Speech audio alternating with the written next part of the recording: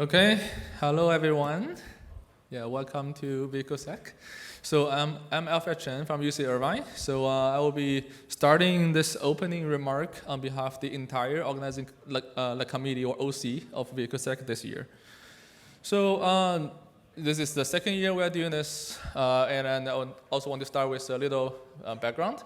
So for most of you, you probably know, but we also have new members here.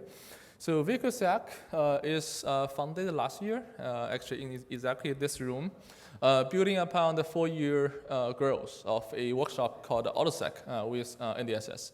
So actually, it's later on we also noticed this is actually the first official academic conference, although in a smaller scale, one-day scale, but still it's the first one dedicated to the topic of vehicle security and privacy. So our mission here is to become like the forum to get all the like scientists, practitioners, and also industry and industry people and also government representatives to come together and to contribute to new theory, right? New like tools and also like new systems to foster vehicle security and privacy, and then. So just this is also what we want to do as the entire OC team, like we want to become the flagship conference dedicated to this topic, right? So we are trying really hard to get there. So for new members, I want to also go through our vision or scope, right? So I guess for many people here, you have already heard of this last year. So basically for vehicles, we're defining a very broad scope, right? It's not just about like ground vehicle, right? It's a vehicle in any physical domain, right? Including ground, air, right? Underwater, even in space, right? This like spaceships. So, and in this kind of systems, we see an explosion of new technologies there, right? Starting from this smart intersections, right? This new connectivity improvements to autonomy AI, to sensing, right? To control, right? To like HCI, to the new services, right? We see a lot of things like this, right? So this is actually happening around our world. And then for security people in this community, right? We all know that if this kind of systems is under attack, is disastrous, right? So because this kind of systems is not just like a normal cyber systems, right? It actually has a very big nature of cyber physical and also social technical nature of this kind of systems, which means that when these systems are under attack, right, it's not just yet another cyber-only problem, right? Not just like you crash a computer, that's simple, right? So this becomes like not only just a cyber problem, right, but also a physical world problem, right? You will see crashes, and this will become a public safety problem, right? And this will become a society problem, a city-level problem. And also in the end, this will also be something like at the global scale, right? So something will cause this kind of disaster, right? So for what we see here in this room, right? So personally and also on behalf of the OC team, I would really appreciate all the guidance from our steering committee, right? So they really get us all the guidance, help us formulate this vision, and also get us all the resources that we need, right, to actually make it happen with all the space and all the like resources to actually make it a conference, right, which is very hard. And besides the steering committee, and then I would definitely want to mention, right, this is not just like a single man's job, right? So this is something actually consists of 19 professors working together in an OC to make this happen, what you'll see here today. And then this is a screenshot I took actually last week in our OC meeting. So this is just not just one time, right? This is happening every week using everyone's after our time, right? So for California people, this is 6 p.m. and for East Coast, this is actually 9 p.m. to actually putting this together. This happens every week for the past 5 months, right? So this is remarkable, right? So this kind of efforts, this kind of dedication to this community. So, and 19 professors like involved in total. So I would say for everything you see here like today in this room and also in the room that's downstairs for our parallel session, we should really thank all the hard work from all the OC lab members actually make this happen.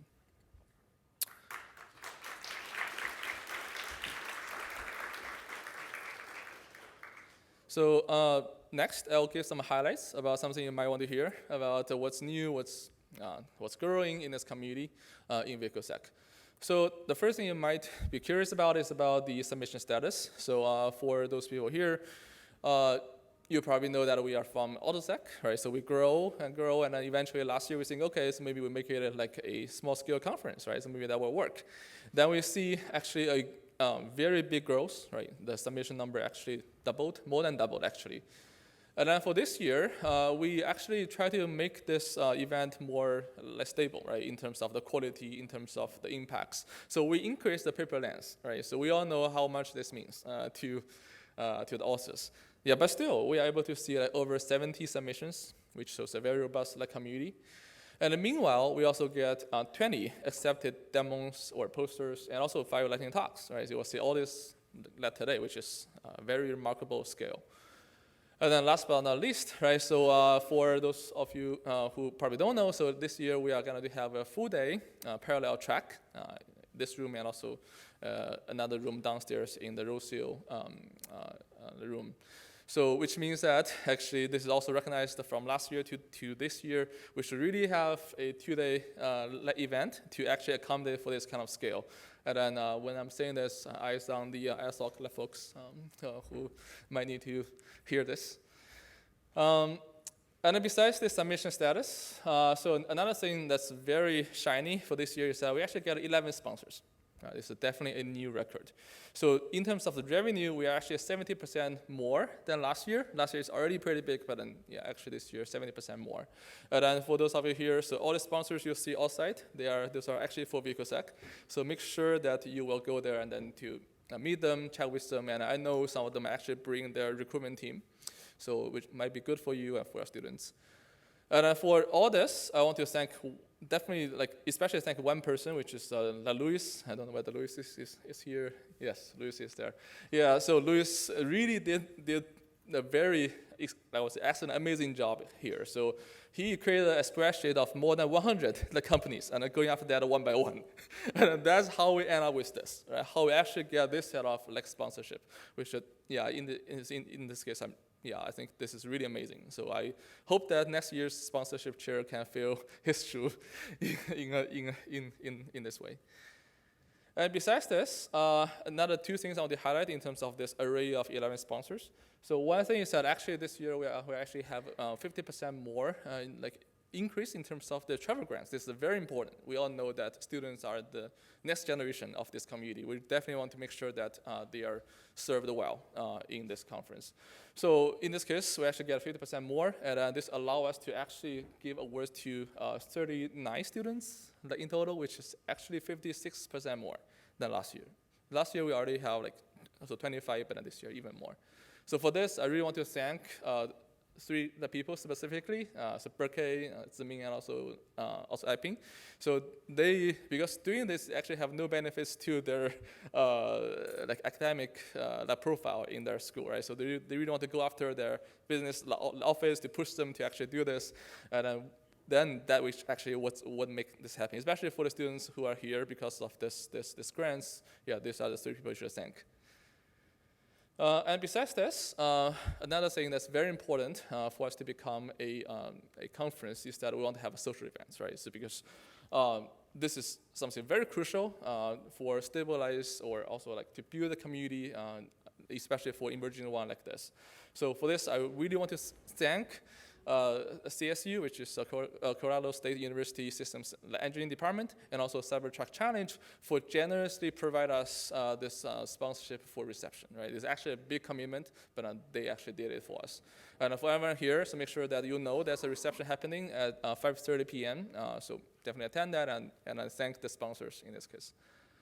And then last but not least, I also want to emphasize that we have a new type of sponsor called dedicated bag sponsor. So for those of you who already get the bag, you'll probably see it there. There are 150 bags there, so for you to take home. This is made possible because of ST Microelectronics. So this is their generous sponsorship that make this happen. You will see a very nice swags from both them and also from VehicleSec, and then this is there because of them. And for this, I want to definitely thank our local arrangement chair, Habiba, which is there. So she did all this to order the souvenirs, the designs, and being the bridge to the sponsors. So this is why everyone here can take little something back home, right? So some souvenirs. And then the last thing I want to emphasize is about new collaborations for VehicleSec. So this is something actually new, and then it's a very good opportunity for everyone here, especially the authors. So first thing is that on academia side, we have a collaboration with a transaction called ACM TCPS, ACM Transaction on Cyber Physical Systems. For those people who know this community, right, this is a very prestigious led journal actually.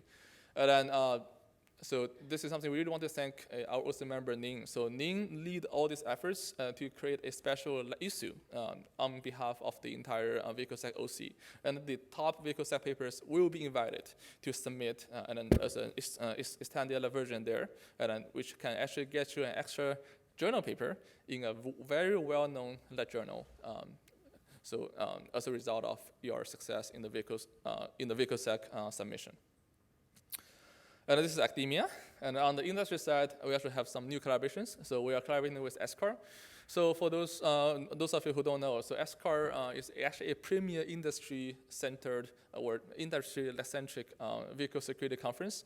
They have like way more sponsors than us actually. So I was there, I was really, really amazed. So they actually not just have like one event, they have multiple events each year across Europe, in the US, and also in Asia. So this is actually a very, very big event. And then for this year, we were able to have a collaboration with them.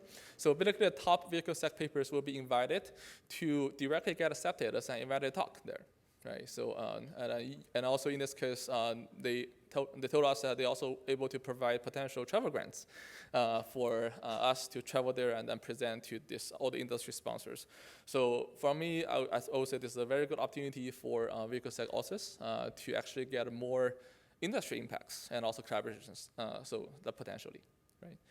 So anyway, so new opportunities, and for the authors here, so maybe watch out for some follow-up emails you might get about these invitations, and then yeah, I hope that you'll enjoy all these new collaborations that we are able to pull off, so from VehicleSec. Okay, so with that, I will transition to the PC chairs to talk about the programs.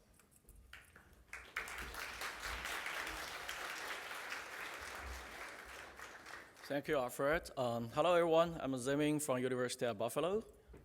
I'm Ai Ping Xiong from Penn State University. So we are the PC chairs of VehicleSec 24, and welcome to the new year of VehicleSec. So this year, we actually have a huge TPC. We have like 72 reviewers. They are researchers in academia and also industry practitioners. And I know many of our TPC members are here, so if you're here, please stand. We want to give you a round of applause. Yeah. Thank you so much for your service. So this year we received 73 papers and accepted 35 regular papers, 11 short papers, and 27 work-in-progress papers, and each regular paper received at least 3 reviews. Some of them received 4 or 5, and each short and WIP papers received at least 4 reviews, at least 2 reviews. And we also had online discussions on how CRP for those boundary papers. So let me explain a little bit about our program this year. So this is the first year we are going to have 2 concurrent sessions, full day.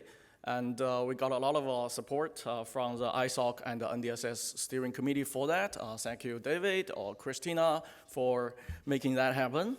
Thank you very much.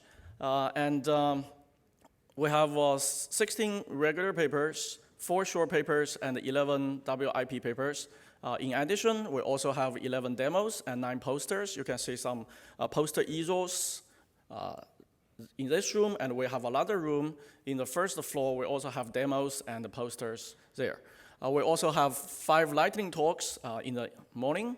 All of those papers are divided into 10 sessions covering from autonomous vehicle security to electric vehicle charging security to human factors. So we have very diverse topics of papers. Also, it's our great honor to have 2 keynote speeches this year.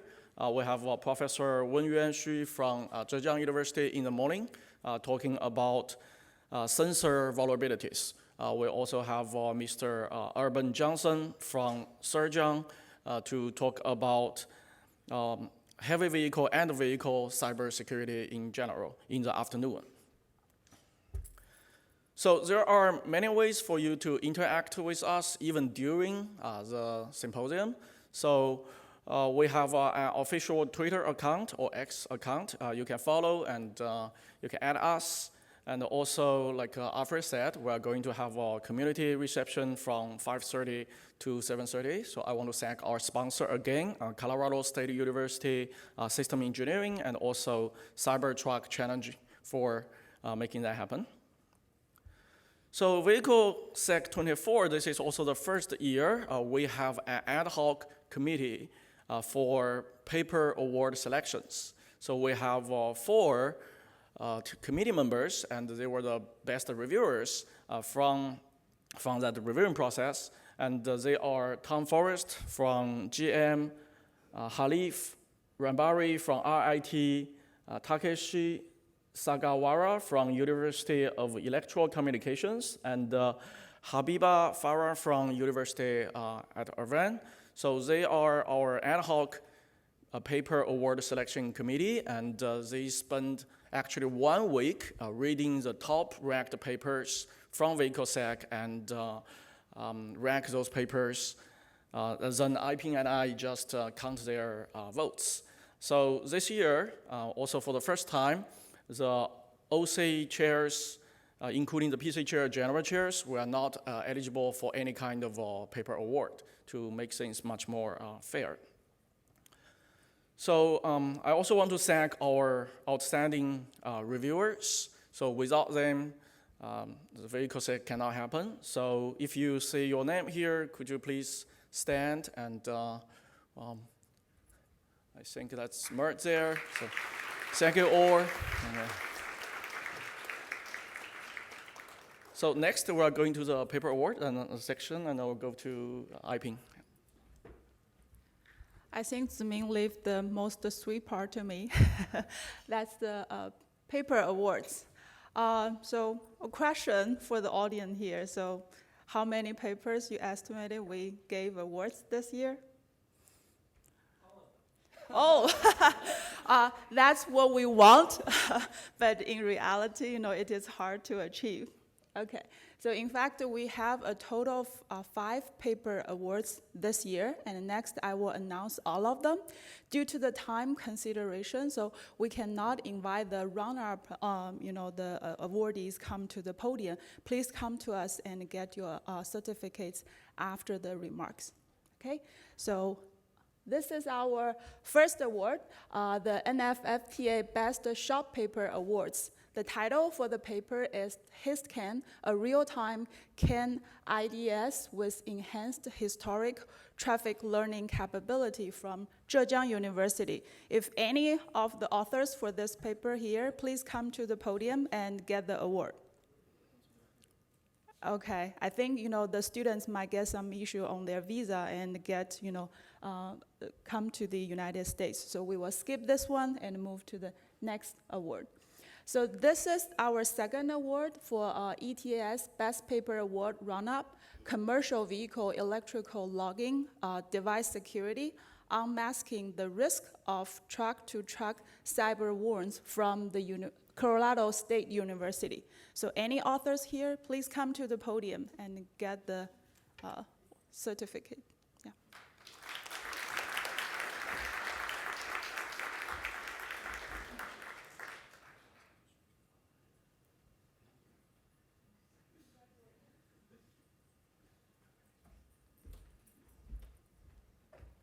Okay, so let's continue. So this is our third award, the ETS Best Paper Awards, Securing EV Charging System Against the Physical Layer Signal Injection Attack from Korea University. So any authors here, please come to the podium and get your certificates.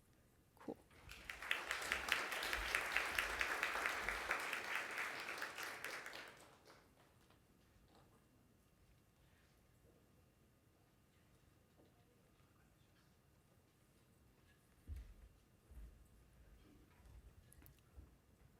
So this is our first award, Zoox Auto Driving Security Award run-up, securing later communications through watermark-based tampering detection from Polytechnico de Millennium.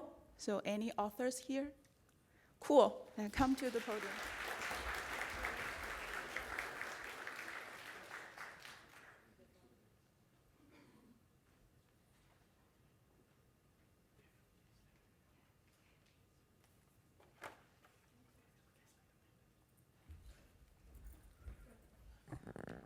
Last but not least is the Zoox Award, Auto Driving Security Award, AVMON, Securing Autonomous Vehicle by Learning Control Invariance and Residual Prediction from University of California, Riverside.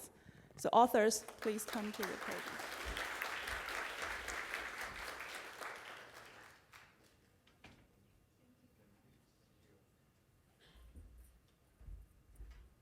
Okay, with that, I will end our opening remarks. So let's kick off our program.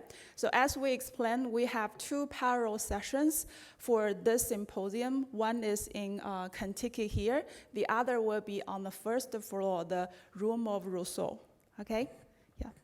Enjoy the program. Okay. Hello, everyone. Please take a seat.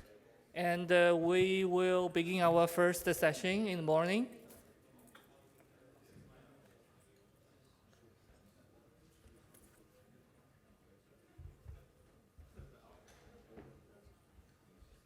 Okay, good morning, everyone. Thank you for coming to this session. And this is the first technical session of this year's symposium. My name is Yihen Feng, and I'm assistant professor at Purdue University, and I will be monitoring this session today.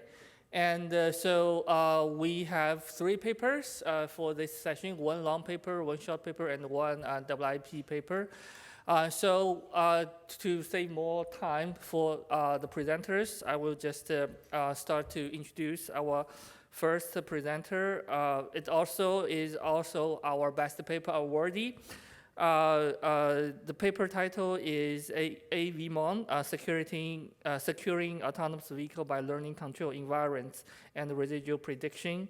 Will be presented by Dr. Ahmed Abdul, who holds a PhD in electric engineering from the University of California, Riverside. He is a member of the Applied Physics Lab at Johns Hopkins University, where his research interests include systems and network security. Lately, his focus has been on the security of the application layer in autonomous driving and intelligent transportation. So, Ahmed.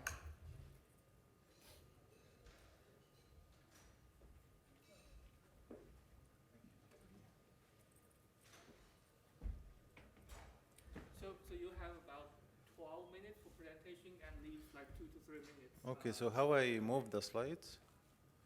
How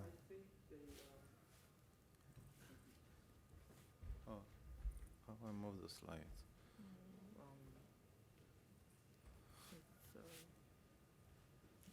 Do you know how to move the slides? The button. Oh, here, this one. Yeah, the green one. Oh, okay. Yeah, the green one.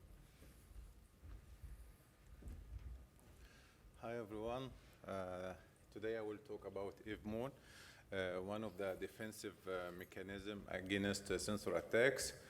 And we call it AVMON, and it discusses securing autonomous vehicle by learning control invariance and residual prediction.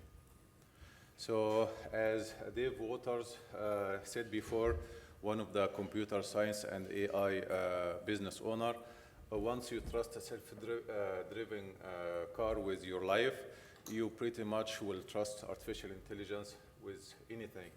And that's why self-driven cars is highly safety critical. So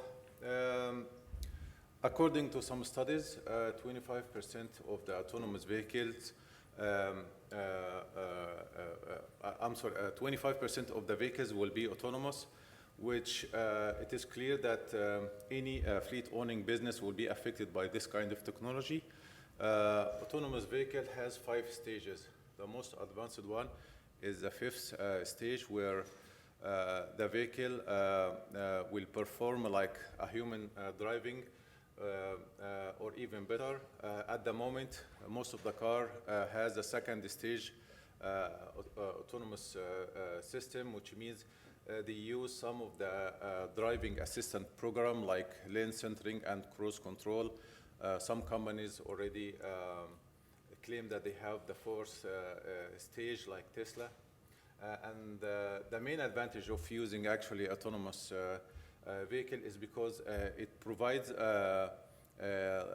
less human casualties, more traffic efficiency, and less traffic congestion.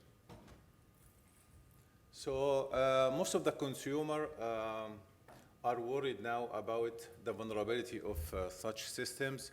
According to some study in Germany, 30% of the consumers are worried about that a hacker or a virus can attack autonomous vehicle and maybe steal the data of the vehicle, or maybe destroy the software or the operating system for such thing. Some researchers here, and they are sitting among us now, they already did some study to show some of this vulnerability. For example, one of the paper showed that they can provide some LiDAR spoofing attack, where basically they can present some of the LiDAR pulses to present some fake obstacle. Other actually showed that hackers can really fool the ALC system of Tesla to follow some fake lane lines by putting some white stickers on the road. So to understand the security of the autonomous vehicle, we need first to understand architecture. And the architecture of the autonomous vehicle consists of 3 main components: perception, planning, and control. In the perception, the vehicle senses the surrounding of it through various sensors and detect its position with respect to the surrounding. These sensors can be camera, radar, LiDAR, etc. And this information basically is passed to the recognition module that can recognize the different objects around the car. After this, we have the planning, which acts like the brain of the car that decides the motion and the behavior of the vehicle. It is based on some current information and past information, like the detailed map and light information and so on. Finally, we have the control module, which is capable of physically controlling the autonomous vehicle by performing some action like steering, braking, accelerating, and so on. Together, these 3 components are responsible of making the autonomous vehicle as we see here. So autonomous or fully autonomous vehicle extract the different information through the different sensors. That's why any incorrect sensor value can lead to malfunctioning or even maliciously controlled by any adversary to do certain things. So we have, to narrow up the problem, right now the classical security mechanisms such as memory protection, secure software, cryptography, etc., they can protect the car in some aspect, but they are not sufficient against the physical world. And to address this gap, we can use physics-based attack detection, or PPAD, to address this kind of problem, especially against sensor attacks, since PPAD is about capturing the correlation between input, output, and the system states, and can actually detect any huge or big diverge from the normal sensor data. So we did some survey to look for the different PPAD mechanism to protect such attacks. We found out some of them, they actually use like linear filter, which doesn't really fit with the real environment for the car, which is actually based on non-linearity and the high dynamic environment. Also, due to this linearity, we have a lot of false positive. And basically, we actually, if we apply such schemes, we have also high prediction error due to this linearity. And as a result, we have inaccurate estimation that actually can lead to low detection performance and high false positivities. So we understand this limitation. We use the non-linear Kalman filter as our PBAD basic scheme. We did some optimization framework on it to get the best optimal configuration that can make this filter perform the best. Then any non-linear effect or any residual, we fix it by using neural network. And to choose this neural network, we did another optimization framework to actually define the best residual learning model based on the neural network that we can have. And finally, we change a change detector based on sequentially the discounting auto-regression scheme that I would perform most of the change detector and that we found, and also it can detect the error as soon as possible. So our threat model, basically, we need to detect spoofing and jamming attacks that can present in most of the sensors used in the ED systems. And of course, we assume that the attacker doesn't have the capability to compromise any of the checking module. And finally, we are presenting a defend scheme against this kind of attack that can target the sensors. So this is an overview of our system. First, we get data from the physical domain. We do some pre-processing to fit into the model. For example, we get the raw data from the IMU sensor, but we need to basically have some orientation angles like U angle. And to do this, we need to do some pre-processing equation. Once we get this fitted data, we inject it into the AKF. We get the input and the output to learn the residual of the AKF through the neural network. And finally, we inject the corrected prediction data into the change detect to basically find any anomaly. For the pre-processing, here is one example of this process. So for example, we have raw data like GPS data like altitude, longitude, and so on. We cannot fit it into the AKF directly, so we have to convert it to air-flat coordination like XYZ. And this is coordination actually present the location of the vehicle in meters, so we can fit it into the model, and we can actually get some result based on this. And to optimize the AKF, we use a genetic algorithm. You can read more about it in the paper, but basically we need to set the best optimization configuration for the AKF, such as the Kalman gain. And to do this, we basically have a set of parameters, and we keep inheriting and changing these parameters until we basically get the best one. For the residual learning, we use sequentially feature selection. Basically, we have many features, and basically we keep running until we get the best subset of feature that can get us the best accuracy with less dimension. So we basically remove all the redundant information. Here is, you can see part of our experiments. We have some tracks for the drones and the autonomous vehicle. This is one of the attacks. You can see that we inject the real image with fake image that actually tells the car to take right. And here is one of the experiments that can show the different component and its effect on the system. And you can see that with our residual learning, we can actually reduce the error from 8 meters to even 0.5, and this is a huge, actually, improvement in detecting errors. Here is also, we compare our system with other or previous work, and you can see how much we decreased in meter. This is some of the screenshot of our experiment using drone and the vehicle.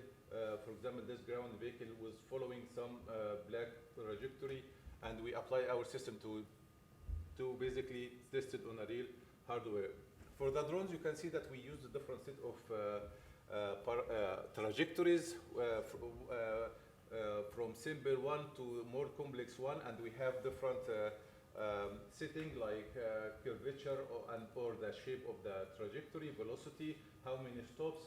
And you can see that when it's a slight or straightforward trajectory, the effect of EVMON is not that great or slightly improvement, but the good job that the EVMON can do is when you really have a cyclic or high curvature trajectory, you can see that it really improved the detection performance. Like in the highest row, you can see it was improving by even 10%. And for the performance overhead, you can see that it's only consuming 7% of the CPU. And this is actually using low hardware specification. So even when you have a higher hardware specification, this kind of percentage can even decrease and get lower than this. And for the time consumption, you can see it's only taking 0.012, which is actually way less than 0.1 second, which makes it very efficient. So to conclude, our framework is a defense mechanism that actually focus on monitoring the different control invariant, and it basically improves prediction quality even in the high trajectory as we showed before in our experiments. Maybe some limitation we found is for undetailed map or maybe for extreme weather, we couldn't do this kind of experiment due to our limited resources. However, we are planning actually to work more into this kind of harsh domain. Thank you, and if you have any question.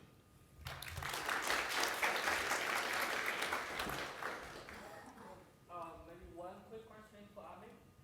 Yes. Yeah.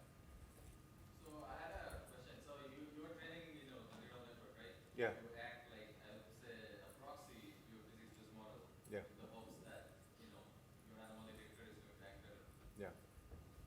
How do you make sure that, you train the network in such a way that it covers, most of the real-life driving scenarios?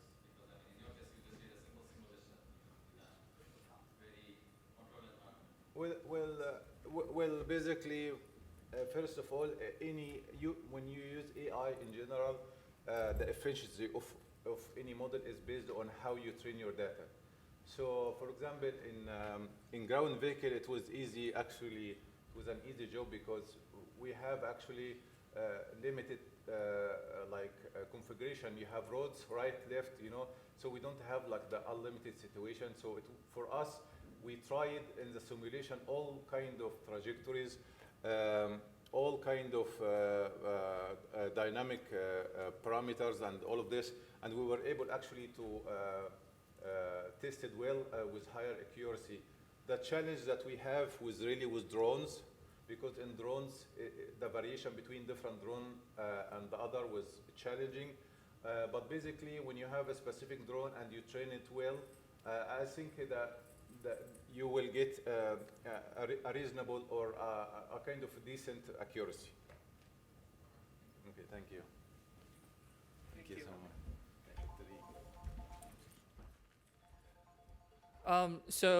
Our next speaker is Hashkesh Varma, who is currently pursuing his PhD at the University of Florida. He works on the security of sensors and cyber physical systems used in autonomous systems by studying their vulnerabilities and building solutions to mitigate the consequences of these vulnerabilities. You have like 6 to 7 minutes to present and leave like 1 to 2 for questions. Okay.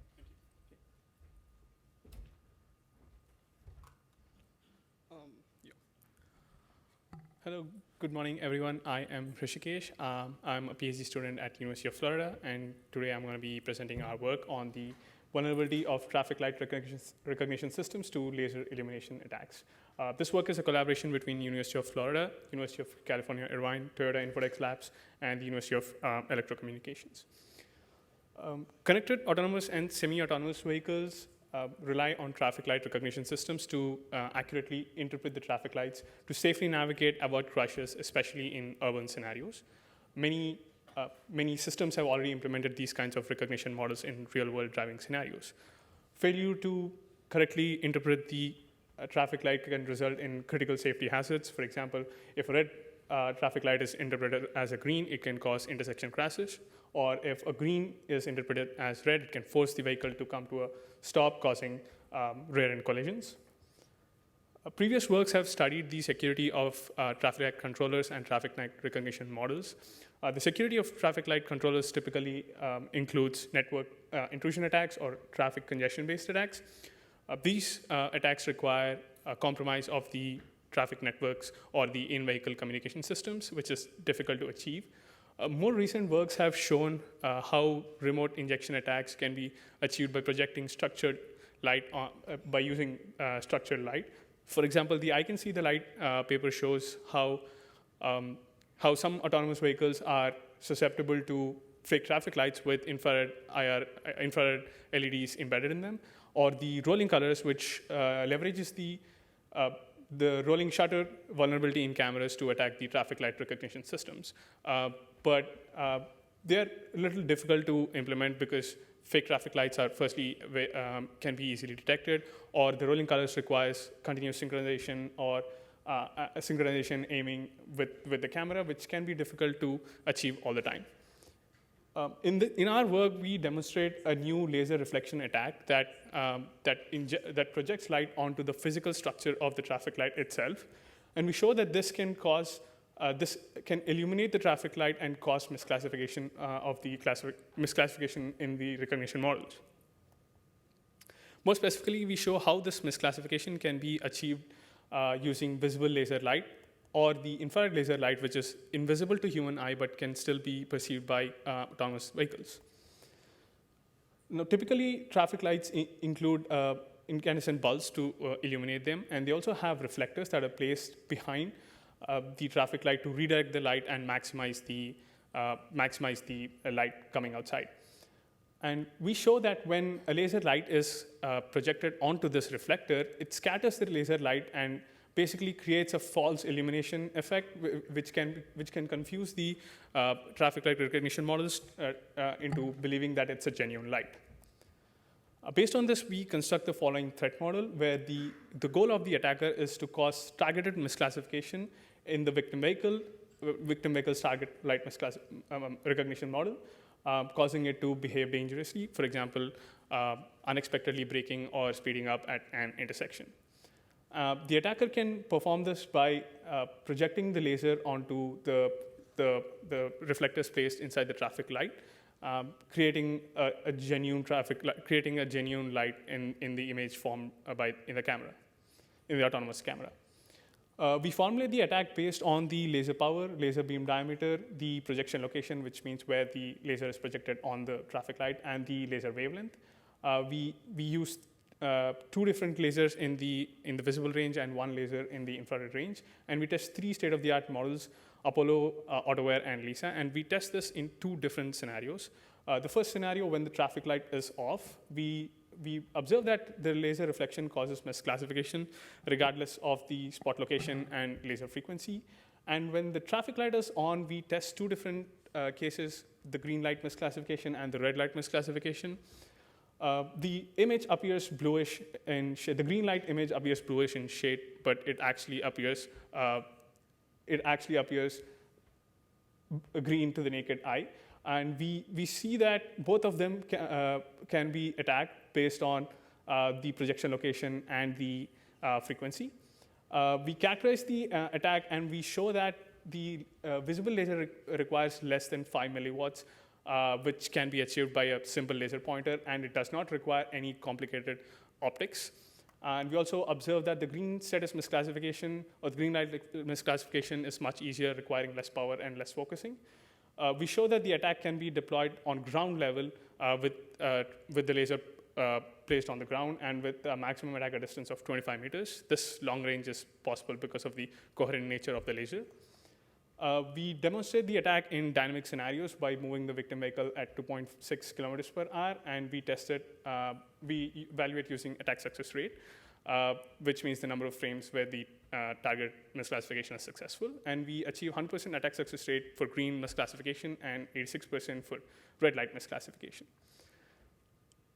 Well, one feature about the attack is that it causes two simultaneous lights in the traffic light to be active, which is unusual in the real world, and this can be used to detect. And also, the reflections caused by the laser scattering create unique features and patterns on the image that can also be leveraged to detect the attack. We evaluate, our setup is limited to control indoor scenarios and speeds. Evaluating in dynamic outdoor scenarios is much more difficult, and we leave it as future work. The key takeaways here are that we show a long-range, easily deployable attack on traffic light recognition system, which anyone can easily implement.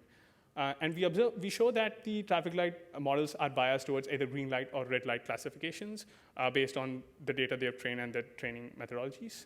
We're also looking into how these can be detected based on the laser patterns or the heuristics of the traffic lights.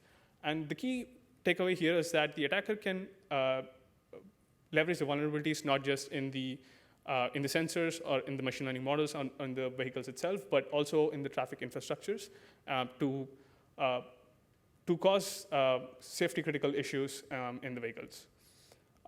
Thank you very much for your time. Please check our paper for more details, and I'm happy to answer your questions. Any questions? I'll take one question.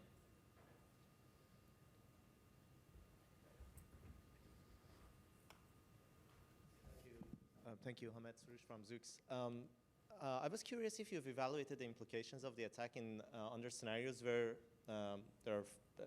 there's a fusion of traffic light detection versus other modalities, other sensors, and have evaluated if under those, how successful the attack would be under those scenarios. It sounded like, and correct me if I'm wrong, from the attack that you only considered the light-based attack, and the decisions in the planning are made on that based on the simulations. Right. Is that correct? Yes. So we did not evaluate any other fusion-based models. This is because the existing state-of-the-art models or the existing sort of models generally rely on cameras alone for these kinds of classification. Thank you. Yeah, very interesting work, and this also is another use case to show the importance of the V2X communication, right? Okay, so our third speaker is Nina Shamsi, who is a PhD candidate in electrical engineering at Northeastern University. Nina has worked as a U.S. federal government defense contractor and at MIT Lincoln Lab.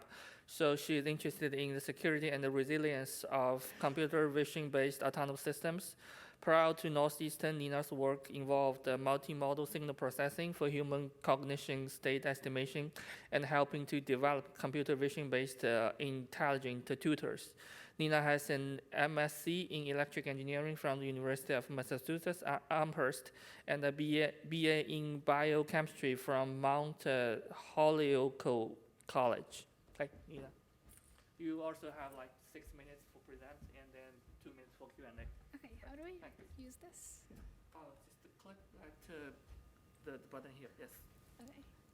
Right. Okay, right, how do I go back, sorry. Okay, so hello everyone, I'm Nina Shamsi, and I'm presenting today on a work in progress paper on a threat model using acoustic interference via high-powered pulse laser to destabilize optical systems in computer vision-assisted vehicles. The image I'm sharing here shows a US Navy cruiser firing a high-powered laser at a drone. In fact, destroying drones with a high-powered laser was first demonstrated in mid-1973 by the Air Force Weapons Laboratory. But till now, applying the directionality and long-range nature of lasers towards non-destructive control and disablement remains an open question. And in this presentation, we show our attempts towards answering it. So we're all familiar with laser pointers. The ones used commonly are 5 milliwatts. And the laser that we used in this research is 20 watts. So to give an idea of relative power, the 5 milliwatt laser you can randomly shine on surfaces without any risk of damage. But the 20-watt laser can cut through wood. So given this, it seems almost counterintuitive that a high-powered laser can be used non-destructively. So how do we achieve this effect? Our research uses the extent vulnerabilities of MEMS sensors and the acoustic wave generation capability of lasers to achieve this. We asked what if we could create acoustic wave attacks using a longer range method than electronic speakers, where the nature of the attack was more than audio injection. The requirements essentially asked to create a shock wave in the air, and it is essentially possible to do that, as we show here. But importantly, the type of laser we used turns on and off, or pulses, at a frequency we can set. And given that the laser has enough energy, it can impart that energy to the focal point, or where you set it in the air, and impart that energy to that area. And it generates an acoustic wave at that pulse frequency. If the laser frequency is at the resonant frequency of the MEMS sensor, you can then induce acoustic interference into the sensor functionality.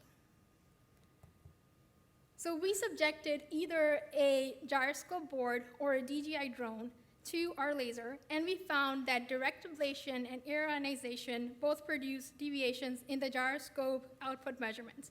And we found that this happened at multiple resonant frequencies to the sensor that we were testing. And not only that, but that these measurements were above the noise floor that we were measuring. So towards our efforts of minimizing destruction, we also tested a method called autofocus ablation. So autofocus ablation is when the target deviates from the initial focal point of the laser, but it still remains in its optical path. And so essentially what this enables you to do is to create more stable acoustic interference, but then minimize the damage to the target that you're directing your lasers toward. So from this result, we think a higher intensity laser with attachments which can adjust the optical path of the laser itself can enable more stable acoustic interference using out-of-focus ablation, but while minimizing target material damage. So for our initial tests, we wanted to preclude mechanical vibrations from drone flight in captured images. So to isolate the effect on the optical system from the acoustic interference, we formulated a methodology to extract the intensity gradients from drone-captured blurry images. We convolved a 10 by 10 kernel over images from the validation set of different data sets to degrade clean images at those indices where the blur image intensity gradients were lower than the max pixel intensity. We then evaluated pre-trained object detection models on blur-degraded validation sets. And our evaluation of these object detection models showed a decrease in model accuracy. But we think that a more accurate kernel simulation methodology would show a finer degree of difference between the different acoustic intensities that we explored.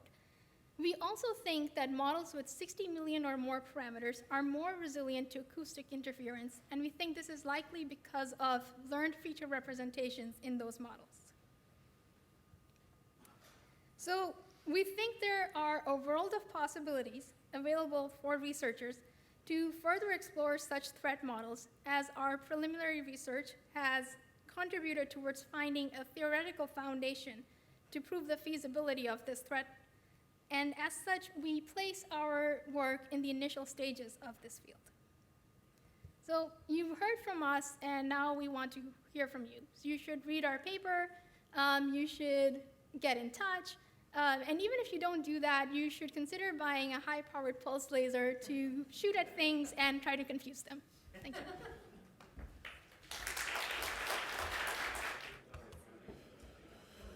Okay, welcome back.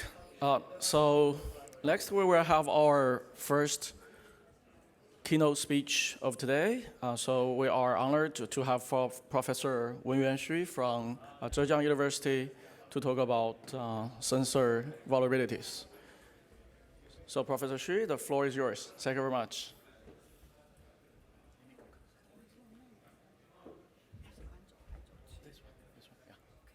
Yeah, 可以. Let me try.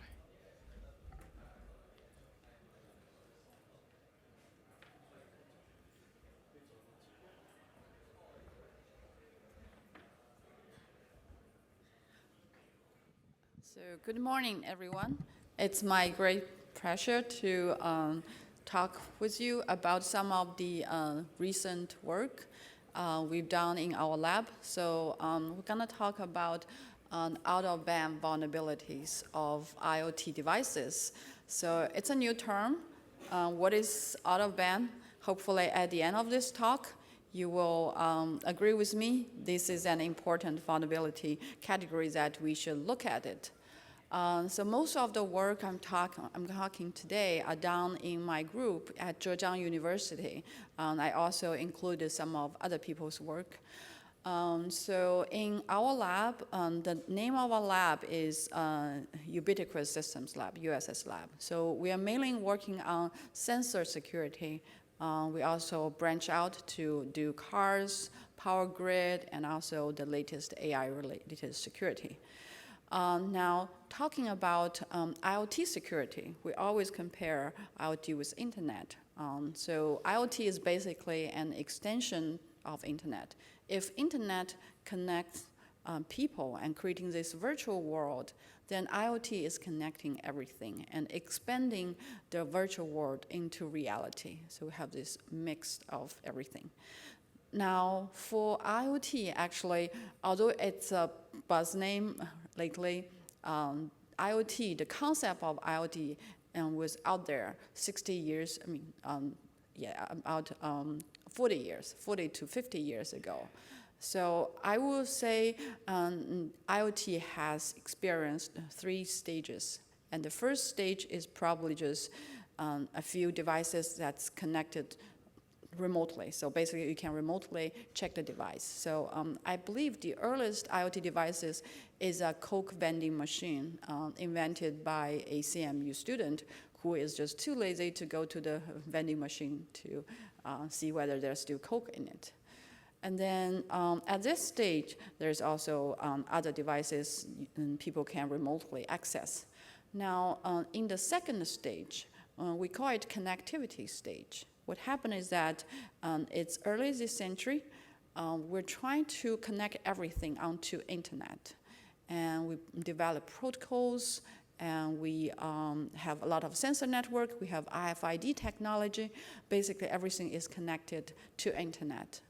Now, in the recent year, we are in this intelligent stage. What happened is that if in the second stage, the connectivity stage is just trying to connect a bunch of sensors to Internet, then in the third stage, we're no longer only sensing device.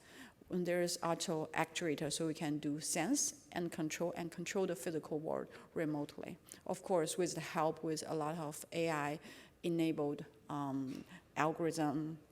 So a good example of device in stage 3 is a lot of autonomous system. It can be drone, can be autonomous vehicle, robot, etc. So basically, all these AS systems, they're capable of performing sensing, like calculating, actuating, and without basically making decision without human interaction. So now, and in today's talk, we're going to mainly looking at all these type of devices. Now, one big feature of these devices is that they have lots of sensors. Here, I'm just showing one example. Inside a car, in a modern car, there's more than 100 sensors in it. Some of them are used to measure the environment. So for instance, LiDAR, parking sensor, millimeter wave, radar, and camera, etc. There's also another set of sensors. They're trying to measure the status of the car, including the component, the engine status, the car seat, and etc.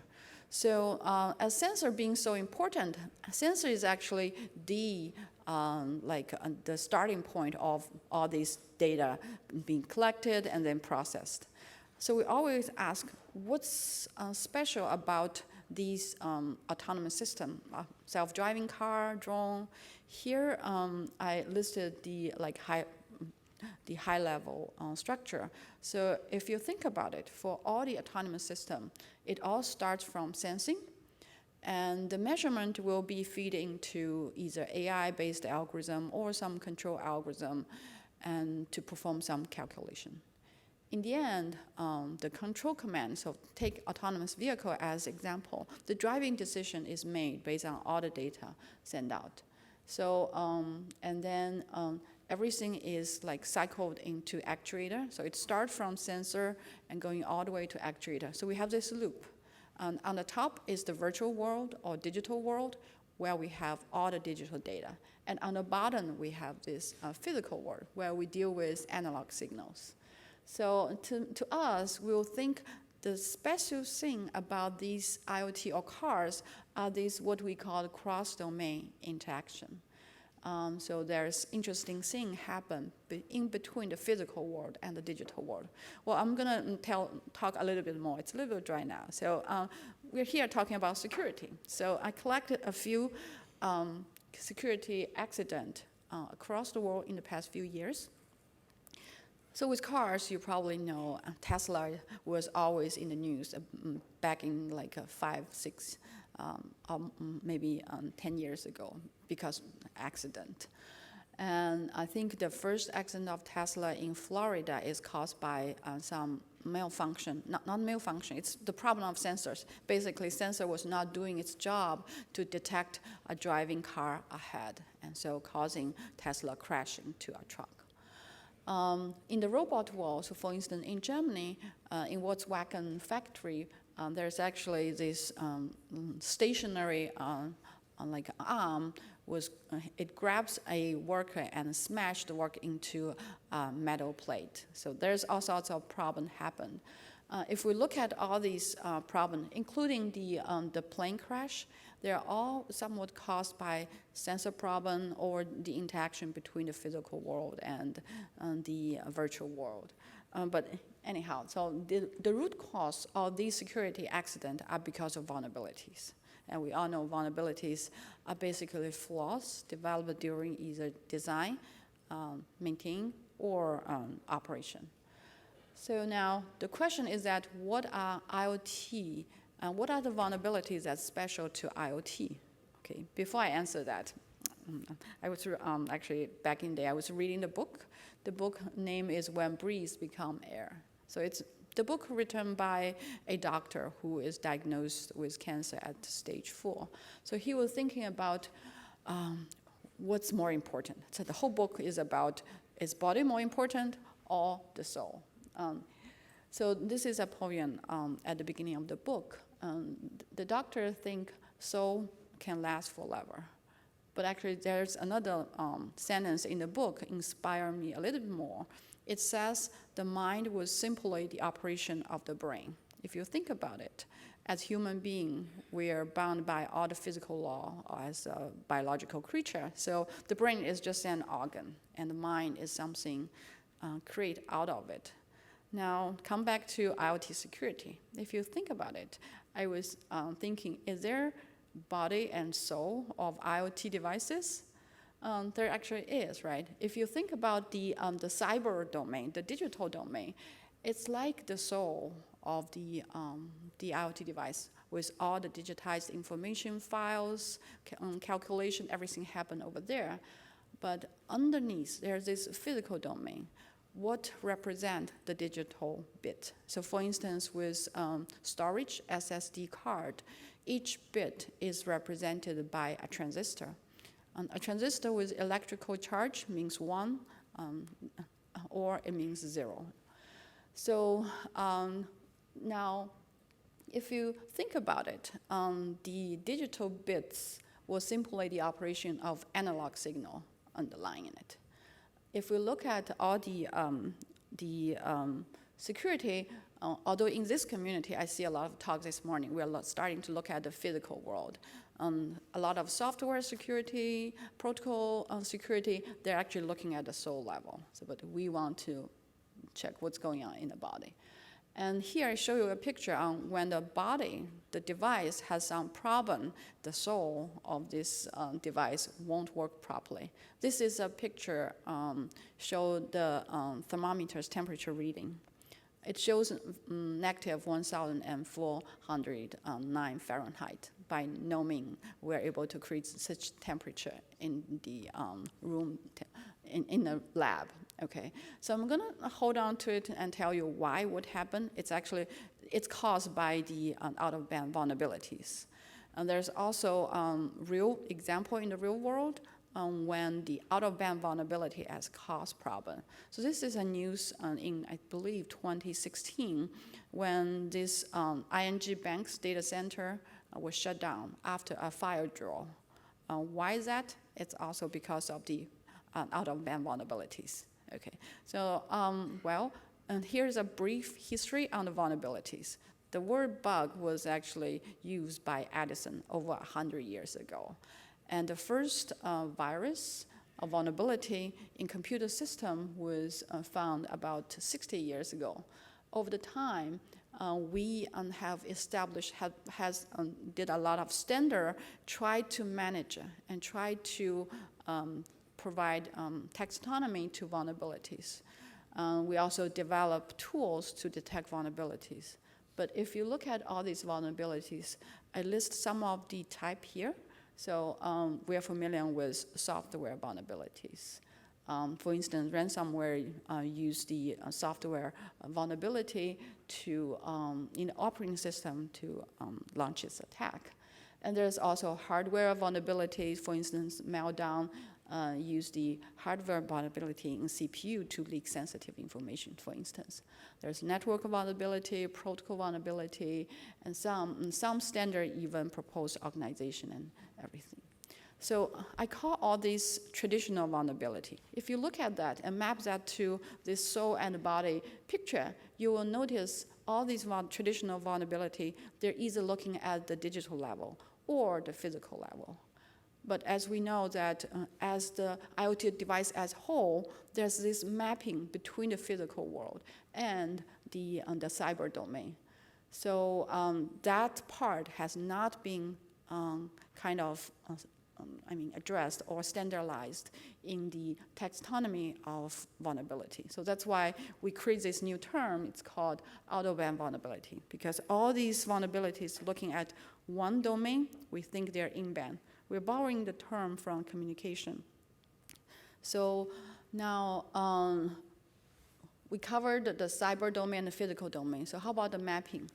In reality, what happened is that when we design a device, there's this ideal mapping. So for instance, as I mentioned earlier, in SSD card, a charged transistor means 1. Discharged means bit 0. But in reality, the mapping between the digital world and analog world are not ideal. So for instance, as I list the example of this thermometer, there's because it's mismatching. So the temperature reading was incorrect. So here, anything that's related to unideal mapping, we call them out-of-band vulnerabilities. I'm going to give you a lot of examples. Now, with the trend of all the new devices, the number of out-of vulnerability actually will increase. So for instance, as the device function complexity increase, there's no more vulnerabilities. That's easy to understand. Also, as the size of device decreases, we're going to have a lot more vulnerability. with the system integration and resource constraints, a lot of things will bring in new vulnerabilities. Now let me give you one example. As the device size decrease, there's some unideal feature gonna pop out and causing problem. I'm using microphone as an example. In old days, we use this carbon microphone, they're this big. But nowadays, we only have like MEMS microphone. There's tiny bit. So as the size decrease, one phenomenon is that the microphone's nonlinearity increases. So that's caused the dolphin attack. Basically, people can inject ultrasound command to control voice assistant. It's because of the microphone problem. Also, there's photoacoustic effect to MEMS sensor, and that creates light command. I'm gonna show this example shortly. The other thing, the trend is that the system integration. So here I listed this mixed signal chip. So basically on this chip, there's digital part and there's also radio, for instance, Bluetooth and RF signal. As these two parts, two circuits are integrated on the same silicon dime, they're gonna do a lot of crosstalking. And so what happened is that because of this design, the screaming channel, the paper screaming channel, shows that it's possible to figure out the key 15 meters away. And it's because the signal associated with key is upconverted and can propagate for a longer distance. Okay, so now let me jump into the type of vulnerabilities that we've looked at. So in this talk, I'm gonna talk about 4 types. Out of range, basically. When signal is outside the design range or expected range, things gonna happen. Cross-sensing, these are mainly for sensor. Temperature sensor may be sensitive to other signal and causing weird reading. Adversary input, it's similar to AE in AI domain, and side channel is something you're probably familiar with. Okay, so first thing first, out of range. So basically, when the amplitude, shape, or frequency of a signal is outside the design range, thing gonna happen. So for instance, why ING Bank go, like the whole data center go offline after file drill? It's actually because of the hard disk drive. So we know how hard disk drive work. There is this spinning disk spinning, and the read-write head will flow over the track that it wants to read. So the hard drive will have 2 stages. When the head is parked, then it stops reading. When the head is floating above this spinning disk, then it starts to read. So in early days, we did an experiment where we drill a hole. Here in this window, we are able to see where the head is. So just pay attention to this window. And you notice every time when the sound A is pronounced, see, the head is parked. So why this is happening, it's because there's this vibration sensor in the board. And the goal is to make sure that the head can precisely float above the track, and the whole system is designed in a good way. But there's vulnerability with sensor, so this is what's inside a MEMS vibration sensor. We have 2 electrodes. One is fixed, and the other is movable. And it's similar to as if you have a sensing mass attached to the side, the case with this spring. So when the sensing mass is exposed to vibration or acceleration, it moves. So the capacitance between will change. Now, by applying signals, we can measure the capacitance change and then convert it into motion. This is an mechanical structure. For any mechanical structure, we have resonant frequency. That's why soldiers cannot go across a bridge with their step synchronized. So similarly, with this structure, we use sound. The sound you just hear, a sound, they actually hit the resonant frequency of this sensor and causing sensor to output measurement. That's not caused by motion, but by sound. So we did it, reproduce the result in the lab where we have this laptop. We have a speaker hide here. And after a while, when we blast the sound to this computer, and the computer just turn into black screen. Some computer turn into blue screen. So this is actually what happened in ING Bank. The whole the hard drive in the data center just stopped working. I think I'm running a little bit short on time, so I'm going to skip this example. I'm going to show you the next example. With drone, there are a lot of position sensor, IMU sensor. So what I showed here is that we find the right frequency and use a speaker just to blast towards this drone. And because the sensor cannot measure its movement properly, and the drone just dropped.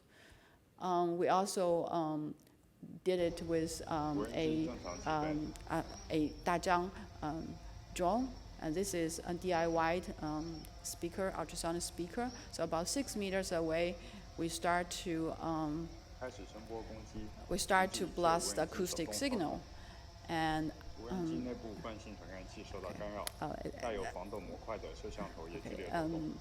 so what happened is that after a while, the drone gonna just park. It will not fly. It's because, again, the sound is affecting drone's sensor.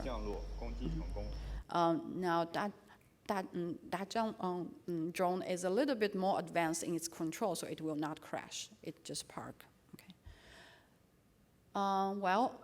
So there's other types of out-of-range vulnerability. Actually, the dolphin attack we discovered a long time ago. It's actually one type of out-of-range because voice assistants are typically designed to respond to audible sound. But because of the nonlinearity in the microphone, we're able to inject ultrasound command.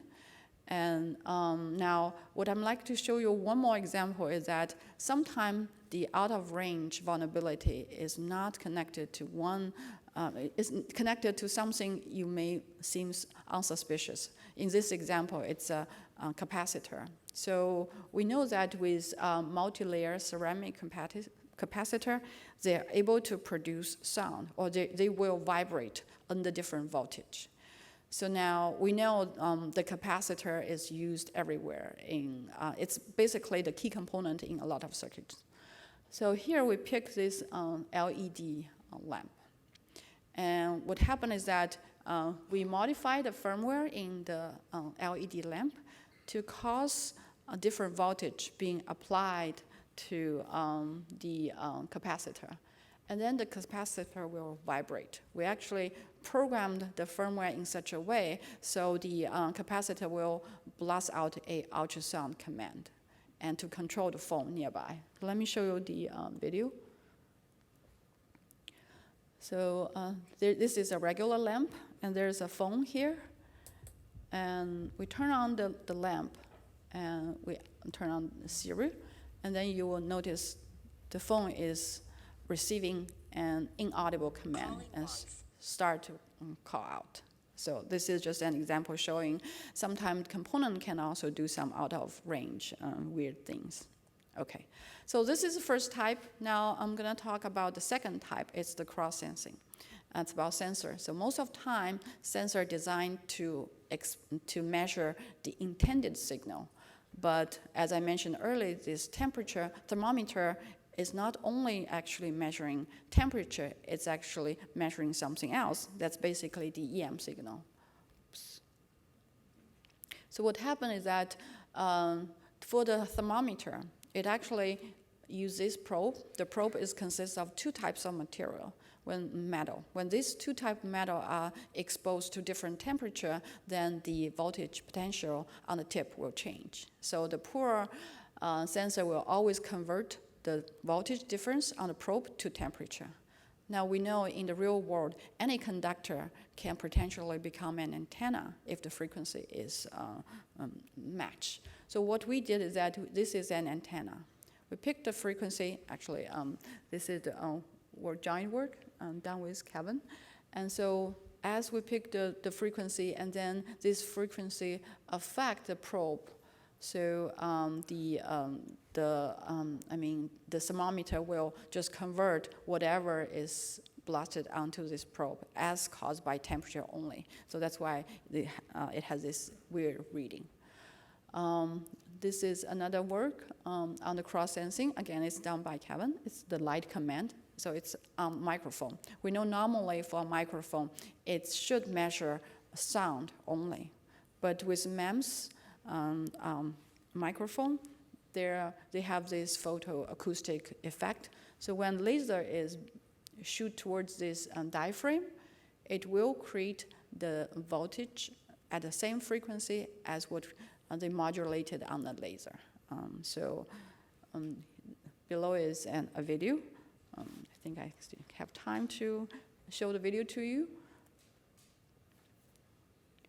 So what happened is they're using the blue laser, and they shoot the laser on the tower across the street that's about 100 yards away. And the lens was designed to aim. So they shoot the laser towards a Google Home that's sitting right next to the window. And the Google Home is connected to the garage door. Okay, opening.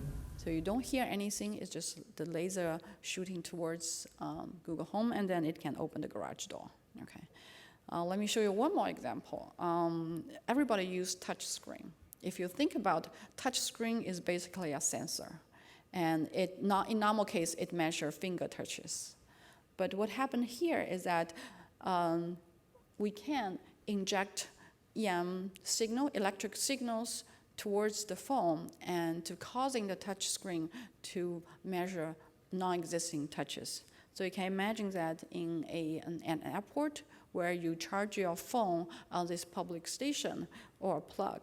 Now, if a malicious guy try to inject signal through the power line, and even if you're using your own adapter, even if you have a data blocker, because the analog signal can't always go by these parts, so they can still inject fake touches.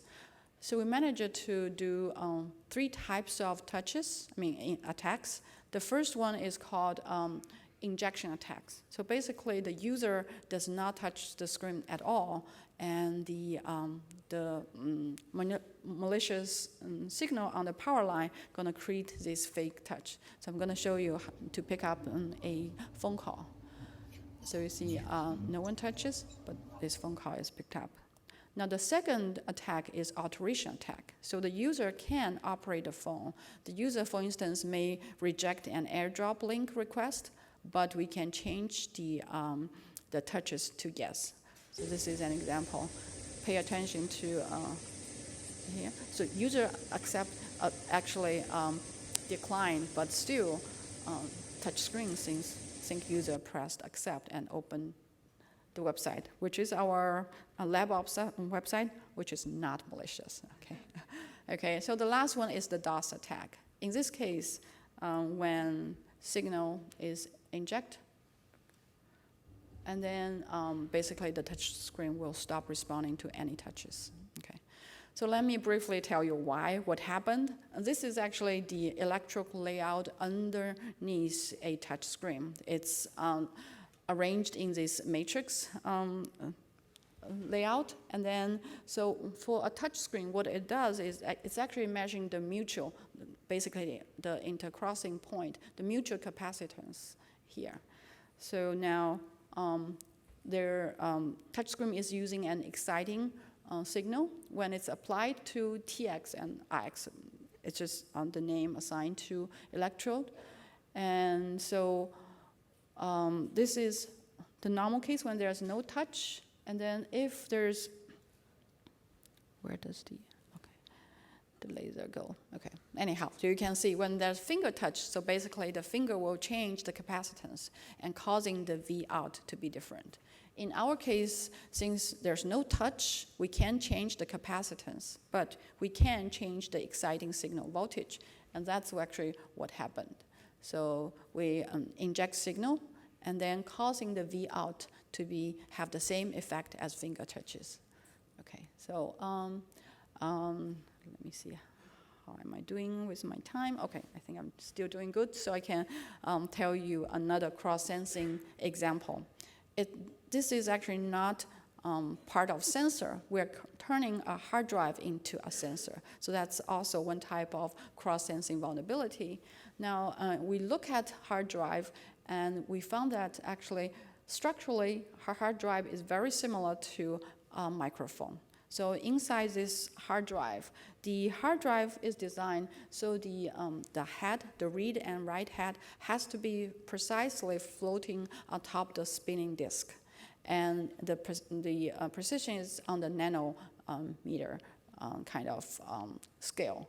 So there's this feedback loop, try to measure what is the PES, position arrow, and then using that to adjust the position of the read and write head. If you look at the inside of microphone, it has some similar measurement. So when the sound affects where the read-write head is, the hard drive is measuring the position arrow. It's similar to as microphone is measuring the impact of the sound to our diagram. So with that, as long as we can measure the position arrow signal, we can do the reverse conversion and then recover audios. Okay, let me just show you the sound we recovered. So this is a setup where you see the hard drive is sitting on top of the white boxes. And this is, first, we use a speaker to play sound. Your credit card number. So for instance, if someone say, enter your credit card number, and then we collect the position, the PES, and then use MATLAB to recover the sound, and the sound play like this. It has some noise, but you can still understand what's going on. Please enter your credit card number. This is the original signal, and this is the raw signal.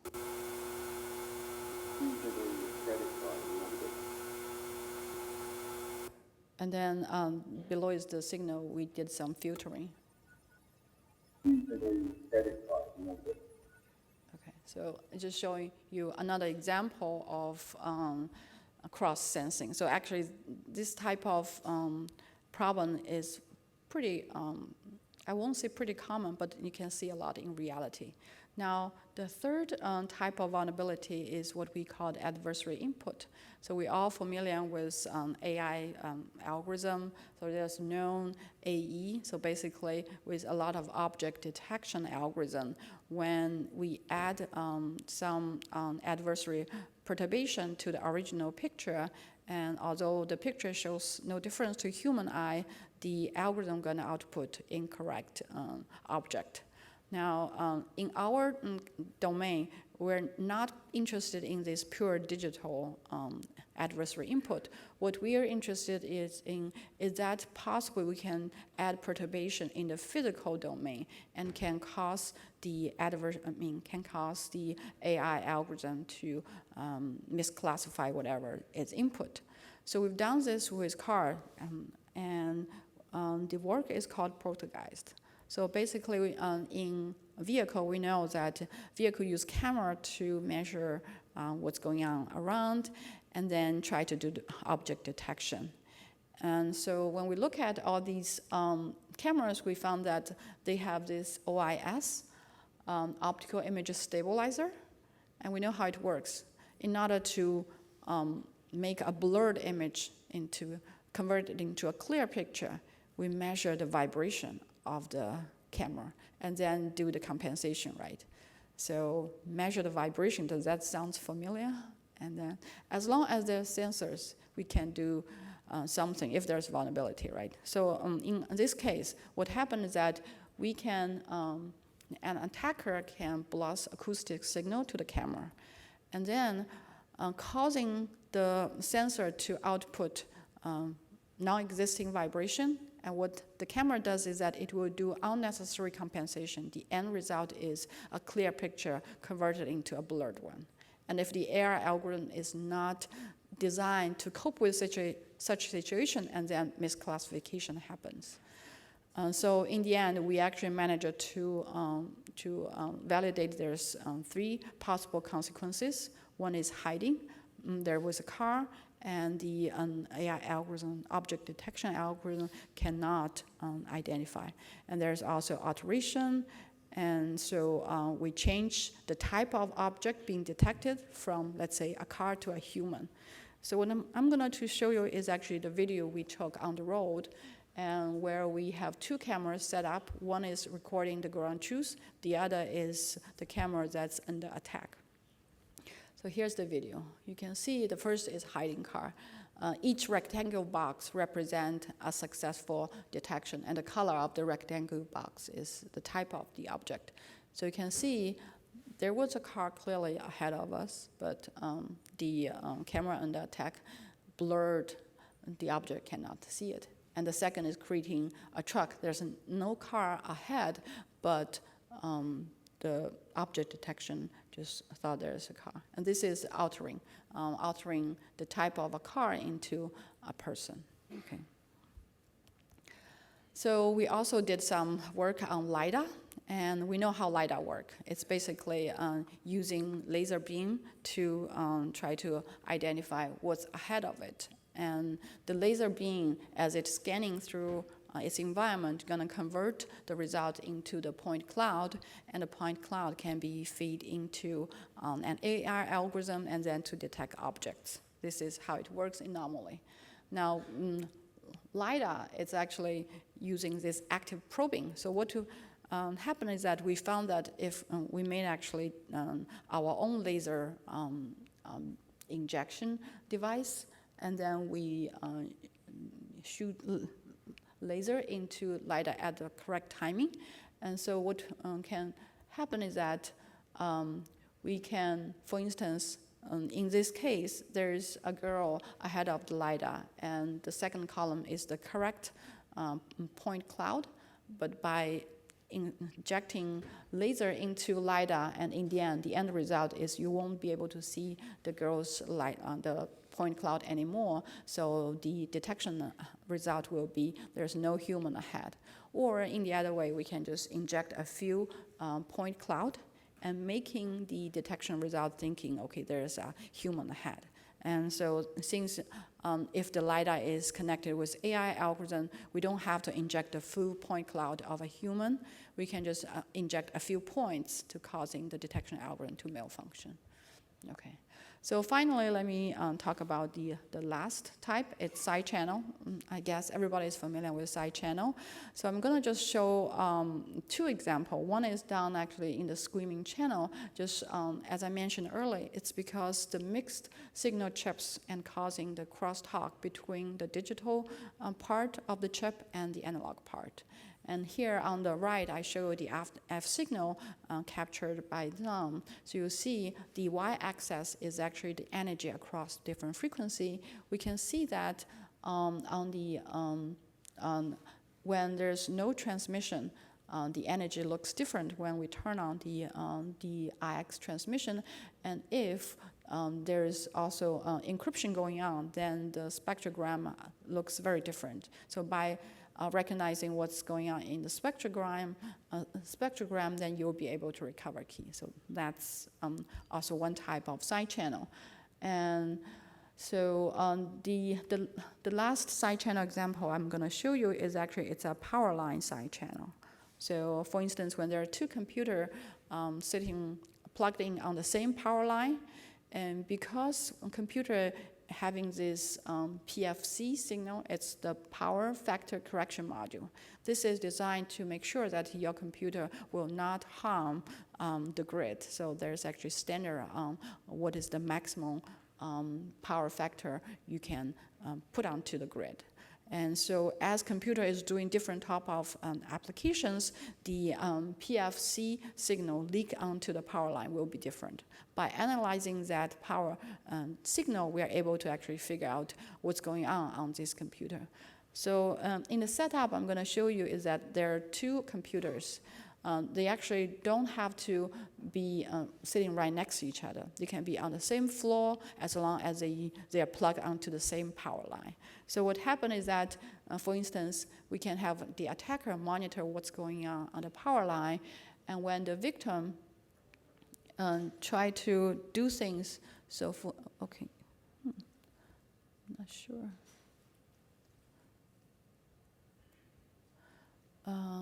Maybe the movie does not show, but anyhow, what I'm supposed to show is that on the victim device, whenever it opens an application, the attacker can figure out which application it's using.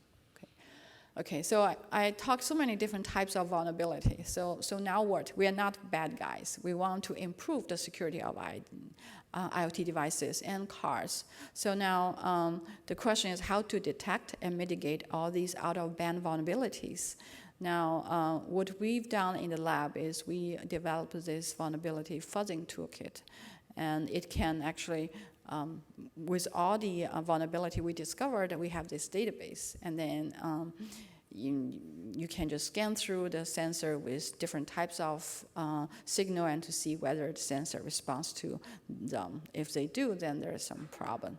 Now, once the vulnerability is discovered, and next question is how to fix it.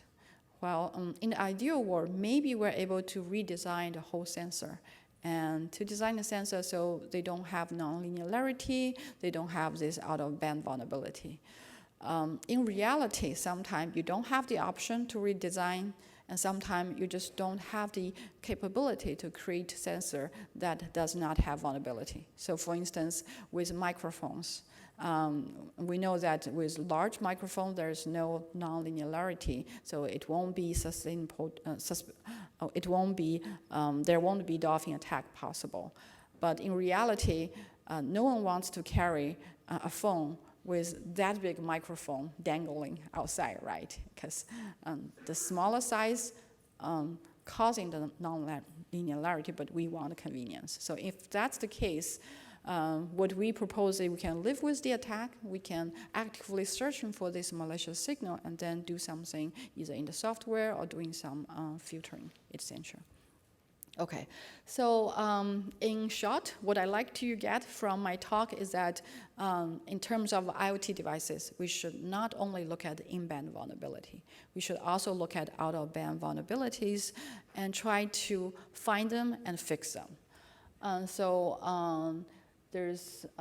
testing is important, and we need some systematic way to exploit these vulnerabilities and fix them. So finally, some of the work is joint work done with my student and Kevin and Ahmad. So with that, I'm ready to take questions.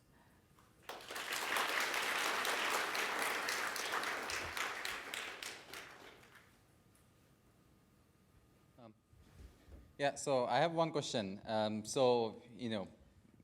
You were presenting and talking a lot about side channels, but most of these experiments that are shown in these papers, they're done in a very controlled environment, right?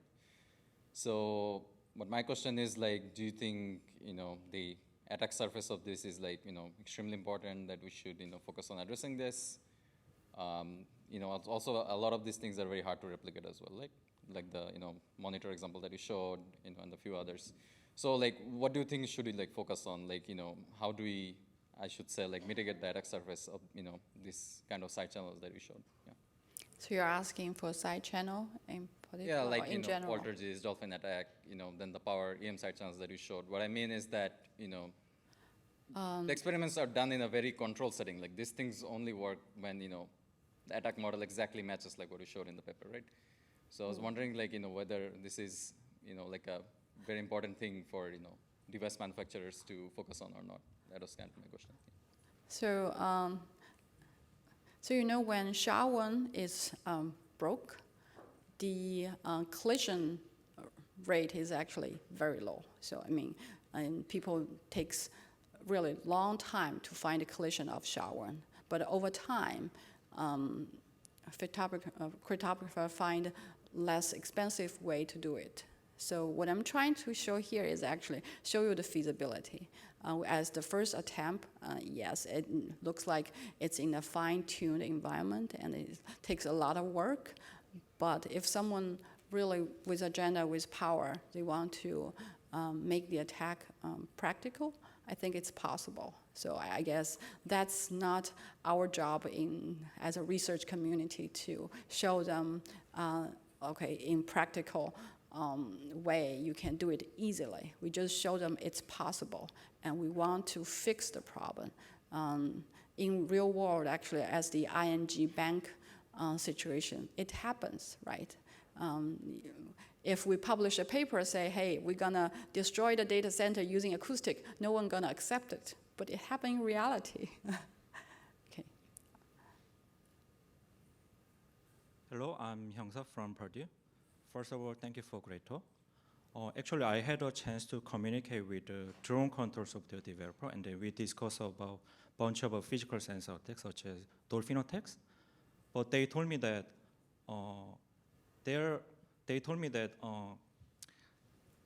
this is not their fault because this attack came from sensor hardware. That's why I tried to communicate with the hardware vendor. But they told me that we are not designed their sensor for serious purpose. What are you expecting like this? That's why if you have any successful story to persuade them, so could you share a little bit your insight? Yeah. Well, so we actually encountered a similar situation when we tried to tell the vendor about the dolphin attack. We contacted Google, and Google said, okay, it's not my problem. We contact Android and say, it's a hardware problem. Why don't you contact the hardware provider? Why don't you contact Google? So they're just want to bury their head under the sand. But I guess luckily that's many years ago. And I feel like as security become more and more important, some company, for instance, drone, they're supposed to be responsible to the security of drone as a whole. They can't just say, okay, because I purchased this from a third OEM and I'm not responsible. It's like you go to a doctor, right? And then the doctor said, okay, I'm gonna operate on you. But since, well, there's some problem with the needle and I bought it somewhere else, and so it's not my problem. And then the patient will go crazy, right? So hopefully over time, the research community can become, at least the industry will have this common sense. We can improve the security. So from my own experience, there are actually companies that they take security seriously. They actually want us to show them what's wrong so they can go to their vendor and tell them, you have to fix it. So I guess that's probably the right flow to do it. Thank you. Ning from Washington University in St. Louis. Thank you for the fascinating talk. I have been following this line of research and thinking about it, but more from, so as previous comment said, some of the attacks are done in lab settings. I believe in the far future, maybe 5-10 years later, many of them will become very practical. But certain types of attacks are fundamentally limited by physics. Therefore, you will need, for example, new ways to transmit stronger signals that would push the envelope. I'm thinking about, as we work in this area, how should we approach and think about what are the principles and knowledge foundations that would persist and which are more fundamentally limited by physics, and we should think about it more from the physics limitation perspective? Yeah, so it's a really good question. Indeed, although we show a lot of feasibility, all these attacks still, they are bounded by physics. And so there's ways to expand a little bit. So for instance, there's always, there's sometimes possible to find the source of this analog signal, and these sources may be placed closer to your target, and you can control them to do the job. If we just, in the physical world, just boom the power of the transmitter, other things will kick in. For instance, in acoustic, as we shoot ultrasound over the air, then there's this phenomena. It's basically two ultrasound, they're gonna do the frequency abstraction and distraction and then causing all sorts of problems. So I agree with you. And that's what we are trying to do as well. We're trying to find what's common, what's the physics behind it. If we can find a Maxwell equation to tell us, that would be perfect, right? But it's a little bit hard. So if you have solution, I'm happy to, if anyone wants to work on it, I'll be more than happy to find the uniform model to model everything, then we can find vulnerability instantly. but it's hard. Thank you. I think this is a very exciting area, and we can always dream, right? Thank you. Okay, one more question. Cristina Anita Rotaro, Northeastern University. Thank you very much. This was very interesting. So following up on the previous question, right? It looks like when you're looking at these attacks, maybe some of them we cannot prevent because of limitations coming from physics, which is kind of what the previous question came from. I was curious about your thoughts in the context of thinking that maybe these devices need to come with some kind of disclaimer, right? Because we know we cannot fix the problem. So maybe they should say, you know what, you should never have your Google in line of sight. For example, that maybe, right, your example with the laser, or you should never play loud sounds next to blah, blah, blah, right? I was curious of what do you think about this? Thank you. So yes, I mean, there are things we can do in reality. And so, the goal of our work is really just to raise awareness of what's going on, to find out what's wrong first, and then give people insights, knowledge on what to do. So for instance, I think as sensor design, maybe we can propose a new prototype. I mean, for sensors, in addition to just tell the operating system what's the reading, it should tell the operating system how confident it is, right? It's probably 1,400 degrees, probably not. I'm not so sure, right? If we revisit all the design we learned in our undergraduate, maybe we should just modify it over time. So knowing is the first hand, and then maybe have some, it's a systematic way. I mean, it requires a lot of effort from different developer, software, operating system, hardware, etc. So that's why it's out of band, because it's in the field that no one seems like care. It's none of my business, I work on software. It's not my business, I work on hardware. But what about in between? So, okay, hopefully our work and hopefully the community grow, and then it become a thing that people really looking at it. Hi, I'm Maggie Shipman from Southwest Research Institute. Some of the examples, you were manipulating the analog power or the power factor and correction module. Have you looked at this research in terms of electric vehicle charging, and do you see a future there?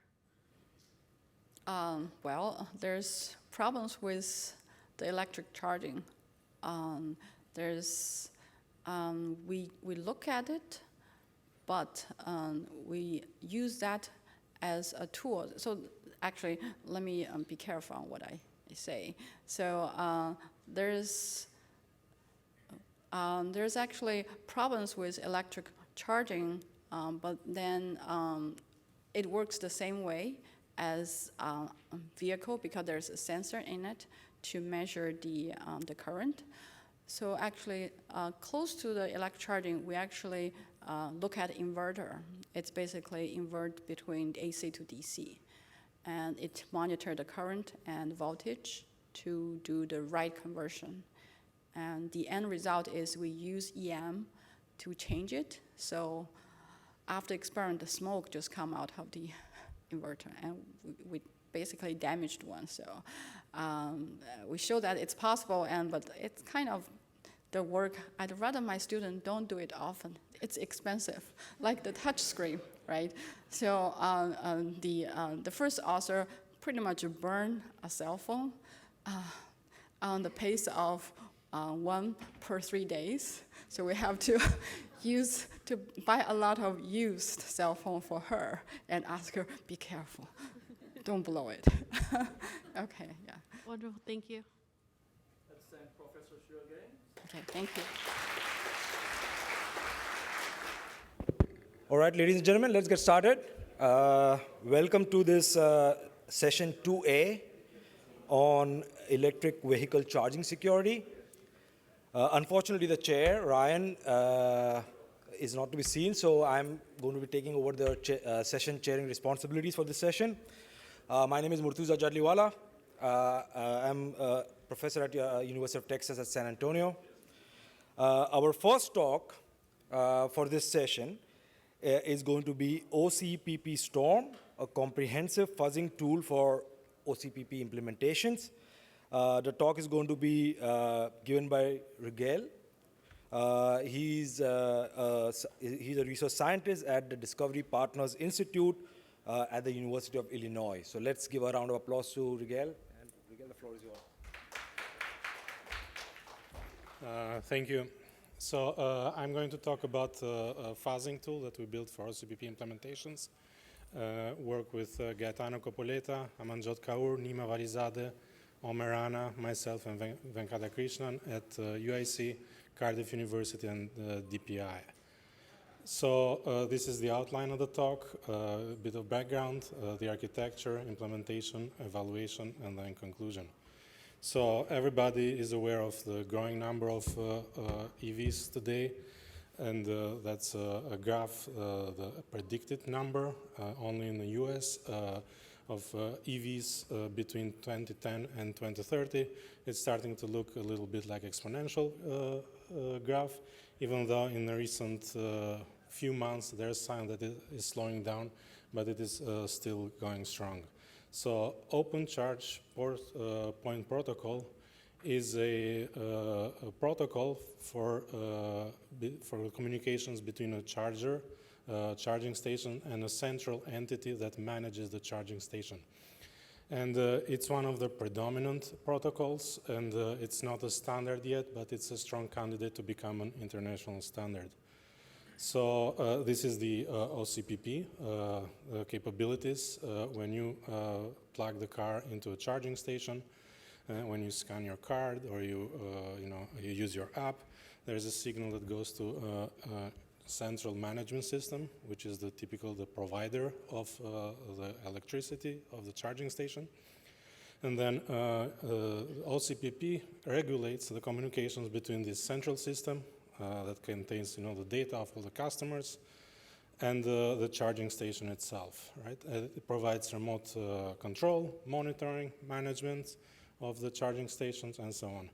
It's vendor neutral, and a lot of manufacturers and organizations that provide charging services support OCPP. Some also have their own private protocols, but most of them support OCPP.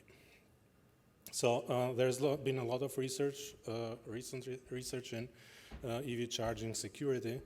There's papers about different kinds of classic attack, like injection attack, DDoS attacks, man in the middle, disclosure of private information, and especially for all versions before OCPP 1.8, where there was clear text communications. There's been different researchers that have pointed out that there's different kind of security problems in OCPP. However, there's not been research that looks at the implementations of OCPP, at the actual software that implements these protocols. So this is our goal with this project, right? To see if the implementations of OCPP, the software that governs the communications between the central system and the charging station, right? How compliant it is with the OCPP protocol, how secure are these implementations, and what can we do to make them more secure. So there's several technical challenges here. There's many different implementations, one for each organization. There's different languages and platforms, different deployments, and most importantly, a program that comes out very often in this field of research, right? They are private, they're not disclosed with researchers. So it's difficult to test on real-world scenarios.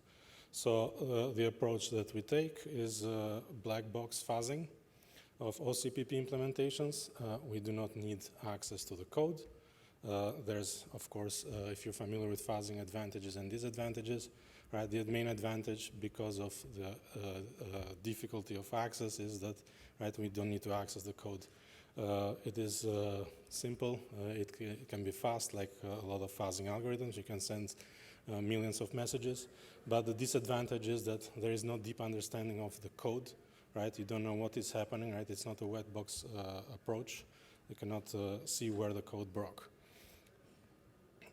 Okay, so this is a tool that we built that will become open source. This is the main architecture. We tried different kinds of strategies for the fuzzer, right? The input is a user where there's a protocol description. We try to make this a generic fuzzer to also look at future protocols. So there's a protocol description with the messages and the responses that are needed. JSON schemas of these messages for OCPP, they're available. For other protocols, they may be XML schemas or in some other format. And this is given in input to our fuzzer. And we have three strategies, right? We have a random fuzzer that just performs random mutations of the messages. We have a state machine fuzzer that sends legal and legitimate messages up to a certain state in the state machine and then starts fuzzing from that point on in order to have some sort of more coverage, additional coverage than the random fuzzer. And then the ISLA fuzzer, which is built on a ISLA package of constraint solving where you create a grammar that specifies the constraints that under which the messages are built. This is a work from a research group in Germany that we incorporated, or Austria, I think, that we incorporated inside our work. So then the message generator creates different kinds of violations of constraints. Right? You could send very long messages. This is something that fuzzers like AFL and other fuzzers do. You can change the data type. You can send messages with missing fields or with additional fields, and then see what if something breaks on the other end. So, and these message generators, right? The ISLA generator uses a grammar with the constraints. Before the messages are sent, there are some additional constraints for implementation purposes. And then there's an error detector that is analyzing the feedback that we get from the implementation of OCPP. And this is, with a black box fuzzer, error detector is a very important piece because here is where we detect if it's an expected error, if it's an error that we didn't expect, if it complies with the errors description in the OCPP specification, or if there is no error at all when we send a message that is not valid, right? And in those cases, it's common to see that non-valid messages that are accepted are a cause for concern. And then we get additional reports, we get time statistics, and so on.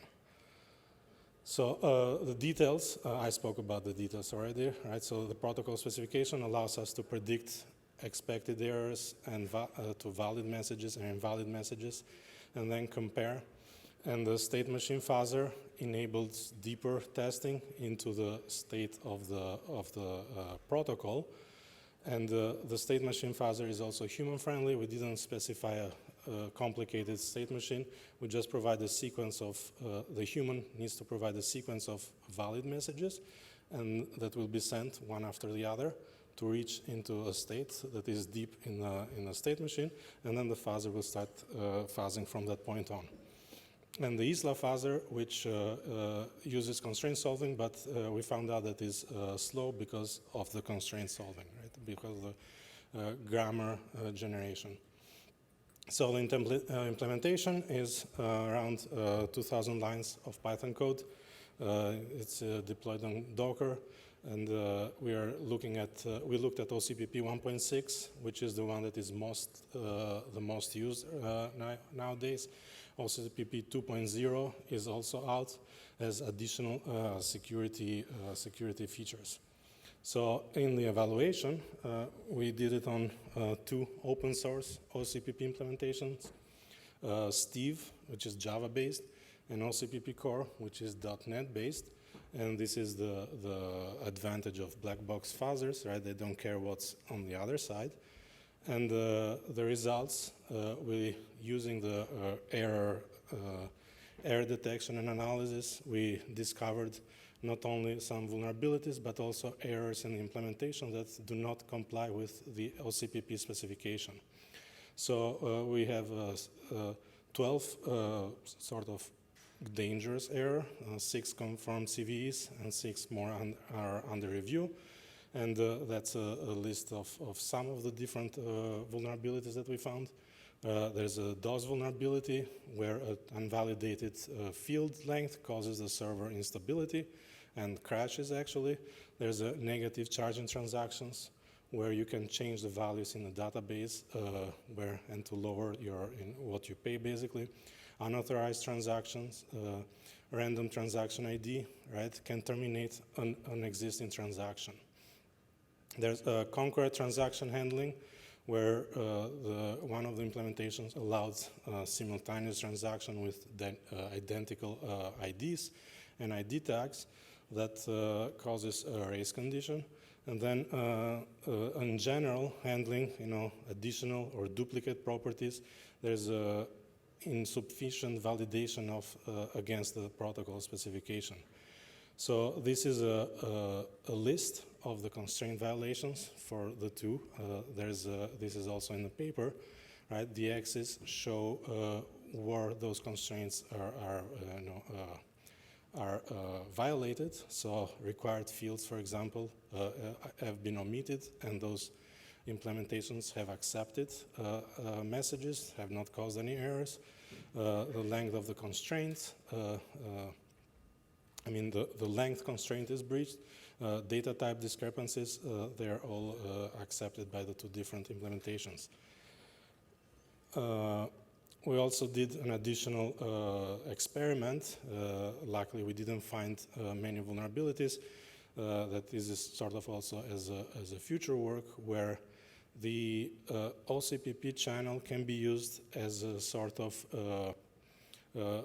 attack against the web interfaces that are used or other applications that are used to manage by the operators. So we sent cross-site scripting payloads, SQL injection payloads, and mostly cross-site scripting. And the two implementations that we saw, they performed a pretty good validation against cross-site scripting. So we didn't find major vulnerabilities there. And as a future work, there's a lot of these types of protocols in the ecosystem, in the power grid ecosystem and charging ecosystem. We worked on OCPP. Now we are working in the next channel between the EV charger and the EV charging station. And there's additional channels of communications between stations and central providers and power companies. The main problem there is access to the testing ground and to the different softwares that are usually proprietary, and with good reason these companies do not share them widely. As a conclusion, the OCPP 1.6 implementations, we found some vulnerabilities, and we believe other implementations may have additional vulnerabilities. We built this tool to fuzz these implementations, and we discovered several vulnerabilities and non-compliance issues. Thank you. Questions? Thank you again for the awesome talk. Question? So let me get something kicked off. You mentioned at the beginning that you use a black box strategy because source code was not available, but eventually you experimented with two open source implementations. So could you have combined your black box strategy with source code analysis and being more comprehensive? Yes, for open source implementations, this is possible, right? You could use static analysis techniques like symbolic execution. We didn't do this. Our target is to look at the closed source of companies, so that's what we did with this. That's in our future work in our paper. That's mentioned.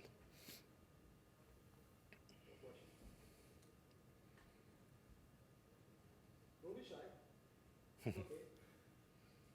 Can you clarify where this was taking place? I think it was on your previous slide. Is that okay? So it's between the vehicle charging infrastructure and the CPO. And the CPO, yes. And remind me again what the CPO is. Charging point organization, charging provider organization.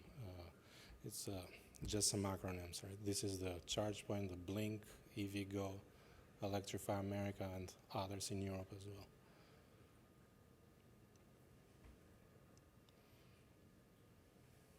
Yes. So the primary focus of your work was to find issues when you have the supply chain that's compromised, so supply equipment in this case.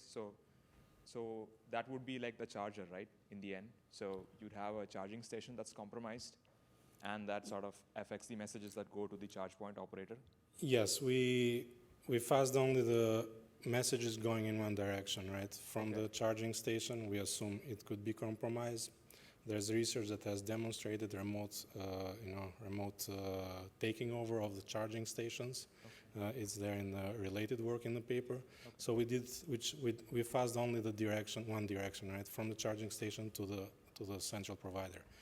From the central provider to the charging station is also possible, but it's difficult to find code for that, right? It's. And did you try to obtain practical implementations? Did you try asking vendors if they are ready to sell? Just to see if their implementations is does it have the same vulnerabilities as open source software? We reached out. They were not very, forthcoming. We hope that with publication of this paper, I see. We're going to have more success. Yeah. All right. Thank you. Thank you. Just a quick follow-up. Do you know if you mentioned you submitted several CVEs? Yes. Were they integrated in the software? They were patched. Yes, the ones that were submitted were patched. All right. If we don't have any other questions, let's give a round of applause again to Rigel. Thank you very much. Thank you.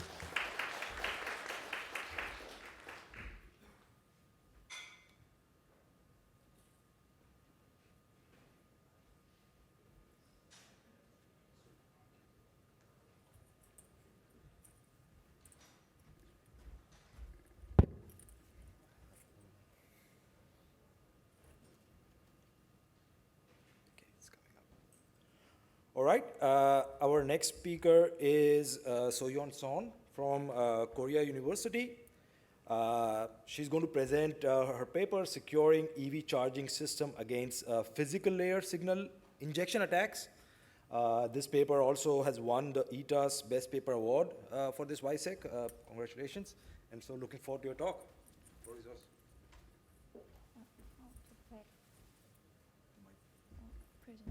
Thank you.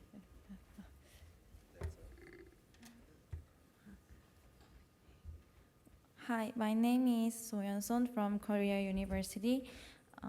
This study focuses on EV charging systems that use power line communication. What we are proposing is a signal cancellation system that can predict the characteristics of these wireless attack signals and generate counteracting signals to neutralize the attack, and ensuring that the normal communication is restored when there is a signal injection attack targeting the EV charging system using the power line communication. Many car manufacturers are adopting the Combined Charging System (CCS) for electric vehicles. Tesla developed the North American Charging Standard (NACS) for its supercharger network.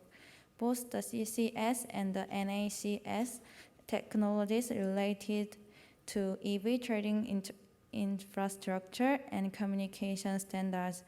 CCS utilizes power line communication based on home plug green pi standard to exchange information like charging parameters, authentication details, and charging status between the vehicles and charging station.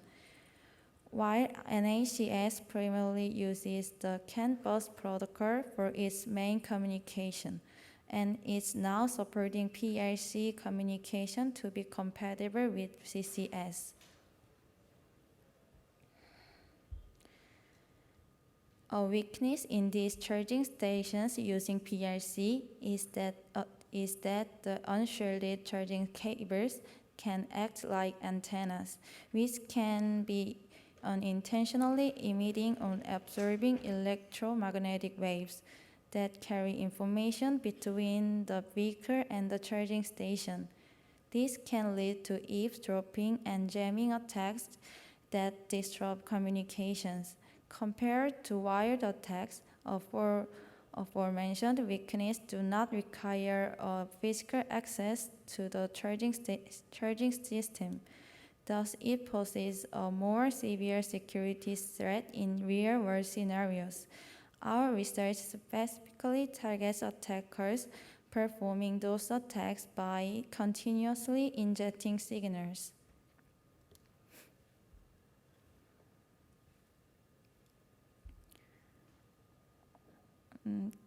The attackers aim to simultaneously disconnect multiple vehicles' charging sessions by exploiting the physical effects of unshielded charging cables and able to abuse CSMA channel access method defined in HPGP. As following results, the attacker continuously injects preamble signals defined in the standard to carry out the attack. To counter such attacks, previous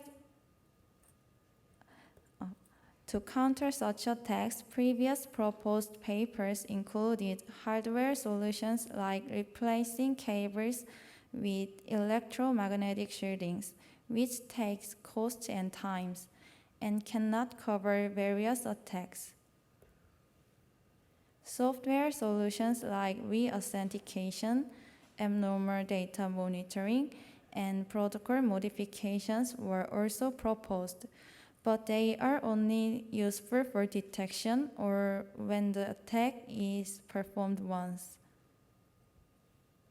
Therefore, we developed a prevention system that can cancel out continuous attack signals and ensuring normal communication. We can easily detect attacks by monitoring and analyzing the characteristics of wireless channels. Upon detecting such attacks, we first estimate the carrier phase offset and channel state that can characterize the attack signal. And we generate predicted signals, which is similar to attack signals by these estimation values.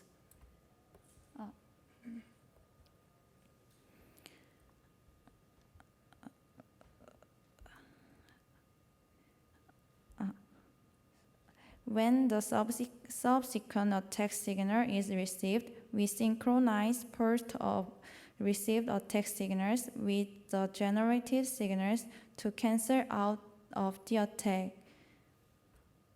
Then we also estimate the CPO and channel state values from a portion of attack signal received to ensure synchronization.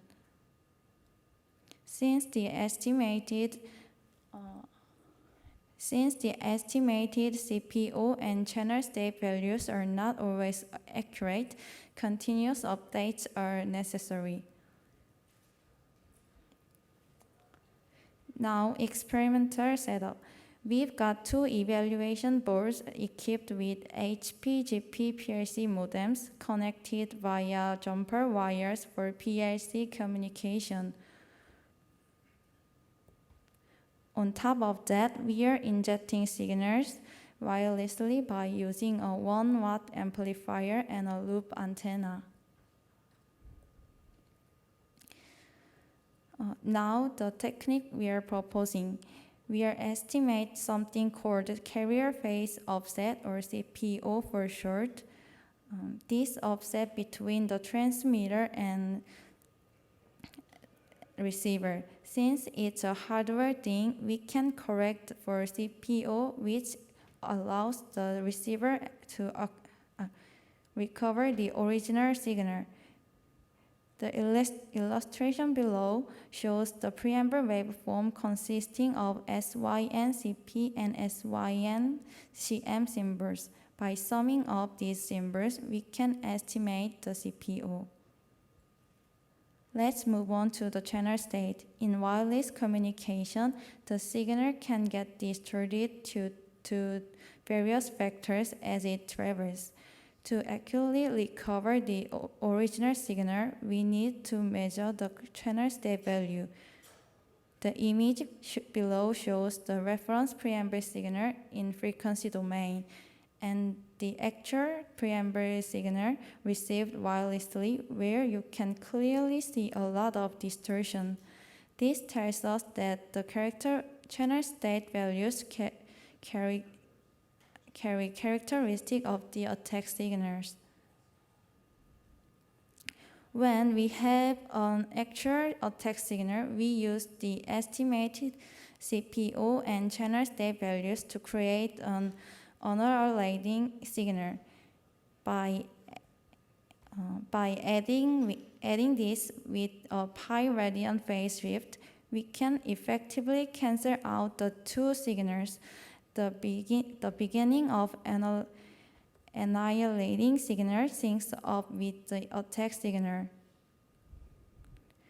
To continuously update our estimate CPO and channel state values, we've employed a technique called linear interpolation. This technique blends specific parameters between previous and current values. To update the CPO, we use a parameter called alpha, and for the channel state value, we use beta. We conducted experiments to find the optimal parameters for increasing estimation accuracy. Our research uses the Slack protocol to verify normal communication, which ensures the correctness of the connection between the EV and EV charging system, avoiding potential confusion in public networks.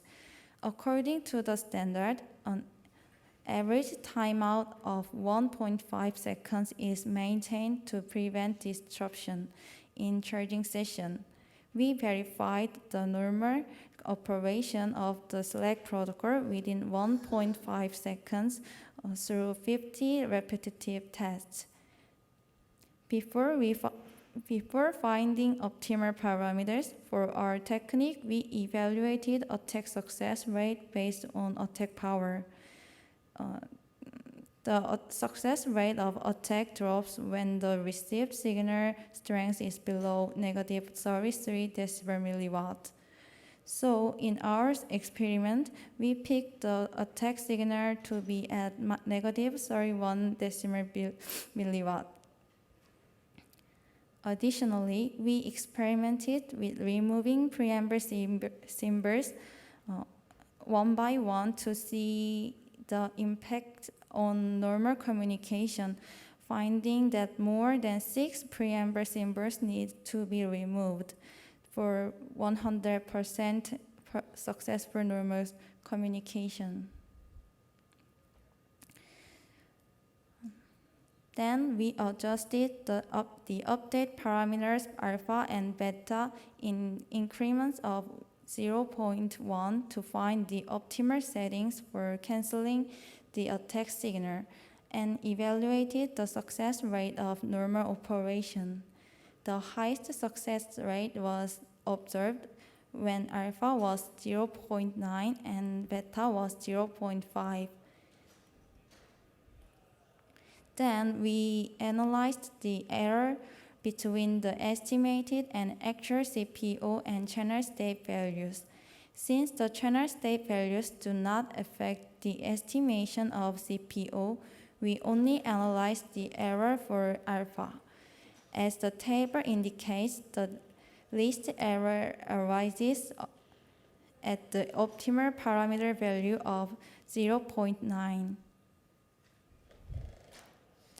For the channel state values, which are affected by the CPO value, we analyzed a vectors, we use the error vector magnitude as a metric to measure the difference. As the table shows, the least error arises at optimal parameter of alpha 0.9 and beta 0.5. Finally, with the optimal parameters fixed, we analyzed the impact of our technique based on strength of the attack signal. The success rate of technique significantly dropped when the received attack signal's strength was above negative 29 decimal milliwatt. However, a received strength of negative 27 decimal milliwatt corresponds to strength of an attack signal injected at 1 watt from a distance of 1 centimeter. Applying the log distance path model, we could predict the transmitter required at distance. We find the transmit power of 50,000 watts was needed to receive negative 27 decimal milliwatt at 1 meter. The required transmit power was increased dramatically with distance. This suggests difficulties in carrying out stealthy DOS attack from afar. In conclusion, we were able to successfully restore the signals from the attack signals, but our work still have limitations. For example, it does not consider adaptive attackers who change the strengths, nor masquerade attacker.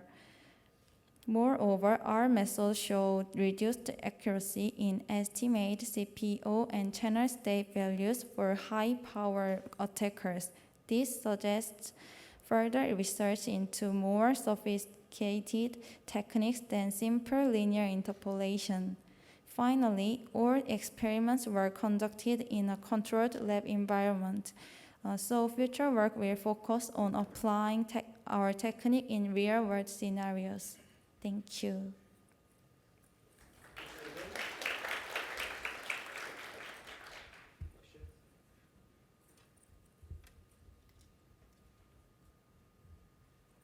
So let me just kick off things. Thank you for the talk. You mentioned a couple of drawbacks. One was that you carried out experiments in a lab setting. What kind of challenges do you expect to see when you take your experiments out in a real world setting?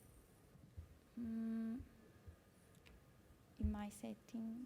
Yeah, what do you anticipate? What those additional challenges might be in a real world setting? Do you have any thoughts on that? Power. It maybe. That's okay. We can take it offline if it's there.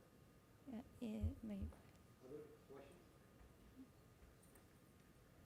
I think it's pretty interesting. There's also an application between trucks and trailers because they also use power line carrier, which is a frequency modulated signal. Have you had a chance to look at the connections between trucks and trailers yet? Oh, no. You might be interested in that. Thank you. Hi, I'm Shariga from Cummins. I have one question. It is very interesting, defense against broken wire attack.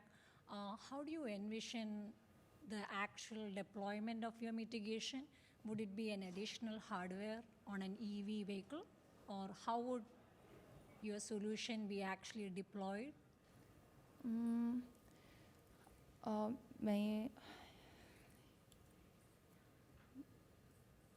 Maybe hardware modification is needed. Yeah. So many challenges are necessary to deployment.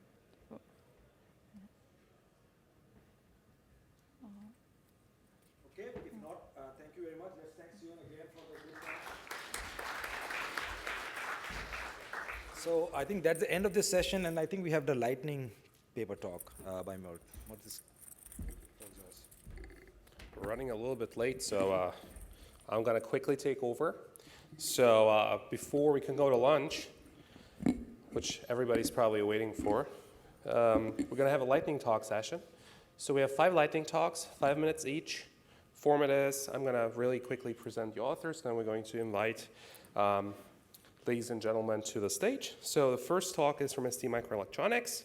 We have 2 gentlemen here, Mahesh Chowdhury, who's a fellow and senior director at STM, and Swapnil Saha, who's an algorithm development engineer. So without further ado, let's introduce both of them here. Thank you. All right. Let me see. Wait, what are you going next? Perfect. Okay. Perfect. So yeah, we'll be talking about this secure on-sensor machine learning solution that we have, which is available for automotive applications. The main idea here is that machine learning solutions that are embedded on the sensor will provide a capability where essentially it makes it extremely secure. So here is the sensor that I have been talking about. This is a 6-axis IMU. It has 2 features in it. One is embedded machine learning core, and it also has an ability to run finite state machines on sensor itself. It will enable a large variety of applications. It can be utilized for dead reckoning, for looking at applications such as vibration monitoring. Some of the specs on the sensor are listed here in the box here. I would not go too much into detail. If you have more questions about this, we have a demo and on the demo table outside where we can talk more about this particular sensor. So machine learning core, let me just briefly talk about that. The idea here is you can run a classification or inferencing logic on sensor itself. So sensor, in this case, has 3 axes of accelerometer, 3 axes of gyroscope. You can also connect an external sensor to the serial interface to this sensor, which could be a magnetometer or a pressure sensor. It has computational block, which will allow you to embed any filter that you can design. It could be a low-pass filter, band-pass, high-pass, whatever that filter may be. And that filter can be applied to any of these axes of these sensors or a combination. The next thing is for building any algorithm, you would need these different features, such as mean or variance or energy in the band, peak-to-peak value, any of these. So there are 17 features that are available that can be computed inside the sensor. And once the sensor data, which is processed through this filter and has been calculated, and the features have been calculated, it can be made available to a decision tree, which runs inside the sensor. You can run up to 8 decision tree at the same time inside the sensor. And you can also have this decision tree communicate with a finite state machine that can run inside the sensor. So extremely low power, microwatt level. You are offloading all of this logic. You do not need to send any raw data to the application processor or the main processor. So all the computation happens inside the sensor, thereby it makes it very efficient, because transferring data across a serial interface consumes energy, as well as adds vulnerabilities. And the next block is finite state machine that you can run inside the sensor. So finite state machine, the idea is you can put together thresholding logic which traverses through different states, and thereby you implement your algorithm in that manner. A simple logic would be a finite state machine can be put into an automobile application where you can detect stationary or moving as 2 different states. And there can be many more complex states. So you can run up to 16 finite state machines inside the sensor. Finite state machine has a similar structure where you have accelerometer or gyroscope data that is being made available to you. You process this through filters, and then you can apply different masks if you would like to, and all those features that I talked about are available to you. So finite state machine has 2 blocks, a data block and an instruction block, and thereby you actually implement it. So if you consider the first scenario where you have classification done using machine learning core logic of a decision tree, we have a software tool that's available. This is a no-code AutoML tool. If you have labeled sensor data available, you feed that to this tool. It will automatically figure out the window size that you would need for your application.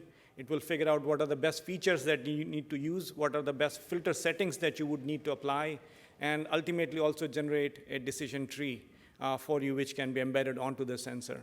And this is part of a tool which we call as MEM Studio, which is available to download from st.com. So you can build applications using this kind of a setup and this sensor. So one interesting application that you can build using this sensor is to detect if the vehicle is being towed away. If you park your vehicle, you would want to know your vehicle is secure.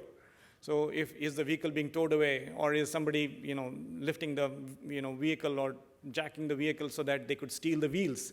Or if somebody has bumped into the vehicle, using a shopping cart or pedestrian or whatever it may be.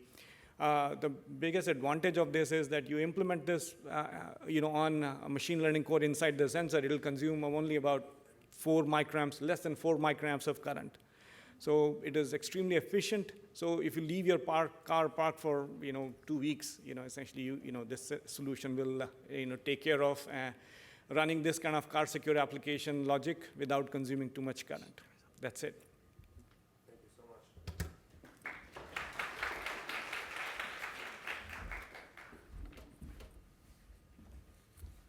much. Thank you so much.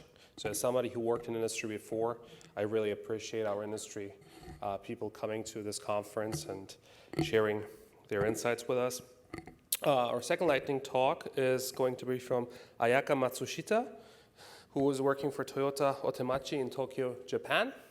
And so thank you, welcome to the United States, and looking forward to your talk.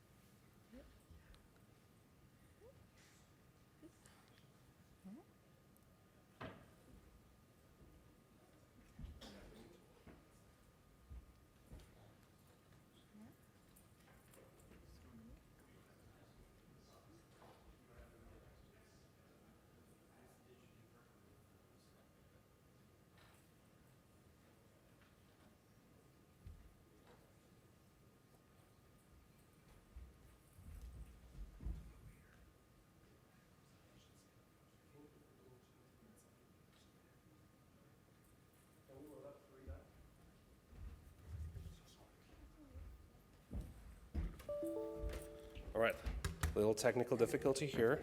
We're gonna do Ayaka at the end, and we're gonna continue with lightning talk number 3. Sorry guys, I know I want to eat too, but. So lightning talk number 3 is Shenkun Kui. I hope I didn't butcher that up. And this is going to be a remote, actually, presentation. Shenkun is a second-year PhD student supervised by Dr. Ravi Iyer at UIUC. And we have a video for this, if I'm not mistaken, right? Hi all, welcome to Perfect. the talk. My name is Shenkun, and I'm a graduate student at the University of Illinois Urbana-Champaign. This talk, I will talk about how to use human-inspired risk assessment technique to handle rare, out-of-distribution, and accident-prone scenarios.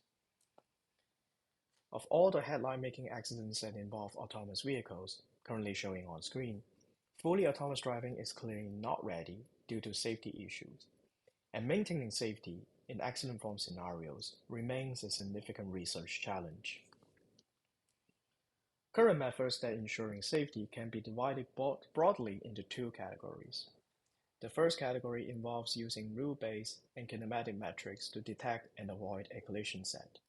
This includes time to collision, Intel's RSS, and NVIDIA safety force field. However, this method does not proactively reduce the risk, and when a collision trajectory occurs, it can be too late to avoid the accident.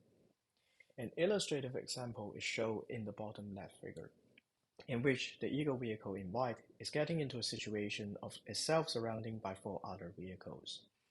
If the vehicle at the back suddenly accelerates, these methods cannot prevent accident from happening because there's no available backup path such that the ego vehicle can get out of this situation.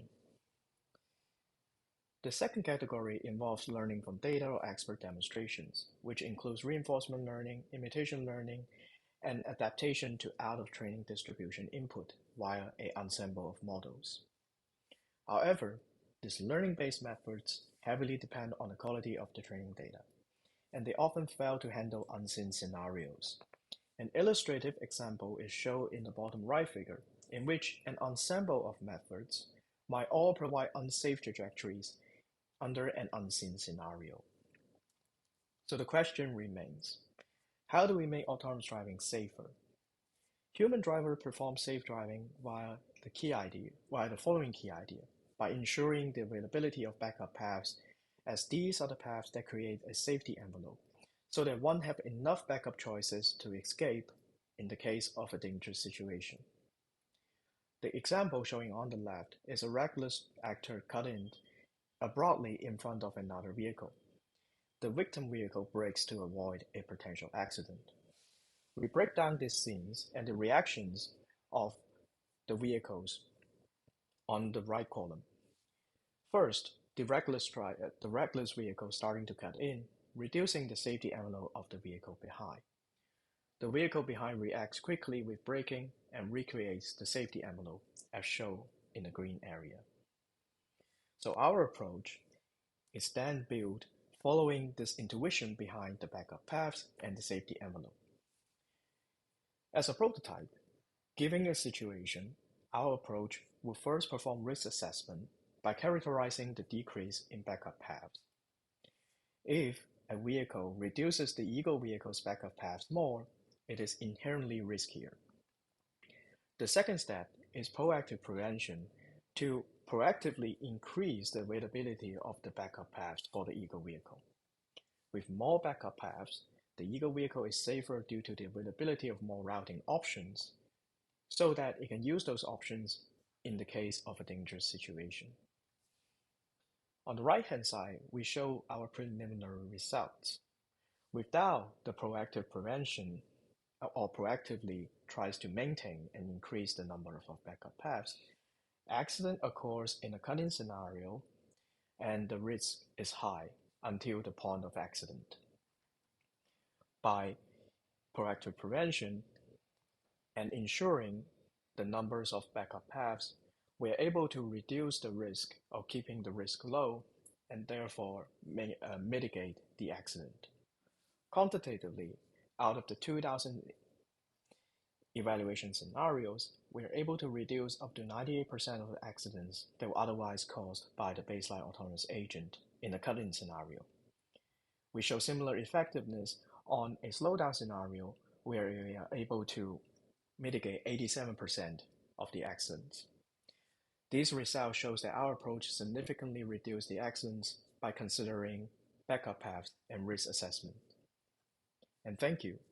This is the end of my talk.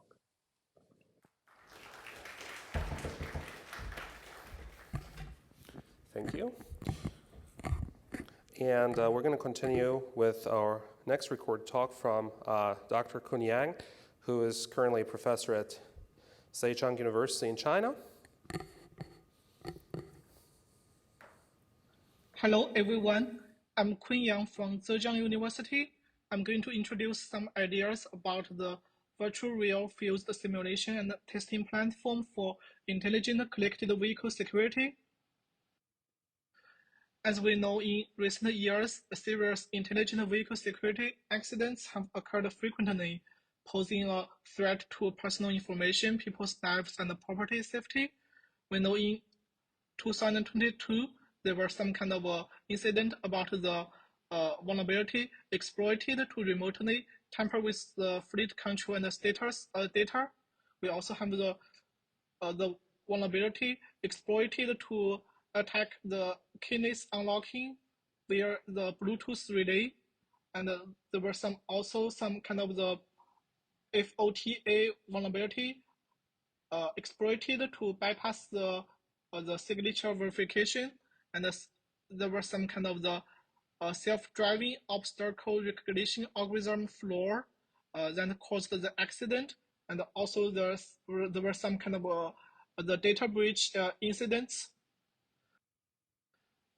We know for the intelligent vehicle, for the intelligent driving part, we have the environment perception, the positioning, the route planning, and the wire control.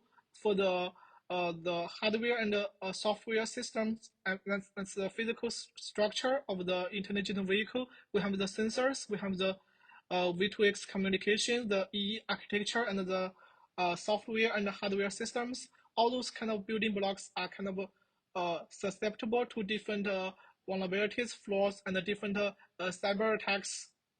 And we are trying to build a testing and a simulation platform to help validate all those kind of security features, find out those vulnerabilities and the flaws, and help enhance the security level of those intelligent vehicles. And we are trying to test a sufficient number of brands, sufficient number of vehicles in a time window to kind of release all those rankings of those different brands of intelligent vehicles, and try to create those libraries of those vulnerabilities and those attack paths and all those supply chain, and try to help advance those standards for the security of those intelligent vehicles. And we are trying to build this kind of evaluation protection platform for the testing, validation, and simulation to find out all those kind of security issues and try to help enhance the security level. And this is the idea of the virtual real fused simulation and testing platform. We have the physical intelligent vehicle test set, and we also have it's kind of the digital twin in the simulation platform. We have those in the simulation platform. We have the real vehicle image and also the virtual image. The virtual image would be driven by different AI models from different brands, and we have the real vehicle image. That's a digital twin of the real vehicle in the test set. And the test set and the simulation platform will have some kind of the information flow. We have the feedback, and from the simulation platform to the test set, we have the some kind of control information. Those information flow from the test set to the simulation platform. We want to support the autonomous driving testing, the offensive and defensive testing, the digital twin, and also the V2X security testing. And this is the picture of our test set. We have different testing scenarios and different kind of the obstacles and all those kind of interference sources, and all different, including the real vehicles and also some kind of the customized small vehicle. And this is our kind of the garage. We have the Tesla 3 model. We do some kind of cyber attack and some kind of the POC attack.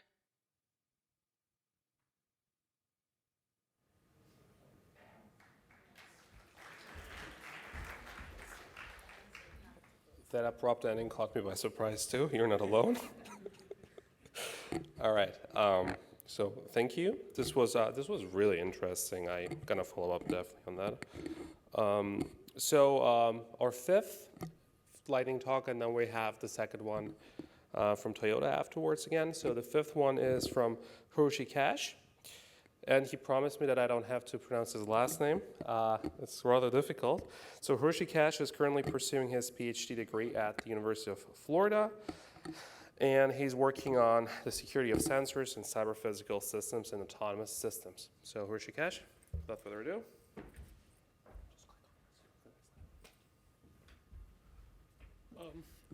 Hello everyone, I am Rishikesh, and I'm a PhD student at the Cyber Physical Systems and Security Lab at University of Florida. And in this lightning talk, I am going to explain to you why sensor fusion models used in perception for autonomous vehicles fail to work under the physical attacks on the sensors.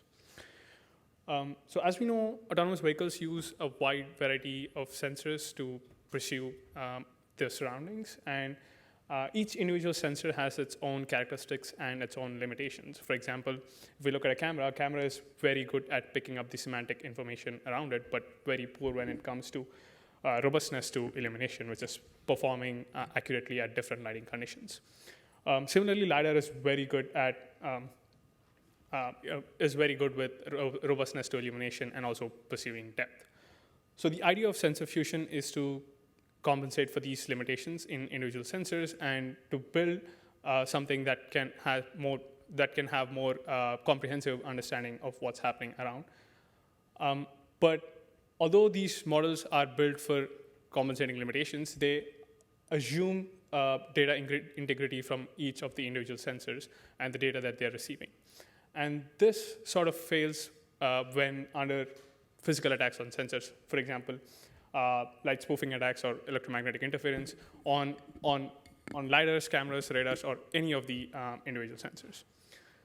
And so we, in our previous work, tested some of these techniques and showed that the sensor fusion actually fails to do so. So in one of our works, we spoofed the laser pulses in the LiDAR by injecting pulses very close to the LiDAR and removing pedestrians, obstacles, and an entire part of the LiDAR data. And we show that this attack can affect all three types of sensor fusion which are predominantly used, which is fusion at the data level, at the semantic feature level, or at the object detection level. And in the second work, we show that electromagnetic interference can cause perturbations on the point clouds, and we show that this can cause misdetection and misclassification on the not just the LiDAR object detection models, but also data level and semantic data level and semantic feature level fusion models. And so this sort of shows that attacking a single sensor can compromise the sensor fusion. And the key points to note here is that these are not any adversarial optimization models that were designed for a specific fusion model or a specific object detection model, and it can compromise different methodologies of fusion models. And so why does this happen, and especially in the perception-based models? This is because in perception-based fusion models, emphasis is placed on all the sensor information from all the sensors. For example, if we take a simple inertial measurement unit, it takes information from 3 different sensors, accelerometer, gyroscope, and the magnetometer, and fuses them using simple techniques like a Kalman filter to refine its estimation. And previous work has shown that even if one of the sensors is compromised, the measurements from the IMU can still be reliable to perform odometry tasks by the autonomous vehicles. But that is not the case in perception-based fusion models, because in IMUs, individual sensors augment each other to refine the predictions. But in the perception models, individual sensors complement each other, which means that each sensor provides information that the other cannot. And in the case of missing of even one of the feature information, the sensor fusion can be compromised. The other reason is that fusion models match the corresponding features between different sensors. For example, in the case of camera LiDAR fusion, these fusion models map the corresponding features between camera and LiDAR. And based on the mapping, they detect the pedestrians or vehicles or whatever the object is. When a single sensor is affected, it kind of disrupts the consistency of these features and leading to failure to fuse or incorrect fusion of the objects. So how do we solve this? I'm envisioning some techniques that we can sort of build to solve this issue, and I'm looking forward to get feedback from the community on that. So the first one is real-time adjustments based on changes in features. So we have a point cloud before the physical attack and after the physical attack, and you see that the features of this point cloud have changed, but the spatiotemporal object that it remains the same. And we can look into how the features have been changed and basically build an adaptive fusion models that changes based on the observed changes, that adapts based on the observed changes in the features. Another technique that I'm looking into is ensemble techniques. So ensemble techniques use predictions from multiple models based and to make it more robust. And the use of ensemble models gives us more diverse feature representations, and which can be which can be helpful when one of the sensors is attacked. And based on the criteria of the attack and based on the performance degradation, we can build a weighted voting system that can choose the optimal model in the scenario we're testing.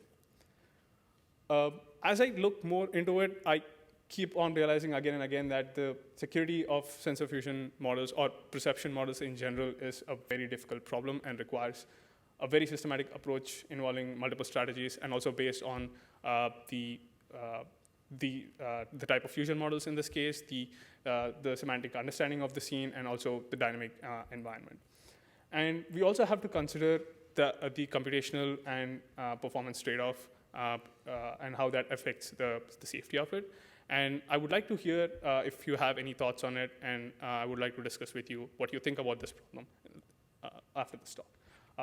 That is my lightning round. Thank you very much for your time.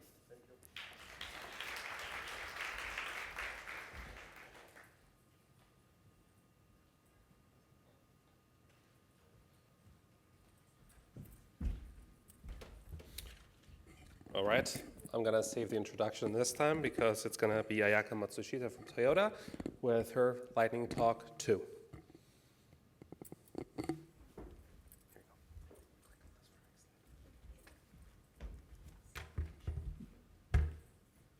Hello everyone, I'm Ayaka Matsushita from Toyota Motor Corporation. So in my lightning talk, I'd like to talk about the educational tool for automotive security and example of how it has been used. In this slide, I would like to talk about the need for educational or automotive security. How can we train the next generation security engineering and security? So as the architecture of future vehicles becomes more complex, the importance of education on new security engineers and security increases. The first method that came to mind is to use actual vehicle for training. However, actual vehicles are often not suitable for ethical hacking and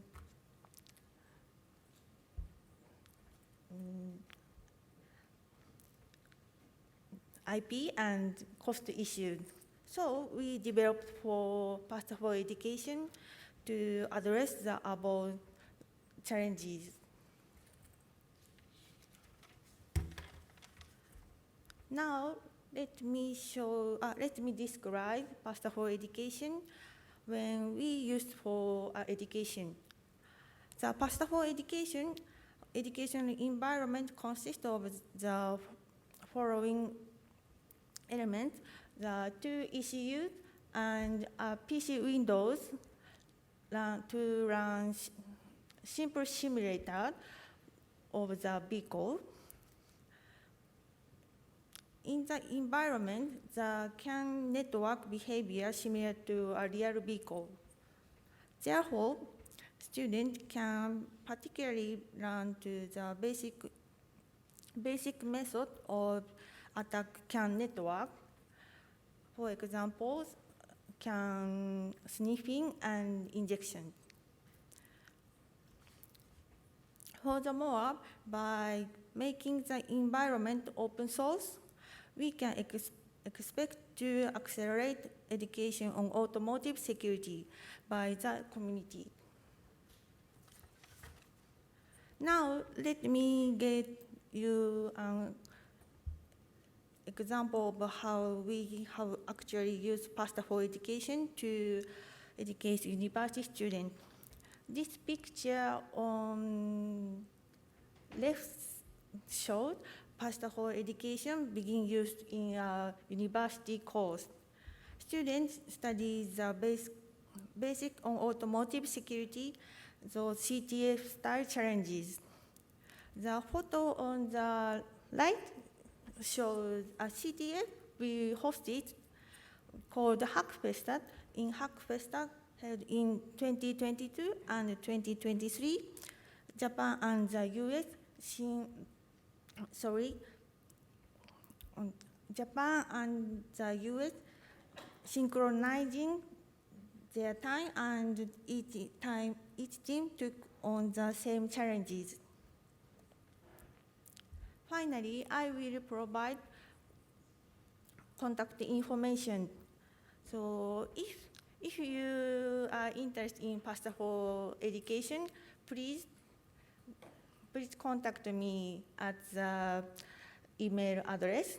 And to learn more our projects, so visit GitHub URL or scan the QR code.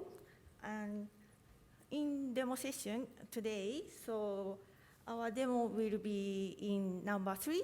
So you can see PASTA for education in action there. So please come to and see me. Thank you.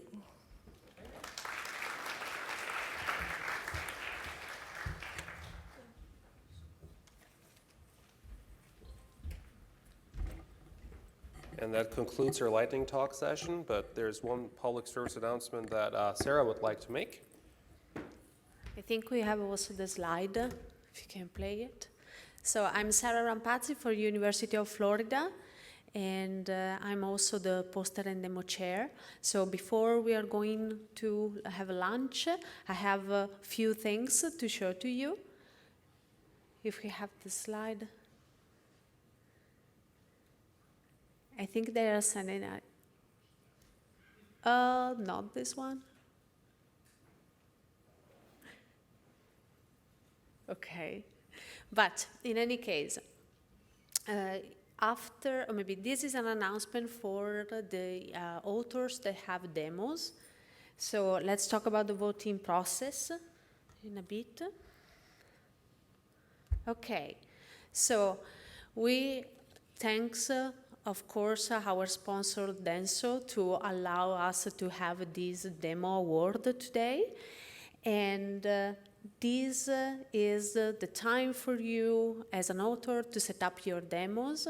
So take advantage of the lunch break to set up your posters and demos.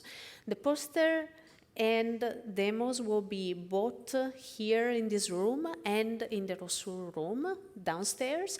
So please find your spot looking at the ID number in the tables and the easels downstairs. So if you don't see it here, it means that you are downstairs.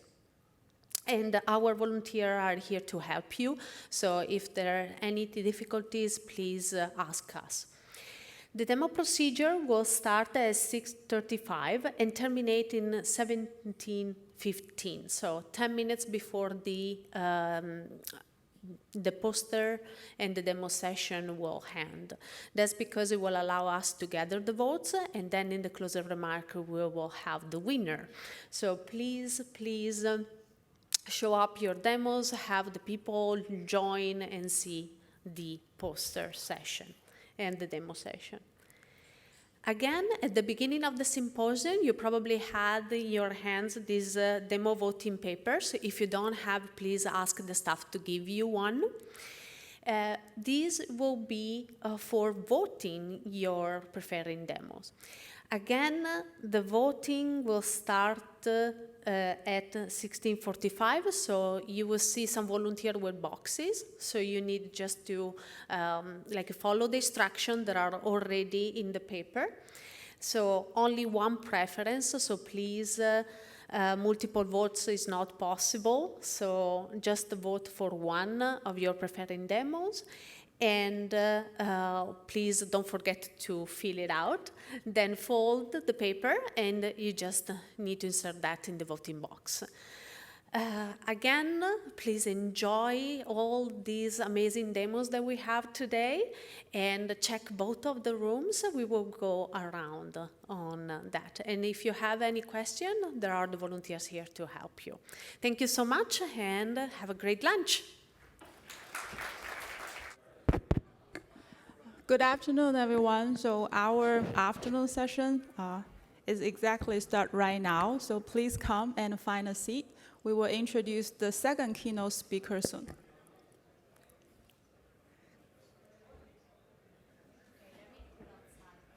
Thanks, Sarah.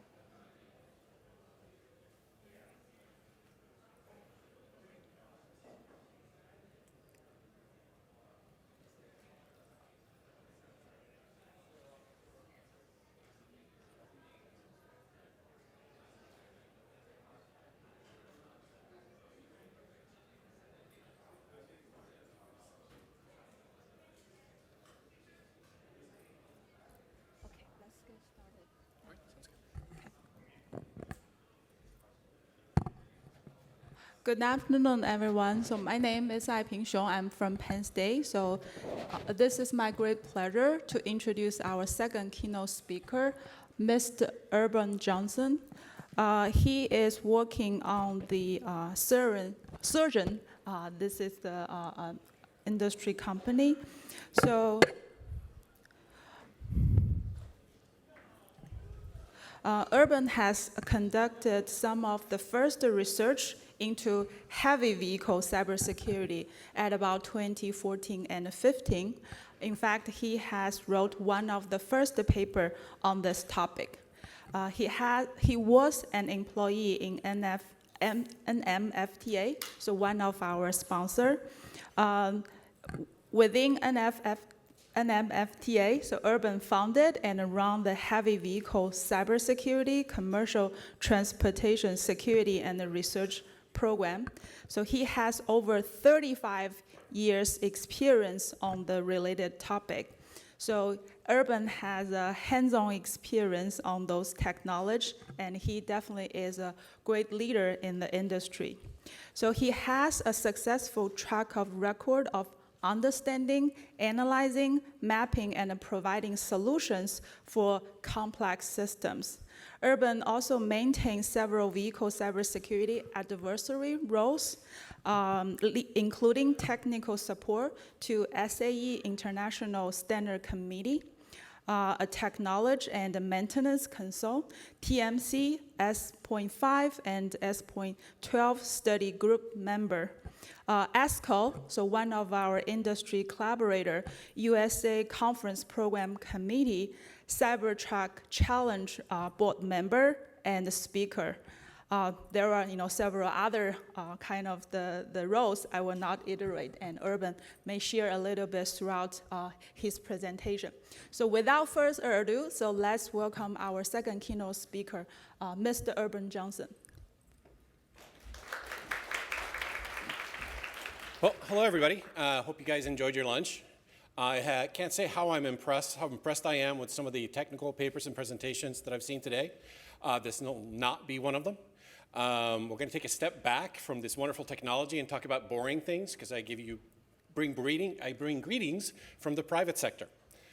So I've had an opportunity to work with researchers, both at the university at the private level, work with OEMs, tier ones, and academia as well. So we're going to see if we can find a way to navigate all this complexity that we're dealing with. So if you've looked at some of the presentations that we've had so far this morning, you can see that we can get into the weeds very quickly.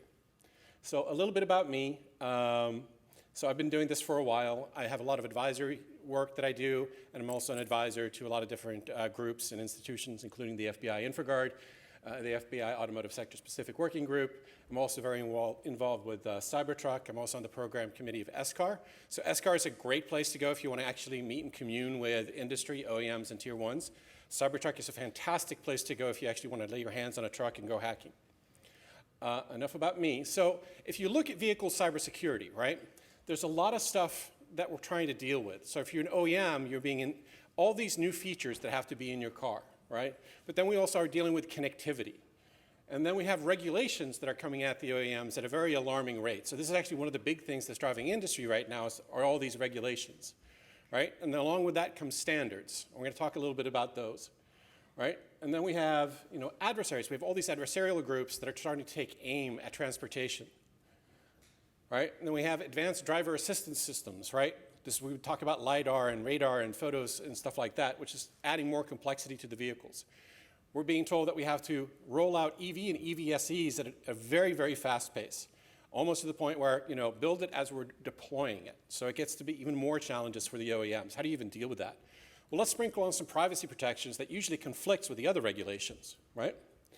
And then, vehicle theft is actually a big thing for the OEMs right now because that ties into practical things like insurance companies will not insure this vehicle because it's too easily stolen, right? So can we make, data collection. We want the data, but in some cases we're not allowed to collect the data because of data privacy. So how do we untangle that mess? Now we're also dealing with back-end systems because we have connected vehicles. So now you have to go back to the back-end API, right? So it's not just the vehicle anymore. You have to worry about your servers that are on AWS or Azure, right? Welcome to AI. And we're going to talk a little bit about this. That's even adding more complexity to the soup, right? We have autonomy, which is sort of where AI, so we're talking about level 1, level 2, level 3 autonomy. We're doing pretty good. Level 4 autonomy is not doing great. Level 5 autonomy seems to be out of reach, right? And then the supply chain, right? So in the real world, we just don't go buy our components off of Alibaba or Amazon or eBay and assemble them. We need actual processes in place. And for the OEMs, this is actually a far more difficult problem than you may think, right? So what we're going to do in the next 234 slides is we're going to delve into each one of these. Well, okay, maybe that's a really bad idea. So let's not do that. Let's look at navigation. How do we navigate this, right? So we're going to look at practical research tips, because I know a lot of you are students, and a lot of these things come from practical experience. Some of these may things be like, oh, well, no, duh, but I'm telling you, I've had the students cry in tears for these reasons. So we're going to share some of these tips, just gentle reminders. We're going to talk about regulations, laws, and standards, which doesn't feature very frequently in academia, but is of top-of-mind awareness to all the OEMs right now. So if you go to them and say, I got a solution for something, and they're like, well, how does that apply to my regulatory and standards nightmare that I'm facing? And if you don't understand what they're talking about, you're going to have a miscommunication. We're also going to talk about artificial intelligence, a little bone to pick with that, and then secure by design, right? So how can you develop systems that are secure by design in this particular environment?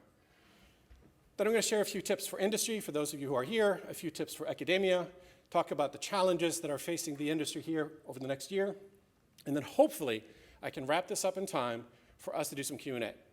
All right, everybody ready? All right. So before we go into the maze, let's talk about research tips, right? So get organized. You have to be able to categorize and classify your data as you pull it together, right? Just randomly grabbing things and sticking them in the drive somewhere is not going to help you as a researcher, right? Ensure that you have a solid storage and backup strategy. I can't tell you the number of times, like, I wrote my paper, it was halfway finished, it was on that one computer, I went on vacation, and somebody ran it over with a lawnmower, right? This happens. So make sure that you plan for these things.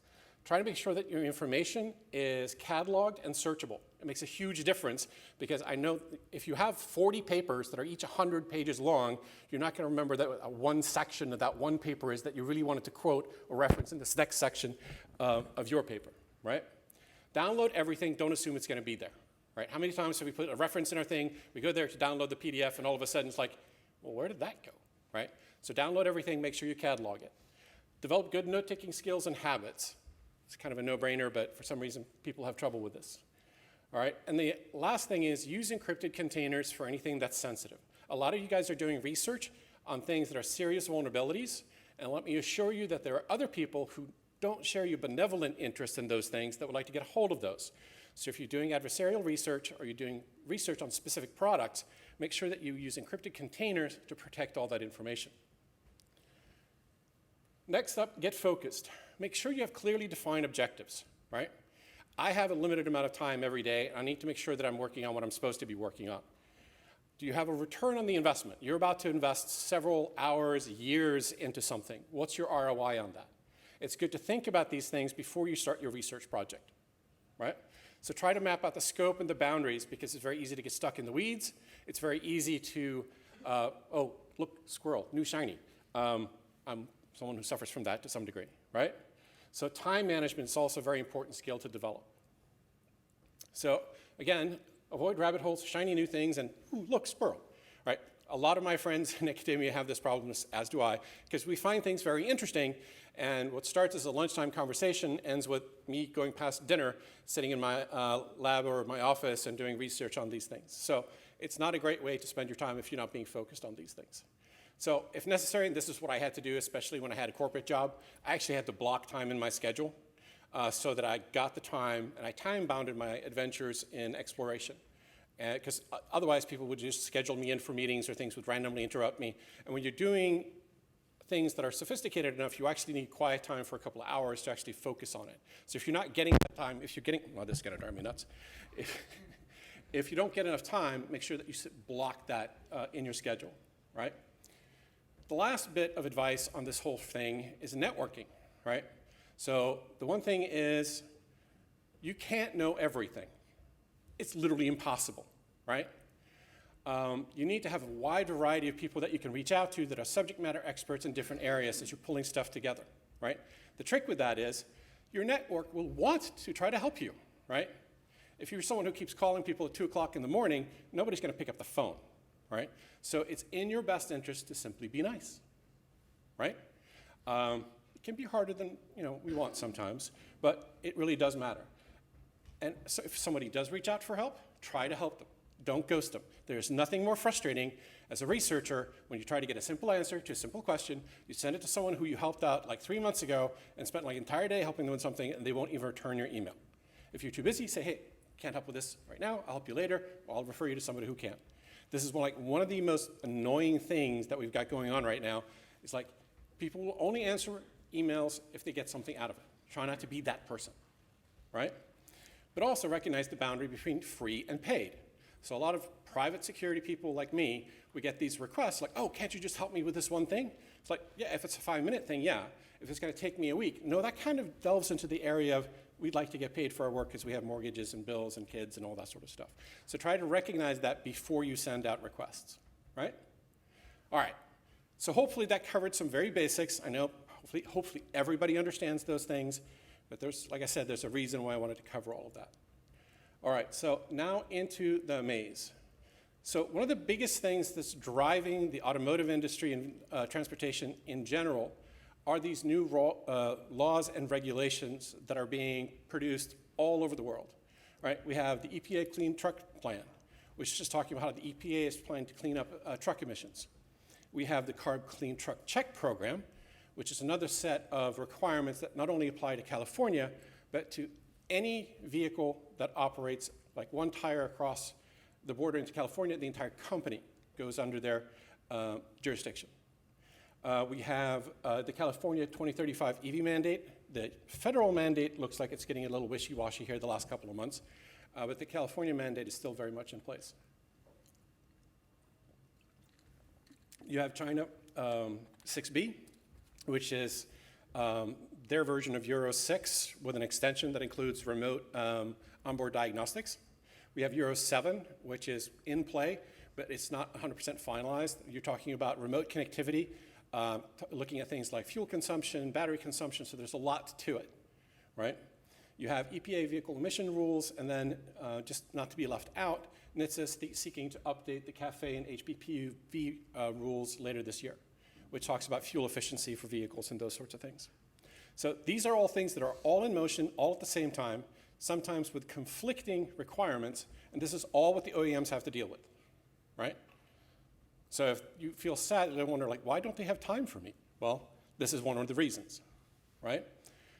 One of the things that I've talked about at other conferences is this trend towards real-time compliance monitoring.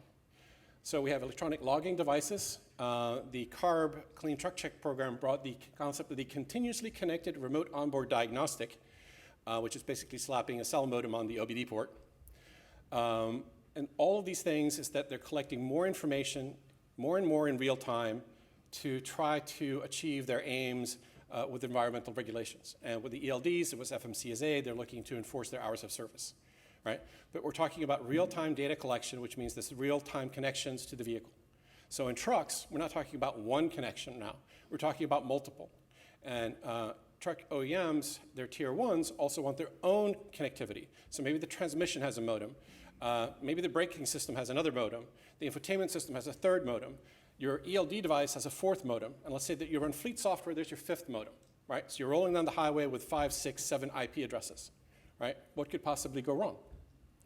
Right? Then OEM connectivity, right? Data is the new oil. Everybody's fighting to get all this vehicle data, including geolocation data, usage, all that sort of stuff. So OEM wants to collect it as well, right? There's a legion of third-party devices. If you go on the internet as far as like, oh, what can I plug into my OBD port? I mean, the list is almost endless, right? And how do you protect a vehicle when you have all these things basically being added after the fact, right? So one of the famous meetings that I had with an unnamed government agency, they said, well, your vehicle should be secure no matter what somebody at the end does to it. I'm like, well, that's patently absurd. Because if I plug a whole bunch of stuff in and cut wires and splice in other equipment, how can it possibly be secure? Well, that's the OEM's problem. So this kind of like disconnect is not actually uncommon. I actually saw a post not that long ago that said, hey, you know, we should hold the telematics companies liable for any breaches at all of vehicles. I'm like, it doesn't work that way. It's a whole ecosystem of connected parts. You can't just single out one person. Cybersecurity for vehicles is not a one thing that just goes wrong. It's multiple. Right? And there are more mandates in the works. Now that everybody's sort of gotten over the fear of creating these regulatory hurdles, everybody wants to get in on it. Right? So you've seen the SEC start to develop cybersecurity rules for publicly traded companies. DHS is working on theirs, so forth and so on. So data collection and analysis, right? So you have the EU Data Governance Act, which says you have to collect data, which is in direct contradiction to the GDPR, which says you can't collect data. So I'm still trying to reconcile that one. You have telematics providers who also want to collect the data. You have fleet vehicle insurance companies who want the data so they can give you better insurance. Some people are happy about that. No, you know, others not, because the cybersecurity aspects of that is, well, there was a famous, this Progressive had a dongle. That much is public. And it was a very poorly designed and implemented dongle that basically meant you could reach out and touch the car whenever you wanted. You have the OEMs who are also wanting to do their own data collection for maintenance, service, longevity of parts, some really valid use cases, all right? But we get into the question of who owns the data. And this is why I want to do a little pitch here for my friends who have the Pivot project. So if you're actually looking for automotive data in the midst of this giant battle of trying to control it, check out the Pivot project. They actually do have some good data sets, not really expansive and huge, mind you, but enough to get you started. So if you're looking for vehicle data for your papers or your research, that's a good place to start. All right, so AI regulations. So the EU AI Act, which is just something that came into effect 2024, it's kind of interesting. It's the first comprehensive AI regulation, right? It specifically includes vehicles. So somebody actually thought they were in cars, right? So they focus on transparency and high quality of data. So you can't build AI models without being transparent and high quality data. Everybody who's tried to build a deep learning model will tell you that high quality data is kind of hard to come by. And transparency, we have no idea why it does what it does, right? And a number of applications are now outright illegal. And I bet you probably most people in this room can't tell me which applications of AI in the automotive space are going to become illegal as soon as this act passes, which will be like probably in a couple of weeks, right? Deep fakes must be labeled. I thought that one was kind of funny because the malicious people who do deep fakes for bad purposes, they don't really care about rules and laws, so whatever. That's kind of funny. So here in the US, we have the White House Executive Order on AI, which is from last year. Basically to say everything has to be safe, secure, and trustworthy. Now, trustworthy is not just any word. We'll get to that in a minute. All right, so how do we make this mess even worse? Well, let's get a whole group of different people with a completely different set of priorities to write a bunch of regulations regarding privacy, which are mostly in direct conflict with the data collection laws, with the environmental regulations, and everything else, right? So you're the OEM. You sit there, think about this, like, all these things are coming at you. You have to be compliant with everything. You're starting to see that maybe that cybersecurity, that edge case that you were working on, that doesn't even come on their radar yet. All right, so you have the EU Data AI Act, which also deals with privacy issues. That's kind of interesting. We got the California Consumer Privacy Act, which specifically calls out geolocation data, which is slightly problematic. Because they weren't happy with that, they added another one, the Privacy Rights Act. And then you have, not to be left out, other states started adding, you have the Virginia Consumer Data Protection and Colorado Privacy Act as well, right? This is like insurance regulations. Every state has their own, and there are nuances to every single state. So the reporting requirements, so let's say that you're OEM and you're all across the United States, you have an incident. You now have to figure out what are the reporting requirements for this particular incident, right? All these different states, countries, SEC, DHS, CISA, everybody else and their grandmother, what are the reporting requirements, right? You need a whole team just to keep track of this stuff, right? Then we get to my favorite, which is alphabet soup. So those of you who actually are in the industry will know what the alphabet soup thing is. That is UNECE, WP29, R155, and R156. Translated, that is the European Economic Commission's, I forget the exact acronym. These are their regulations for, you have to meet these regulations in order to sell vehicles in the European Economic Zone, which is not just Europe, it includes places like Japan, Australia, it starts to trickle in across the Middle East as well. Right, so you have to meet these requirements in order to sell vehicles. So that's pretty impactful, right? You can't ignore it. You can't say, well, I'm not going to sell cars in Europe anymore. That's rather impactful for most OEMs, right? So to deal with that, we have the ISO SAE 21434, which has to do with vehicle security, and then 24089, which has to do with over-the-air updates. The fun thing is that the R155 and R156 were published before the official 21434 and the 24089 were actually released. So there's a gap. So presently they're working to develop interpretations of R155 and R156 that will help merge these two, right? So there are some simple things where these don't gel, but they're working on trying to resolve them, right? It's just the order in which they were published and approved was slightly off. So in this is the whole OEM Tier 1 interface agreements, right? Which is supposed to settle the, well, my cybersecurity responsibility goes to here, and from there it extends to you. And it's a really great concept unless you're actually an OEM or a Tier 1. The reason for that is nothing like that actually works in real life. The Tier 1 supplier will design a component, will offer it for sale, obviously in vast quantities, to different OEMs. Each OEM will go, that's great, but I need this particular little twist on it in order to make it work with my architecture or to meet my requirements. So now instead of having a widget, you have a highly specialized widget that you need to sell to each and every one. Of course, the price goes up. And then they go, well, if you want cybersecurity, you have to pay more for it. Well, eventually the OEM goes, well, I'm out, you know? So it just gets to be a real nightmare. And people think that this is the simplest part, but this actually is one of the industry, like real sore points right now, because some people, they go to the Tier 1 and go, well, you have to be 21434 compliant, and they go, no, I don't. It's like dealing with your kids. It's like, time to go to bed. No, don't. You know, it really is, we're still in the infancy of developing those relations and negotiating those things out. Right? So there's our organizational and process components. I've talked with certain organizations who feel like, well, we're just going to do that for this particular vehicle. I'm like, actually, that's not how this is written. It's an organizational approach. You have to commit to cybersecurity at the highest organizational level. Well, we don't want to do that. Well, then you're not going to be compliant. But we have to be compliant. Well, then you have to commit to cyber. It's like round and round and round again, right?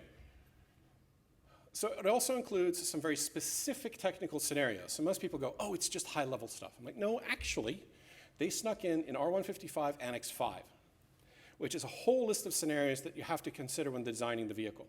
So it goes through a whole bunch of threat scenarios and all that sort of stuff. So that's what the OEMs are dealing with, right? Are we starting to feel bad for them a little bit? Because maybe they're focused on things that you don't think they should be focused on. But this is the realities of building and selling vehicles, right? So let's get into AI, right? This is like the biggest buzzword of our time. And if we were playing buzzword bingo, several people would be standing up right now going bingo. Right? I don't know if you guys played that game. During DEF CON, they released a whole bunch of things where you have a bingo card with all the different buzzwords. And anyway,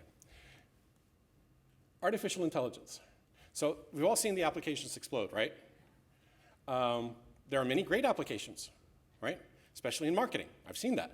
Now with more AI. Half the applications I use for building Office products is now with AI. I'm like, great, I guess. And most of them are talking about the augmentation of large learning models and things like that, right? So, but machine learning models are actually kind of cool, right? They've been around for a while, but not until recently has the computing power to actually make them work been available to the masses, right? So we're seeing that it becomes more affordable to develop these models, right? So we can do things with them. And obviously when the LLMs came out and you're generating text and images, it's super cool, so everybody's really excited about it, right? Right, so it actually provides some real opportunities to enhance and improve vehicle safety, right? But maybe not the way you think, right? So the problem is, for those of us who have actually been dealing with this for a while, there's some real problems with the current machine learning or current AI environment, right? It's non-deterministic. Once I build a model, I give it the same two inputs, I'm not guaranteed to get the same output. That's not great. Not when you're looking at like vehicles and safety systems. It's also inscrutable, which means once I build it, I can't really see what's going on inside of it, right? We built this giant neural node network and like, yeah, it works. How does it work? Nobody knows, right? It's also unexplainable, which means I identified it as a giraffe or as a vehicle. Why the giraffe this time? I can't tell you, right? Not ideal, right? But those are the limitations of deep learning, right? There's also, and this actually been carried out in some of the presentations that I saw today, which is we have issues with edge cases relative to training data, right? So we have a lot of instances, like a lot of the fatalities with autonomous vehicles hasn't had to do with adversarial attacks, it's had to do with that they encountered an edge case which they had no data. And the system was not smart enough to decide, hey, this is outside the bounds of what I've been trained for. I'm not going to make a decision on this. I need intervention, right? Well, if you don't have anybody in the vehicle, you can't really turn it over for somebody else to intervene. So this is where I get to one of those things where I say something that people aren't going to agree with. But it's OK. We'll get there. So it's basically, it's not suitable for safety critical applications. It's kind of hard to take, especially for those people who spent the last 10 years building autonomous vehicles using machine learning and deep learning to try to get all these things to work. And here's the issue, right? Driver's assistance, yes, right? You can do that. You can find ways to reduce fatalities. Even NHTSA started switching the way that they talk about things from, hey, we want autonomous vehicles. They started talking about, is there a way that we can reduce distracted driving deaths? Because that is the most common cause of accident. Of course, that's much easier, right?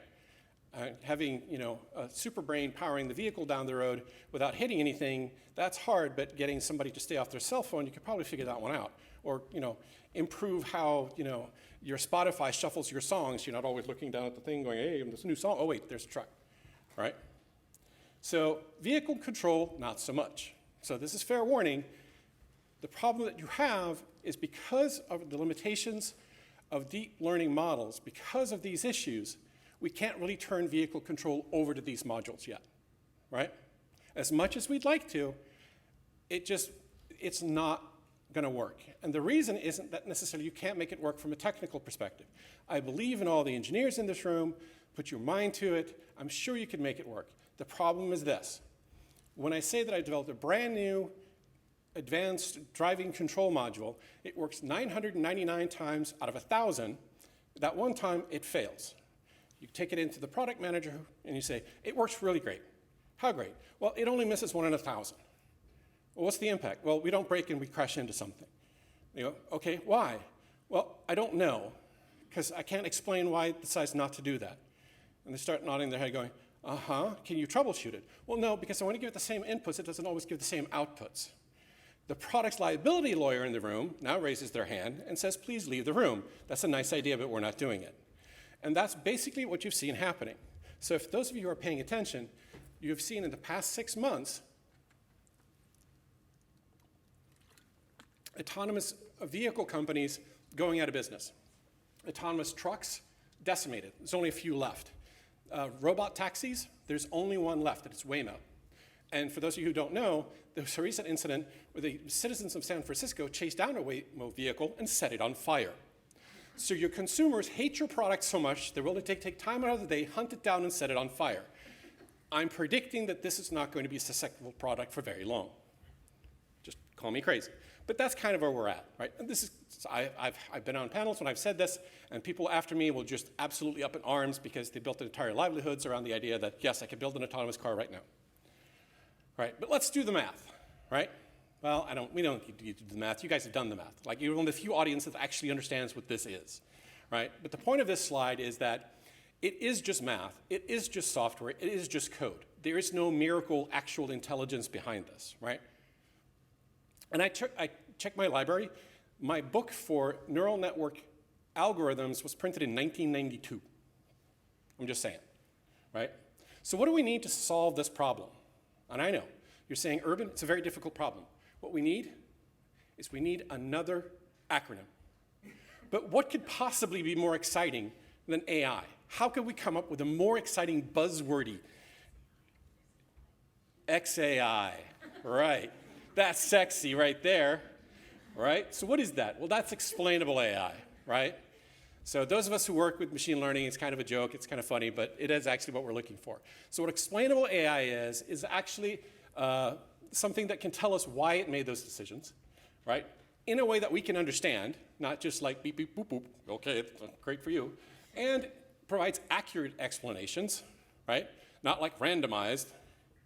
And then a system that only operates inside of what it actually knows, right? And this is where we get into trouble with some of the other machine learning things that we have right now is because it doesn't recognize boundaries, right? So if it strays outside of the boundaries, it still tries to make decisions, and that's how we end up running over pedestrians and doing all sorts of other things that we shouldn't be doing, right? So this is actually a subcategory of trustworthy AI, right? So trustworthy AI is even far more like unapproachable. It's robust, accountable, right? Monitored, transparent, and explainable, right? That's a pretty tall order. But that's really what we need in order to make the next leap, right? But it also needs to be resilient, which is safe, secure, private, and effective. Lastly, it also needs to be responsible, right? And that's fair, ethical, inclusive, sustainable, and purposeful.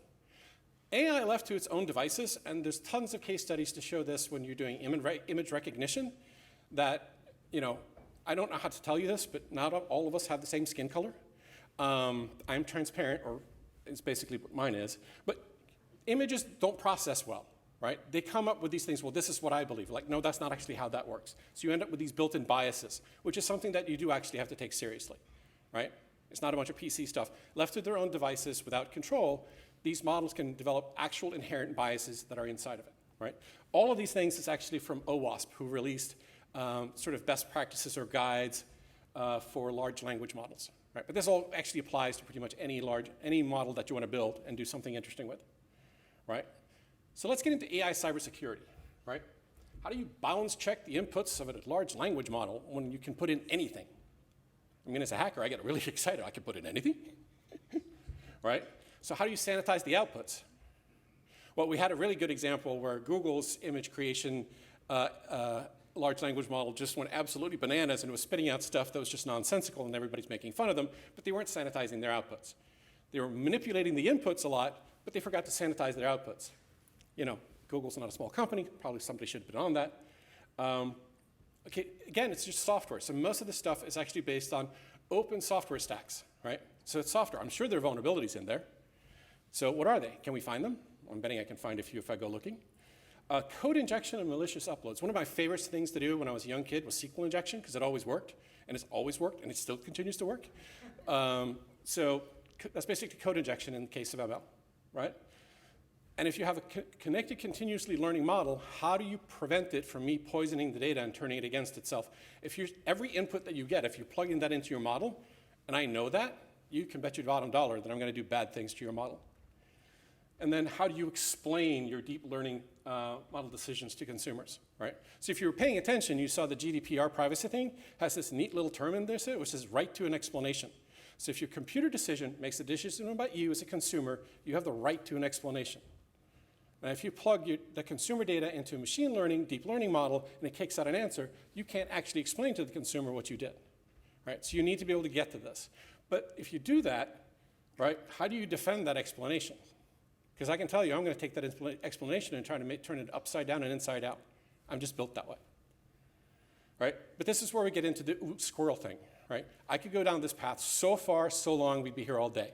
But this is sort of like an idea of the sort of adversarial stuff that you have to look into, right? So AI is also helping adversarial attackers, right? ML is perfect for de-anonymizing data, which, by the way, is one of the EU things says you can't do with it. It's now illegal, which means absolutely nothing to me because I'm not an EU citizen. But this is what I've been trying to tell people before. It's like if you have one data set that is anonymized, and I get access to 2 or 3 other data sets, if I can correlate those, I can probably de-anonymize most of that data to a pretty high degree of accuracy. But that's what ML is really good for. Obviously, I can use large language models to go look at source code and look for specific vulnerabilities and help me figure out a whole bunch of ways to break that code. And we all know that we can generate deep fakes that'll look exactly like the real thing.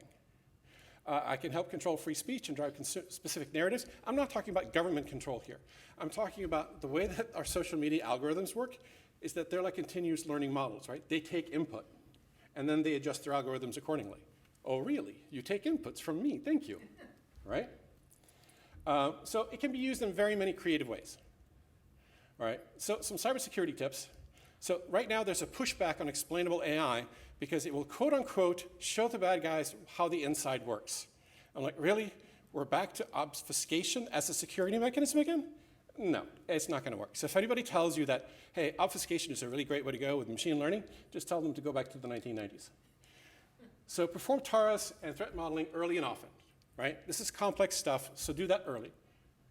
Expand the teams to include people who actually understand the stuff, not the guy who just downloaded the Anaconda libraries in Python and spent the weekend playing around with it. Like mathematicians are people you should have involved in this, right? Red team, or even better, purple team, we'll talk a little bit about that later, the AI use case and the model. So start the use case, like what do you want this thing to do? And red team it, take it all the way from there. Same rule applies as always. It's always cheaper to do this upfront than it is to do it later. All right, so now we get, so those are the 2 big sets of issues that I think are going to be driving vehicle cybersecurity over the next year. You notice it had nothing to do with any specific attacks. It didn't even talk about the connected vehicle that much, right? So when you're working on a research project, you're trying to find partners, keep that in mind, right? And for the OEMs, good luck. So secure by design, right? We all wanted, so most people misunderstand this term. So they think that secure by design means that it's impervious to attack. Well, not really, right? So CISA defined it as, you know, products where security is not just a feature, it's an integral part of the product, right? But secure by design means to them a way to reasonably protect against cyber actors. Okay, so reasonably, that basically gets to the whole legal term, which is commercially reasonable efforts. I use commercially reasonable efforts to secure the system. That's the magic phrase the lawyers will ask when you get sued. Did you use commercially reasonable efforts to secure the system?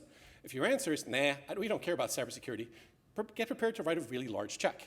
If you can show that you use commercially reasonable efforts to secure your systems, then that's the best that the world can ask of you.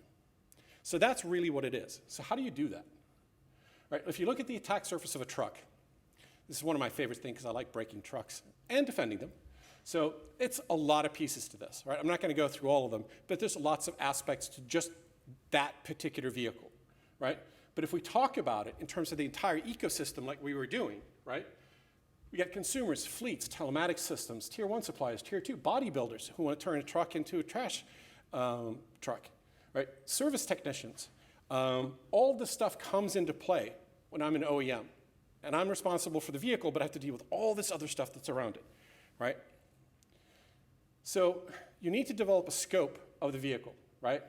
Right from the TPMS sensor, which can be attacked, all the way up to APIs, and you'd be surprised how many of these systems actually end up getting tied into HR. So literally HR creates an employee, and then boom, a set of permissions gets pushed out. It's insane, right? But it's an immense system, right? And that's what you have to look at. That's what you have to deal with, right? So there is no single owner, right? There is no one person that you can point to and blame and say, you know what? You did a horrible job, right? So when everybody's looking to point the finger at the OEM, they have to understand it's a complex ecosystem and there's no such simple thing as just make them do it, right? So you still need to develop an adversarial model for the whole thing, though. So if you're an OEM, you have to understand the whole thing, right? You can choose to remain ignorant, take the blue pill, or you can take the red pill and figure out exactly how badly things are screwed up and where you fit into this ecosystem. So my advice is to any OEMs or industry folks, secure what you can following ISO SAE 21434 and 24089. That's baseline. That's now commercially reasonable efforts. Use SBOMs and then the interface agreements to work with your suppliers. And I said, this is no easy thing, right? Establish minimum status and certification levels for anything that connects to your vehicle, right? You weren't in the IT business, but you're now in the data center business. Uh-oh. We're running out of time. We're going to have to speed this up. So basically, make sure that you follow these kinds of standards. Validate using third-party modeling and threat and risk assessments, pen testing, and anything else that makes sense, right? So that's how you achieve secure by design. It's not perfect, but it's a good step forward. All right, so anything for industry, we're going to pass through this. Basically, the pace of change is really accelerating. So a product cycle is getting shorter and shorter, not longer and longer. It used to be a 5-year cycle, it became a 4-year cycle, and now the regulations are violating the 4-year standoff, are now giving 2-year cycles. They didn't check with industry first, but industry is getting more flexible. Organizations have to become more agile, flexible to be able to adapt quickly. And there's a famous saying in our family that says there's no change without change. So if you want to change something, you actually have to make changes. It seems ridiculous, but it's somewhat straightforward. All right. Our suggestion is also purple team it, which is get the adversarial or the red teams with the blue teams and the engineers together early, often, so that they work together to secure the vehicles, right? So when you combine those, you get a very effective ROI. I've done this in other organizations, and not only does it benefit the particular product that you're working on, but also the engineers and the blue teams learn how the adversaries think and to become better at designing the products going forward. So you get a significant return on investment for that. And again, third-party assessments are really critical. People do not want to, and one of my favorite jobs is basically how do you describe your job? Well, my job is to come in and tell you that your baby's ugly, right? Nobody likes to hear that their stuff doesn't work. Mitigating risks, you have to have software-defined features to meet compliance requirements. OTA updates are really key. You have to build knowing that things are going to change. Encryption algorithms, third-party libraries, OS, OTA functionality itself is going to need to be updated. If you're in this space, go back to the 1970s and look at how object-oriented design principles came into play that actually started with automated telephone switches. It's a good place to start. Now, for most of you in the room, academia, right? Breaking things is fun and defense is hard, I get it. It's a lot easier to show how you can break things than it is how to defend things. Just keep in mind that those OEMs and everybody who actually has money in their pocket, they need help with defense, not the 35th way for you to break their toy, right? So industry needs new capabilities and technologies. We need explainable and trustworthy AI. We need breakthroughs in battery technology and EV efficiency and charging. And you're like, wait, that's not my job. That's like the physical other part department. Well, not really, because the computer science department has a large role to play in improving efficiency, but also securing these products, right? Because we can use machine learning and other tricks that we have with the trade to actually help find more efficient ways to do things, right? So anything that you saw on the big slide with all the green blobs, pick a subject. That's where we need help, right? So teamwork. So most successful research teams are actually a combination of academia and industry, right? Getting access to technology in vehicles is not easy, something we all know. Network and try to partner with the industry early, right? So if you want to do a project that involves something that's very expensive, try to map out a well-defined research objective, real-world benefits, and make sure that you have clearly defined intellectual property rights, and then go to whoever makes those devices and say, hey, can we work together? I've got an idea for a project. That last bullet will save you a lot of time. Because you say, I'm going to do this, I'm going to develop this thing, and I'm going to patent it, and I'm going to become a billionaire off of your product by making money off of you. How popular do you think that is? Not really, right? And that's the whole thing. Academic patents are great, but they can often get in the way, right? So take a page out of the DARPA playbook and focus on transitioning technology and developing students as your key ROI. Right, wrap it up already. Got it. Biggest challenges, securing the connected vehicle. No duh. Understanding and complying with regulations, that's harder and not very technical. Implementing SAE 21434 and 24089 is harder than you think because there's a lot of ingrained corporate culture that you have to overcome, right? Becoming compliant, which you can do after you do the other part. And then securing the supply chain, which we talked about, all the interface agreements. And to stop marketing from sticking AI on every single thing is also going to be a challenge because that's what sells right now, right? And then the other thing that's not intuitive is minimizing consumer and IP theft. We've all heard the recent stories, how OEMs have lost track of lots of consumer data because of broken APIs, third-party vendors, and everything else. It's a real challenge because it's a huge ecosystem. And that's it. So we covered research tips, regulations, law standards, artificial intelligence, secure by design, and a little bit for industry, a little bit for academia, and so this is the slide that you'll see me do a lot, which is any little thing you can do now can have a big impact on where things end up 5 years from now or 2 years from now. So a small change can have a big impact on the trajectory of the industry as a whole. All right. Yes, we have 15 minutes. All right, that's exactly what I was shooting for. So sorry if I went there a little fast at the end, but I want to have 15 minutes. So I would please hold the Rotten Tomatoes back until we get at least a few questions out there. So any questions? Somebody's got to have something.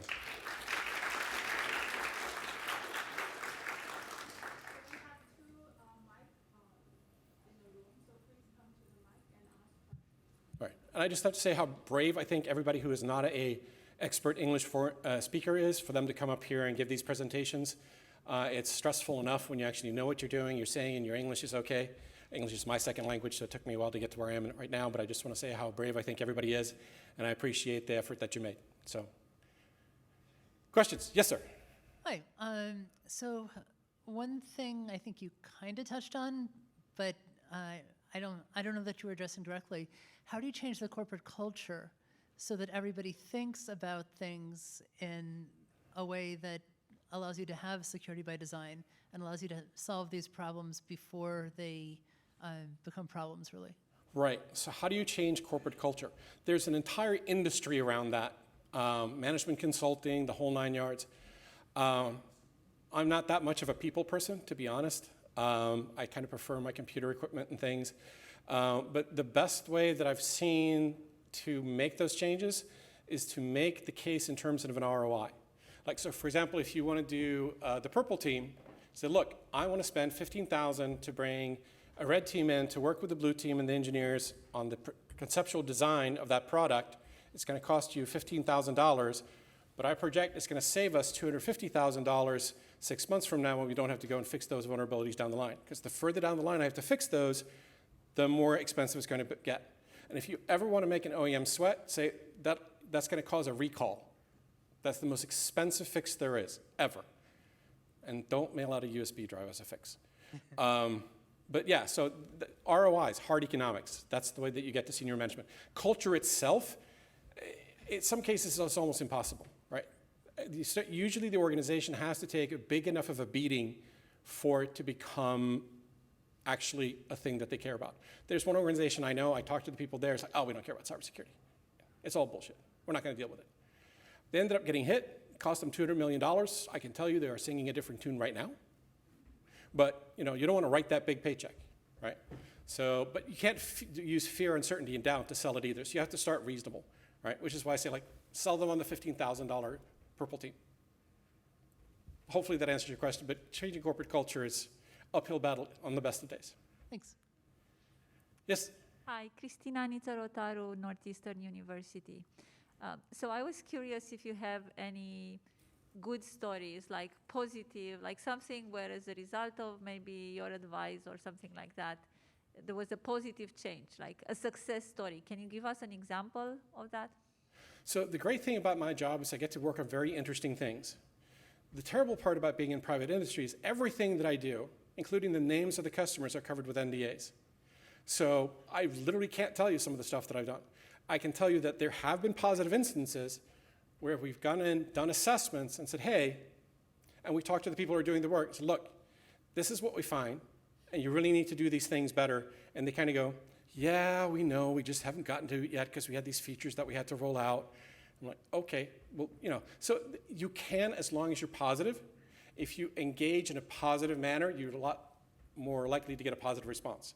If you go in there and if you're a red team and you throw this back at them and go, you suck, guess what? They're not going to be very receptive to working with you. They're not going to be very receptive to solving the problem. I was referring maybe from the public domain, because a lot of the things that we From saw. the privacy domain? Yeah, like what is a success story where you saw that that actually changed the industry from the autonomous vehicle space? All right, I'll tell you one, and this is where I was an invited speaker for Transport Canada. And they were looking at the regulations that they were going to implement to deal with privacy and deal with cybersecurity. And I told them what the experience had been. I outlined everything that I do here as far as, but in more detail, outlining these things don't match up. There's conflicting priorities and conflicting requirements. And they genuinely listened. And they said, okay, well, let's take a step back. Let's look at all this stuff and see if we can find a way not to reinvent the wheel, but try to get to a better place. So the regulators do listen, believe it or not. And as much grief as I give NHTSA, especially John, but he has a good sense of humor, they do actually listen. So, but privacy is such a fluid area, especially right now. It's even hard to get a straight answer of what is the privacy regulations. Thank you.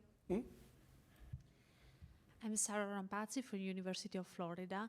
So you spoke before regarding what will be like the real problems. And in academia, we saw like this mismatching between what is cool to follow, like NEA perspective in research, and what actually the industry need. But for my experience, and like I'm not the only one, we have some sort of like not communication. So you have like from industry the things, oh, these attacks are not important because we really don't care or they are not relevant. But the edge cases that you show actually happen, and is what like the actual algorithm fail. So as an academician, as a student, as a professor that had, like, they need to train students to actually solve this real world problem, how we can match these two things, if you have some thoughts. We need to communicate more with industry, but it's not that easy for a lot of reasons. No, you're the uninvited dinner guest. Exactly. That's basically what you are when it comes to the actual industry. Academia is the uninvited dinner guest, right? So if you're the uninvited dinner guest, nobody really wants you there. They don't want to talk to you. You're annoying. You say mean things about my stuff. You say you have inconvenient things to tell me. I don't really want to hear it. So the best way to do is to show value, right? So like I said, if you want, make sure you partner early. There's nothing industry hates more than somebody who goes and does a whole bunch of stuff, publishes it all, say, here's how they suck, and then they go to the vendors and go, isn't this great? Don't you want to talk to me and now we can fix it? No. At that point in time, they pretty much want to stab you. So before you start doing your work, try to engage early. And like I said, come to them with a clear ROI. Look, we're going to look at this, and here are what we think the benefits are for you, right? So not for the halls of science or my students or anything else, but the benefit to you, right? If you can't articulate that, you're not going to get a lot of traction. Mm-hmm. So this is a way. Thank you. Yep. All right, any other questions? Okay, so if you guys like my... In fact, I have a question. Okay, fire away. So I think you have a lot of bubble like listed at the beginning, but the human somehow is not included. Like in the truck, we know there are truck drivers inside the vehicle. So I want to hear from you. So in the future, if the truck is in autonomous mode, so will we still have driver inside? And then, you know, so based on your experience, can you also share some of your opinion regarding the privacy of those drivers? Right. So the truck driving industry has a shortage of drivers. They're very excited about autonomous vehicles, just like Uber was very excited to get rid of all their drivers so they could have a whole fleet of fully automated taxis. The autonomous trucks are now getting ready to hit the road. They seem to have learned absolutely no lessons at all from the robot taxi debacles. So I think that they're basically doomed to repeat it right now. So I think we're very far away from having, now there are autonomous trucks, but they're not operated in the way that you would think. Specific distances, specific empty sparse highways, off-road applications, there's some stuff that works. It works, and it will continue to work until one of those giant earth-moving machines runs over like 5 people. And then all that stuff is going to go away. But for privacy, the privacy issues, especially in commercial operations, is that just like when you're at work, you don't have an expectation of privacy at work. Your email can be read, all those sorts of things. If you're a driver inside of a commercial vehicle, you don't actually have much of an expectation of privacy either. It's a very sensitive issue because what they're doing is they're installing cameras on the inside of the vehicle, and they're doing image recognition to see if the driver looks like he's nodding off, and then they can send an alarm. That's a useful, safe application, and I think it's wonderful, but then the people have this aversion to being on camera 7x24, which I can also understand. Right? So that there is that particular give and take.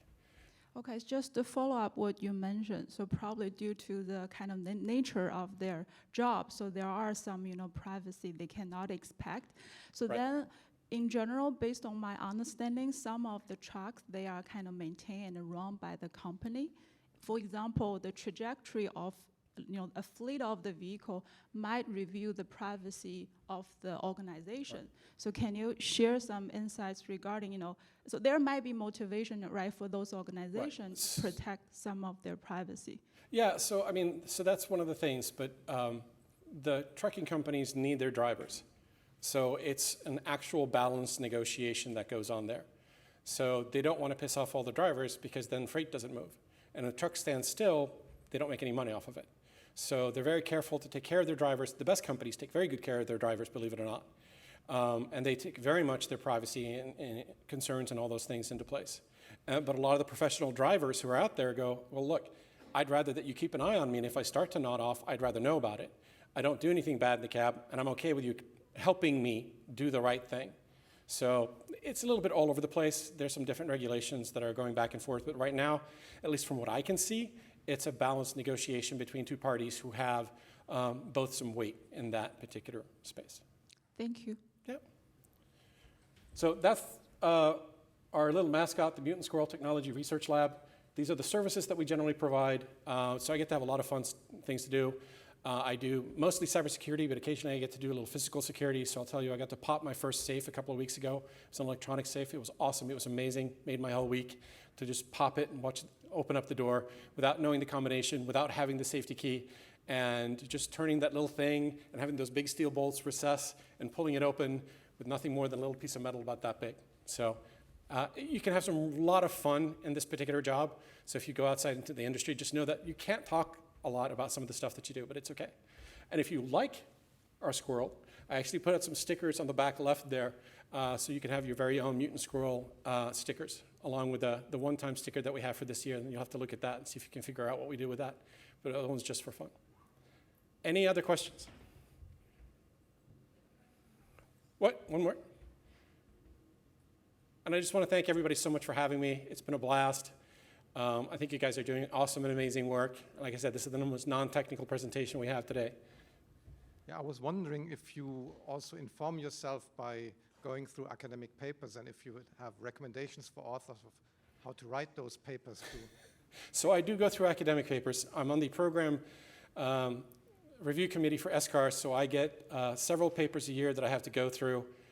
Some of them are good. I just went through a batch flying down here or over here, and I had 5 papers. 2 of them got smiley faces, 3 of them got frowny faces on the top, but lots of comments. Random application of machine learning is one of my least favorites. So if you're going to send me a paper that involves machine learning, please know what you're doing. Don't just grab a random bunch of data and don't clean it and just stick it in a machine model and say, look what I did. That's going to get you panned and thrown out pretty fast. Things that are interesting and technical are good, but like I said, make sure that you vet what you're doing. That's why I say the networking part is so important. You may think you have the brightest idea and the best idea, but when it gets sent to some of the most brilliant industry people who review those papers practically at SCAR, and some of those, their sole job in life is to throw vendors out of OEMs on technical basis. So their sole job in life is to have all these companies that spent millions, if not billions of dollars developing this ultimate solution for automotive. They come in, they sit half an hour with this person, they poke so many holes in it, they leave crying, and that's the end of their business. I mean, these are the people that are reviewing your papers, right? So it's not a professor of something who's gonna, that'd be great, but maybe do something better and you can bring your grade up from a C+ to a B-. So make sure that you figure out and run anything by other people, right? I try to do that too. Like this particular slide where I make fun of machine learning, I'm like, sheesh, I'm gonna be in a room with the professors. Better make sure that what I'm saying actually holds water. So I sent it off to a friend of mine who is very, very knowledgeable. She used to be in charge of the computer science department at a university. Right now she's over at DARPA, so she's like one of the brightest ladies I know. I'm like, am I just full of, bull hockey here, or is this generally what it is? And I got, nope, that's pretty much what we think it is. So I'm like, all right, fair enough. So it's always good to check with everybody, right? Not every idea that you have is genius. Certainly mine aren't. Some are real doozies. So, anything else?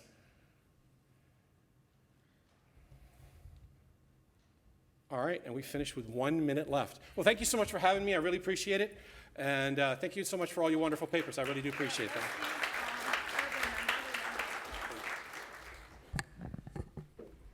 So our next session starts in 1 minute.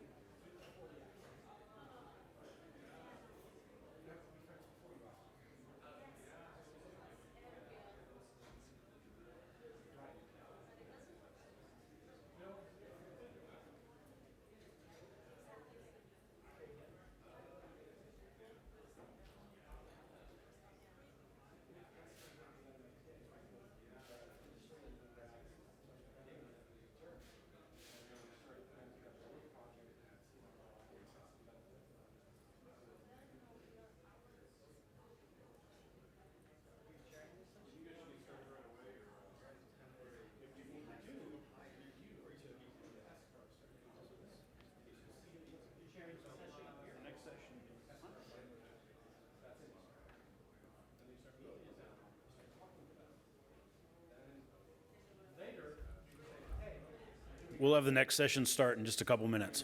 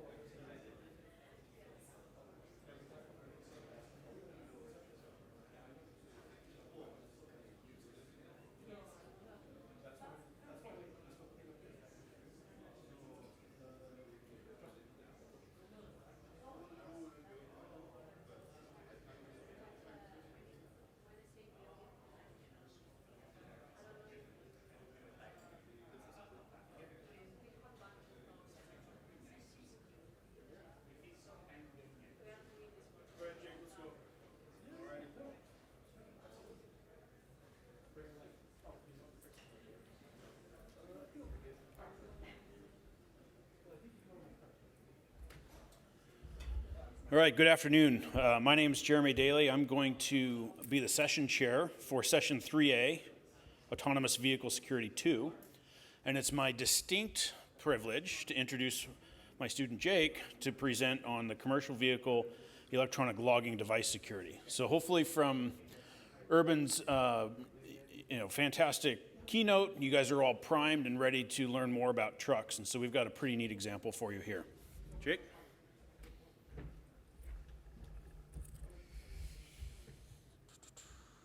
Sweet. Alrighty, as you said, my name's Jake Jepson. I'm going to be presenting commercial vehicle electronic logging device security, unmasking the risk of truck-to-truck cyberworms. So quick about me, I'm a systems engineering master's student at Colorado State University, and I'm a graduate research assistant for Dr. Daly. So as a quick attention grabber, pretend that we have two vehicles going down the road, and one is a semi-truck, one is a Tesla, and they're on a private airfield, but we can pretend it's the real road for now. And I'm sitting in the Tesla, and I drive up alongside of the semi-truck, and this is how I explain it to my parents. I do my hacker voodoo, and about 30 seconds later, there we go. The truck begins to slow down. It pulls over to the side of the airfield. The Tesla speeds away, and Rick, my coworker, he is left sitting there trying to press the pedal, but to no avail. So hopefully that grabs your attention. We do have an amazing demo, which I encourage you to come see. But now for a little bit of background information so you can better understand what's going on. So real quickly, why heavy-duty commercial trucks? A lot of people might be more familiar with cars. A lot of people drive more cars than they do trucks in their life. But trucks they're part of the heavy vehicle domain, and the heavy vehicle domain is critical infrastructure. There's a lot of them. We got millions of them, and they move most of our freight. If you were in America for the time that we had the toilet paper shortage, you'll probably remember how fragile our supply chain is and how much people freak out once there's even a little bit of delay in getting their goods. And they're packed full of technology. As we've seen today, they got lots of sensors on them and their networks on wheels. But the thing that makes them different than cars is that they're highly homogeneous and interoperable. And this is key for commercial reasons. Now, if you're not familiar with modern vehicles in general, they are a network of computers on wheels. You got ECUs, which is what we call the computers, electronic control units. Oop. I think it went away. And it's back up. Sweet. There's anywhere from like 15 to 150 in the luxury vehicles of ECUs. They control anything from your engine to climate control, entertainment, things like that. And they're connected by networks. You'll hear the term CAN and J1939 thrown around. Not going to go super deep into them, but because I think most people might have some idea of what they are. But J1939, it is a standard for communication in heavy vehicles. It spans multiple OSI layers, anywhere from the physical up to like application layer. It's built on top of CAN. So just like CAN, it doesn't have any protocol level security in it, and it governs how ECUs talk to each other. Electronic logging devices. This is the main thing I'm going to be talking about today. They basically just automatically log hours of service. They come in all different shapes and sizes. So we have small handheld ones, all the way up to these tablets, Android tablets. Oh, sorry about that. And the ELD mandate made the ELDs mandatory in around 2017 for most commercial drivers. The goal is to reduce accidents caused by driver fatigue. Sleepy drivers cause accidents. But there's no mention of security, and you're attaching these add-on aftermarket devices to these large commercial vehicles. Registration is required, though, but it's a self-certified process. There's about 880 registered ELDs. They acquire their data through communication with the ECM. So that's going to be connected through the diagnostic port. For cars, you see the OBD2 port. For trucks, it is a circular Deutsch 9-pin port, but basically same usage there. Interesting requirement is that in order to get all the information they need, not all the information is broadcast regularly over the vehicle's network. So they actually need read and write access to the vehicle's bus, which is key in this case. And then common wireless interfaces for them include Wi-Fi, Bluetooth, Bluetooth Low Energy, GPS, cellular. So system definition, because I'm a systems engineer, for the heavy truck, we got a dynamic operational platform with mechanical and electrical components, and then the ELD is an electronic vehicle attachment mandated for data logging and regulatory compliance. The key purpose of this slide is to make you aware that these systems are designed typically by different companies, and if you aren't designing them for each other, you can get this emergent behavior where you get this possibly better operational capabilities, but also potential vulnerabilities, which we'll look into today. So if we start looking at this ecosystem from an attacker's point of view, we have the attacker's goal, which is you compromise the wireless device and then using that as a proxy to send bad messages to the vehicle. This is not something new. We have the insurance dongles, that whole scandal. We also have the G-Packs where they did something similar as well. There's 880 of them though. So you might think that in order to do any large-scale attack, you're going to need to compromise many, many of these devices, which spread across dozens of different businesses. And modern trucks, they contain diagnostic gateways in them. These function like firewalls, and they're going to stop the malicious traffic, and they're going to let the good traffic go through. And disconnecting the ELD, that's just going to stop the attack, right? Super simple, easy way to do that. And then if we look kind of at the threat scenarios, they fall into two categories. We have the short range, which is going to be like Wi-Fi, Bluetooth, and then we have the long range, which is going to be cellular. But in all reality, if we take a closer look, that's not actually the case. There's actually only a few tens of distinct ELDs on the market. The vast majority of them are resold or clones or rebranded, whatever you want to call it. If they look similar, there's a very good chance that they're the exact same device. And then there's significant code reuse in these models. So if you have the same company that's selling a model, one has cellular and one doesn't, the vast majority of the code on it is likely going to be exactly the same, except for that cellular interface. Gateways have become popular in late 2010s, early 2020s, but trucks have long operating lifespans, really long operating lifespans, and so they're going to be on the road for a while without those if they weren't originally made with them. Like ECUs, gateways are susceptible to configuration errors. So there's some classic examples in academic literature showing like brake diagnostics while the vehicle's in motion. And then if you want to talk to my coworker Rick about diagnostic protocol flaws, that's his field of research as well. So there's some great examples of that. The legal requirement for ELD requires its usage. So this is going to basically make it a lot more difficult for the driver to make that decision to unplug the device because he's required to use it.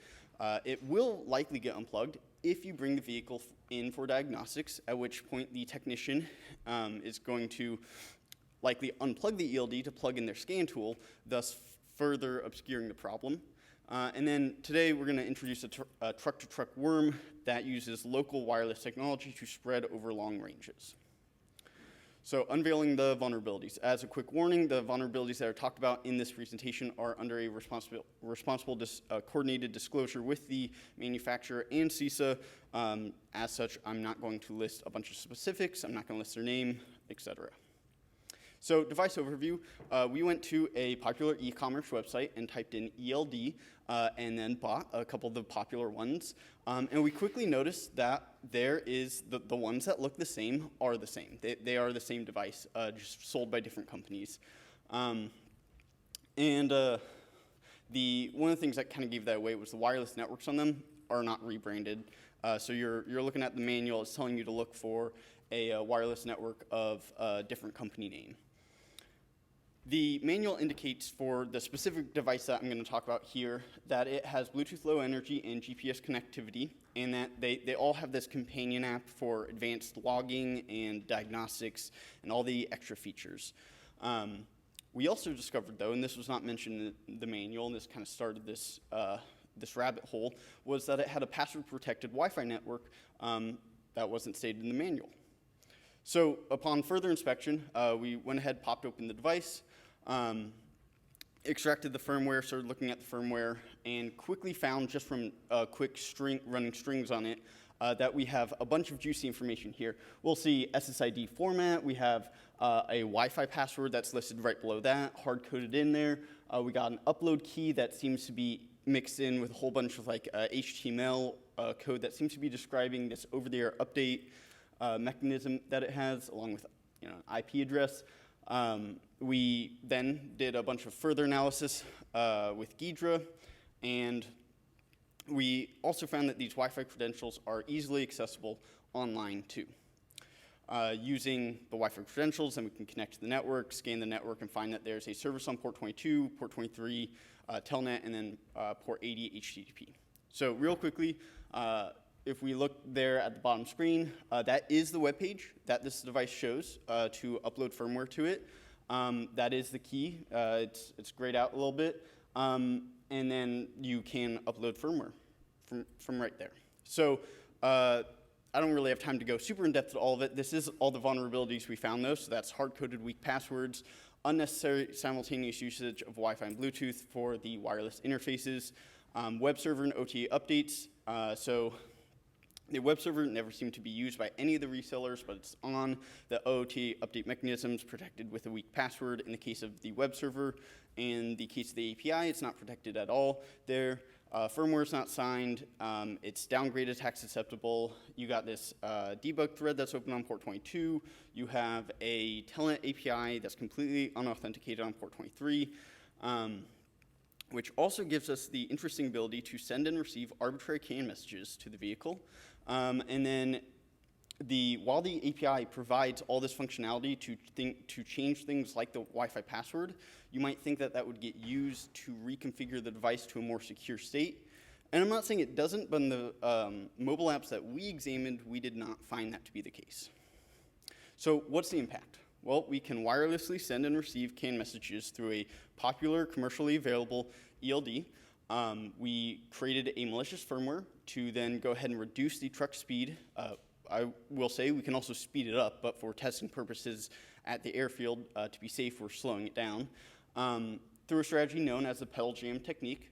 So we placed this in the debug thread, which was a great location because it's completely unnecessary to the rest of the program, and it's quite big and it allows us to place all of our code in there. We're using TSC1 messages that are basically just telling the engine to go to 0% torque, so this returns it to idle speed. We then drove up alongside the truck at that airfield, that's what the screenshots are from, and I wirelessly connected and then reflashed the ELD on board with this malicious firmware, and after it's done reflashing and it boots up, it then goes ahead and slows down the truck. We then developed and demonstrated a self-replicating worm on ESP32 devices. The reason we chose ESP32 is that is the compute platform of these devices, so we wanted to try to replicate it as closely as possible without actually having the risk of developing a true truck-to-truck spreading worm on the real ELDs. So we switched over to the dev boards, and the nice thing about the ESPs is that they have this dual mode Wi-Fi access where they can be a client and an access point at the same time. And so if we use that, we can create this worm that spreads from device to device. And we actually found that with the default PCB antenna, they had pretty good range, 120 feet, which is about 12 parking spaces in a dense parking lot, which is much further than we initially thought.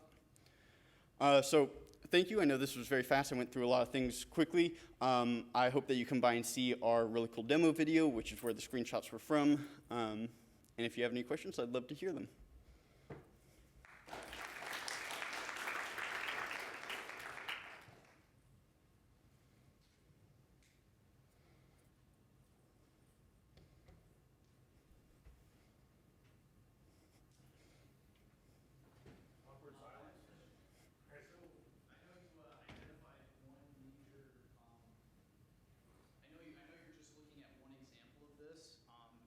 You said what did you say? There were like 15 unique, or maybe, I know there were a lot of them, but they're kind of reselling them, right? Yeah. From your analysis, what do you think? Do you think you'd see the same thing if you went across and looked at all of the different platforms that are being offered, or did you identify anyone that was more secure than the one that you looked at? There are some that we think might be more secure, but there's also a large overlap of similarities between them. It was enough to where we felt confident that we could publish this information and find similar vulnerabilities in other ELDs. So that's how, so a lot of overlap. Yes, I do think there are more secure ones though as well. Okay, and then just a quick follow-up question. The simultaneous like Bluetooth or the BLE and the Wi-Fi access, I guess I don't know a lot of context. Is that actually necessary for the device in most contexts, or to have both or even one of them enabled at a time?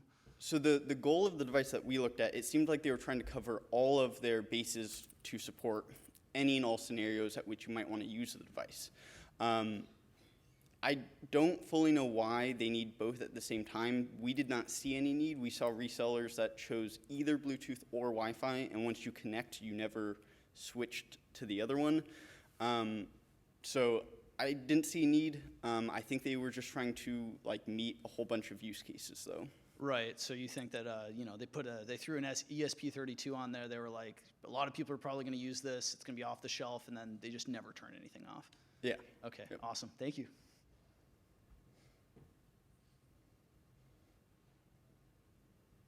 All right. Very good. Another round of applause for Dave. Okay. Next up, we have a work in progress paper. Adversarial retroreflective patches for novel stealthy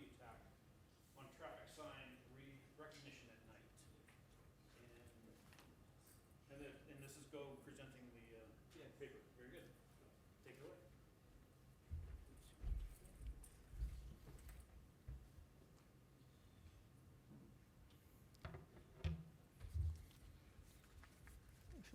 Okay.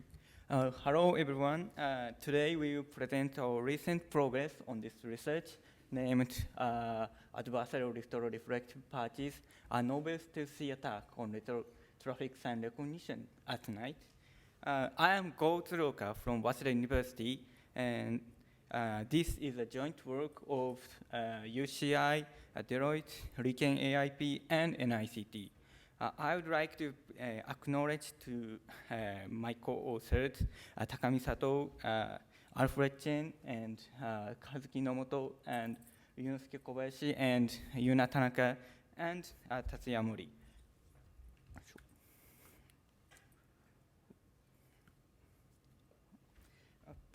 Traffic sign recognition, TSR, is a critical part of autonomous driving, and its systems has been widely used in recent commodity cars. For example, some products use its systems to assist the driver to recognize signs, such as speed limit signs. Moreover, in Tesla cars, its functions have been used for autonomous driving. Excuse me. Meanwhile, TSR systems leverage deep neural networks, and they are known to be vulnerable against adversarial attacks. There are two main types of attacks widely recognized, and they have a limitation of visibility to humans. First, patch attacks. Attacker place patches to the sign physically. While it is easy to deploy, but these attack traces is highly visible and noticeable to humans. Second, light projection attacks. Attacker projects light to the signs. These attacks can be stealthy when light is off. However, these attack traces is still visible, and huge devices are necessary for attacks. To address the limitation, we propose a new attack vector called Adversarial Retroreflective Patches attacks, ARP attacks. Our attacks are designed to be highly stealthy at daytime, but effective at night with victim car's headlight. We use retroreflective patches to which return the light to the direction light comes. By using retroreflective patches, our attacks can be stealthy at daytime, as we can see the left.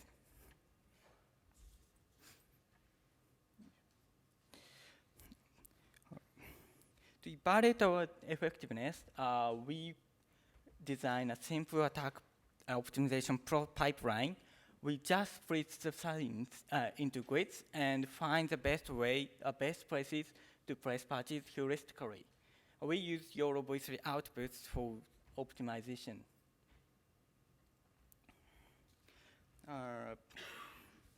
To evaluate the feasibility of our attacks in our outdoor environment,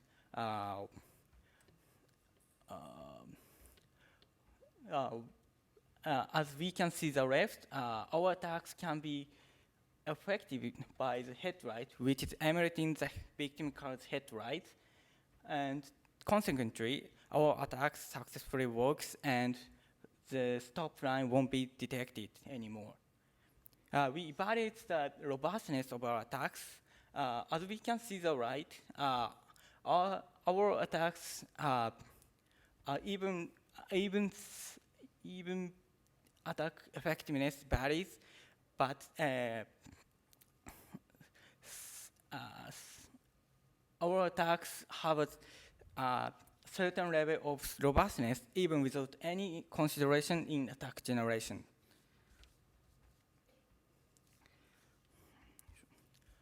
In summary, we designed an ARP attack, a new attack vector on traffic sign recognition systems at night. By using retroreflective patches, our attack is stealthy at daytime but effective at night with the victim car's headlight. Through feasibility study, we confirmed that our attack is feasible on the traffic sign recognition systems. However, these results are not enough to show the feasibility of our attacks. Therefore, to address these problems, we are working on a survey more on retroreflective patches and more realistic models such as Blender. Moreover, we are working on more attack optimization improvements, such as using black box optimization. Finally, we designed an effective way to defend against our ARP attack method. We thank you for your time, for your presentation. For more detail, please refer to the checkout our paper or visit NDSS poster session. Thank you.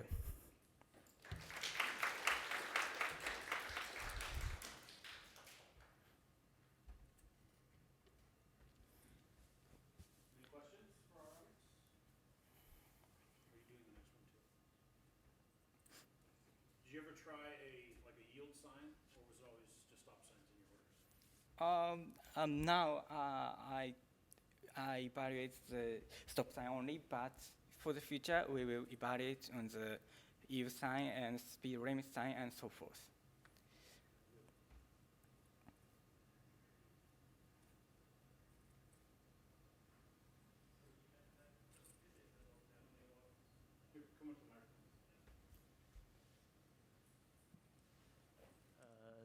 Some practical issue for this attack. How do you make sure you still put the stickers on the stop sign at evening?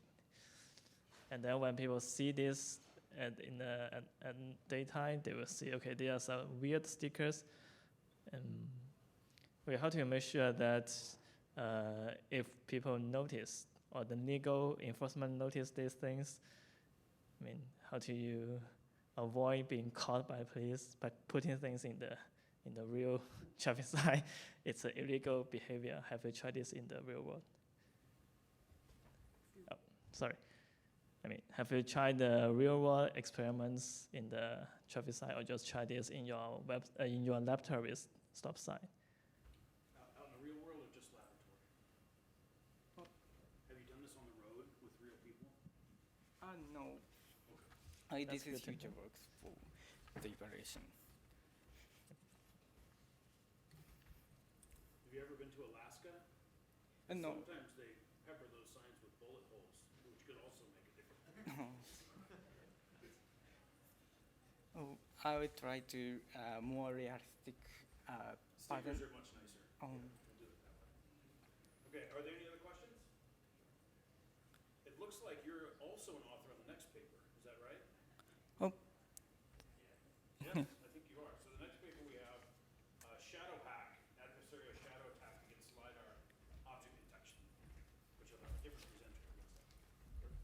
Thank you.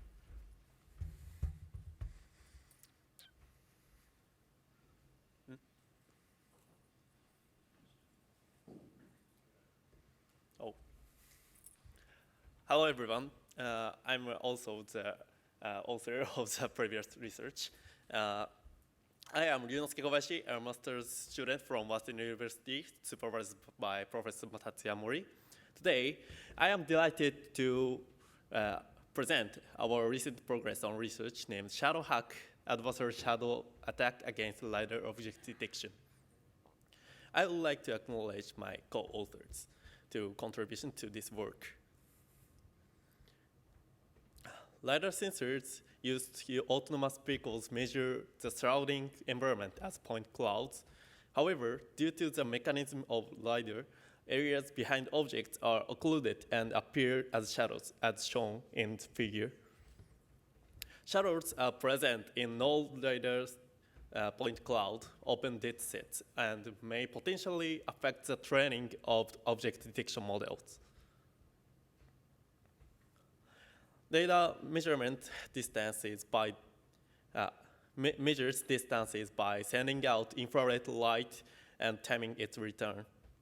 Materials that reflect like mirrors or scatter these lights create shadows in the measurement as a figure. We can intentionally create shadows on data point clouds by using specific materials easily, such as aluminum laser mats, which exhibit specular reflection of infrared light. Okay, the main idea of shadow hack is to create a tricky shadow called the adversarial shadow by placing specific materials on the ground that lidars can't see. Shadow hack works by making shadows that confuse the lidar-based object detection systems. We achieve this by placing shadow materials on the ground. When looking at the figure, after the attack, the area of the adversarial shadow is detected as a car indicated by the green bounding box.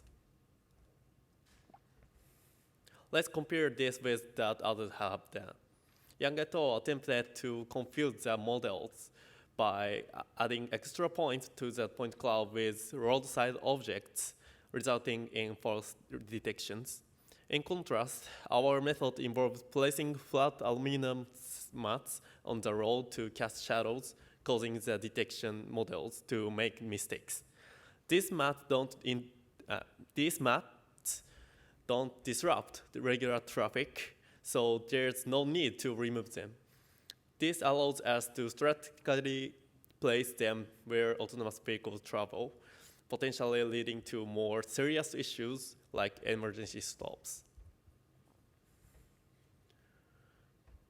This is a shadow hack attack framework. First, the attacker captures point clouds at locations where the target autonomous vehicle is expected to pass. They then manipulate these point clouds to create shadows.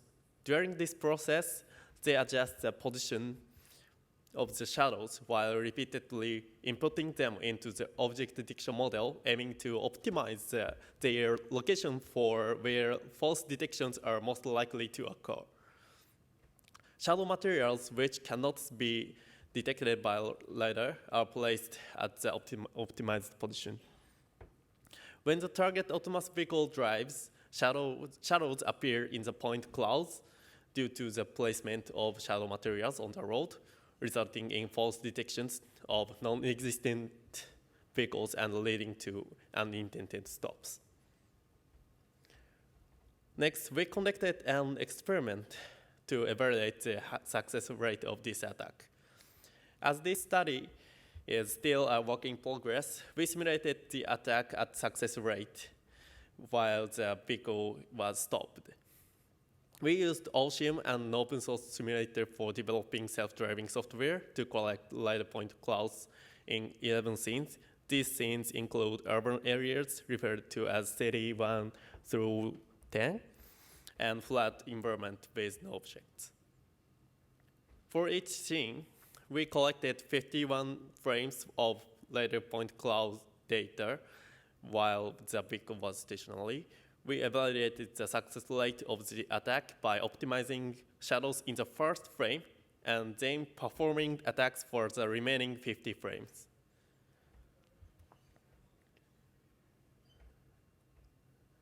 Okay, here are the results.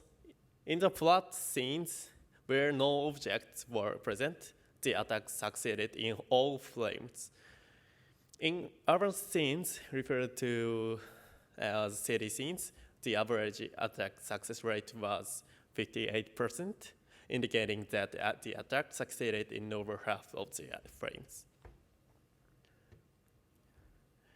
Okay, in terms of its future work, while this study focused on the success rate of attacks while the vehicle was stationary, it's crucial to evaluate the robustness of attacks when the lidar is in motion, considering that autonomous vehicles were mobile. Additionally, while this study experimented with shadow shapes fixed to squares with size of 2 meters, there's room for improvement in optimizing the shape of the shadows and considering distances from LiDAR. Ultimately, we aim to conduct attacks on autonomous vehicles that are actually operating in both simulated and real-world environments, assessing the impact on the control systems. Thank you for your time. Please feel free to reach out to us if you have any questions. Thank you.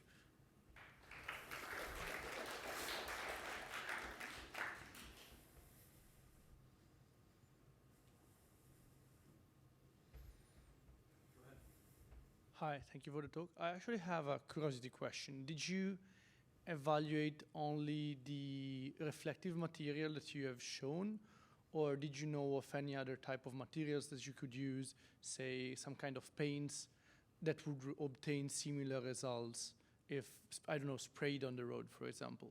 Other materials? So yeah, exactly. Yeah, aluminum mats are the cheapest material to attack, but their transparent mat is also exists. It's stealthiness and point clouds shallowness. We can create shadow with this film. So next, this is a work in progress research. We evaluate next material to attack success rate. Thank you. Okay, this is our last chance for questions this session because our next presentation is a video. So if you have any questions, please ask them now. Okay. Okay, very good. Thank you. Yeah. Thank you.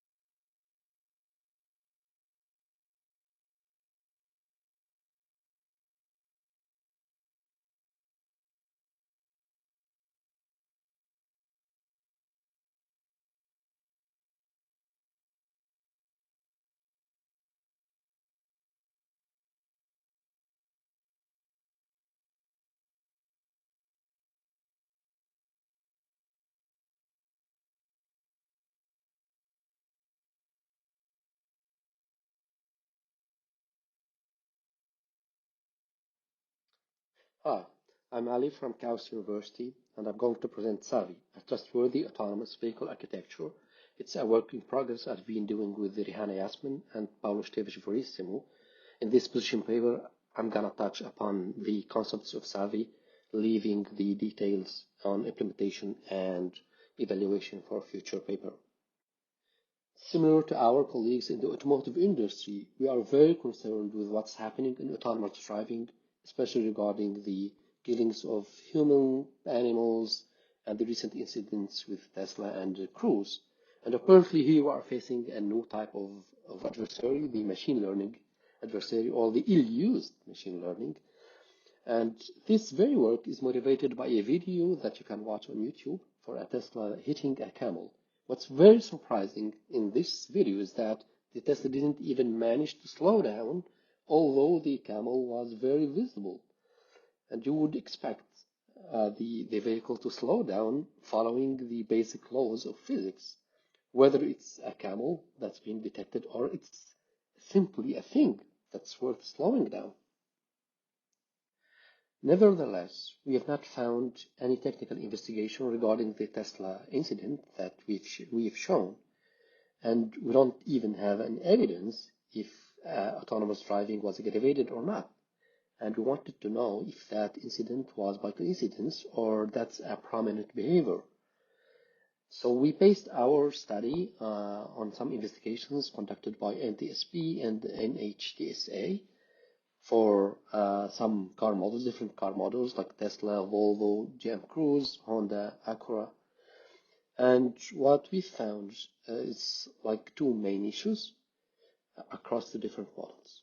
So the first is confusion in command and control. So what we observed in the many incidents that vehicles have not made any slowdown or braking. So what we've seen in the Tesla case was prominent in many cases. And whether it's either referred to the autonomous driving system couldn't make a decision at all, or there was some late driver handover being done, as we hear often. The second is that there were some features disabled or broken, or some ignored sensors and actuators in these vehicles, and there was no control over this. There was no reliable system that oversees the vehicle state, either in static mode or while it's driving. And there was no reliable system that could take over, even in this case. The second issue that we have concluded is that the machine learning models that are being used are optimized for better precise than timely delivery. While we've seen some reporting for some inference slowness in the machine learning models, we have not seen any mentioning to invalid or indeterminate classification. One could infer that the system or the vehicle is still waiting for the machine learning model to deliver. If you are constrained by time, it means that these machine learning models are either delivering all or nothing at all. Our hypothesis is that this all or nothing delivery could be avoided if we could tune the machine learning model in such a way it gives us still useful insights that are time-bounded. In such a critical application like autonomous driving, timeliness should have priority over the quality of inference as long as inference is useful for us. Let me give an example on obstacle avoidance task. You could imagine the camel case. For example, you could detect first that it's an object where you could take some action. And then you could even infer that it's a non-obstructive dimension, if it's small or big, or non-obstructive material like a plastic bag or shadow, or obstructive avoidable thing like rock, but it's not blocking my way. Obstructive unavoidable is a falling truck, or obstructive moving animal, or obstructive rational thing like a human, or an obstructive vehicle that is smart, for example, I can't talk to. In each of these cases, these are different levels of inference detail that could have different inference time that could grow to one order of magnitude, and based on that, you could take a different action. So, fortunately, we know that in dynamic neural networks, we could change the architecture, change the model, change the parameters of the architecture to tune this inference quality and time. Putting things together, the Savvy approach solves the first issue, which is confusion in command and control, by having a safety-critical supervisory control system that's able to oversee the status of the sensors, actuators, features enabled or not. And at the same time, it could take over from the machine learning models running. This means that we don't ever give the machine learning models full control over the vehicle because they are probabilistic, they are unreliable. While for the second issue, which is the better, precise than timely delivery, we tune the machine learning models, which we call time-aware predictive quality degradation. So this time we could infer as much as possible, as precise as possible, and in a timely fashion. So as you noticed, Savvy gives big deal to timeliness. For this, we define two time bounds. The first is time to event, which is the time a car takes to hit an event, for example. And the time to hazard is the time window allowed for machine learning models to infer after calibration in our case, where we could run one model or more in parallel, even in this case. So this is represented by the green area, after which the control system takes over for the fail operational case. To implement our concepts, we've introduced a preliminary architecture for Savvy based on the safety critical control component and the time-sensitive intelligent module component. The first is in charge of the full control of the vehicle, including time controls. The second is in charge of the dynamic machine learning inference, given the time that's set by the safety critical control. The workflow is easy. It starts by preliminary sensing that would give the time to event as soon as possible as a triggering event. Based on that, the task scheduler in the safety critical control would assess the time to hazard and schedule the times given for every timer in the TSIMs. These TSIMs should deliver before these timers expires, otherwise the system will fail operational, which is represented in the black boxes that we draw. The main takeaway from this work is that there are three main approaches for autonomous driving. Either you go pessimistic and you don't trust machine learning, you don't use it, and then you lose the full power of machine learning and you generate a bad or annoying driving experience. The second is being optimistic and rely completely on machine learning without any bounds, and then violate the safety bounds set by the environment. Third is the savvy approach, where you trust the machine learning only when time permits. This would give a smooth and safe driving because you are taking the best effort from machine learning models as long as time permits.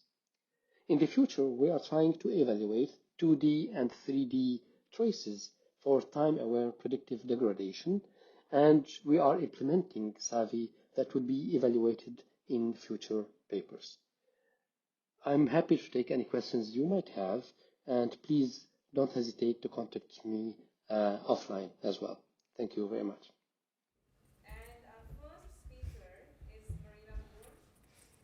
She will be going through a long paper titled Securing Automotive Security Supply Chains. Marina is a PhD student at NYU, and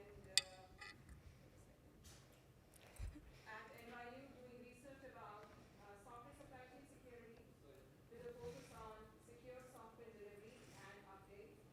Her work focuses on the interaction between research and real-world application through open source automation. Thank you. Hi, everyone. I'm Marina. As she said, so I guess we can get right into it.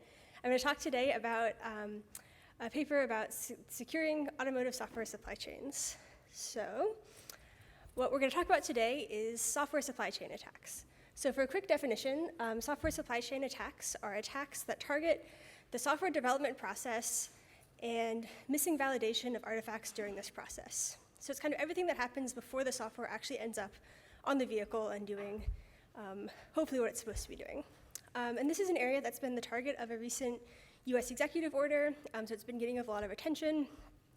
And it's also it's a growing attack that we've seen in the wild. And so this is one number from a industry survey that showed that there's a 742% increase over the course of 3 years. I think this is from 2022, but the number probably continues to go up. So what we're specifically going to talk about is kind of two different aspects. So there's the aspect of secure software over the air, which is how you actually get the software to the vehicle. And there's a lot of existing technologies in this area. Some of the many are listed here.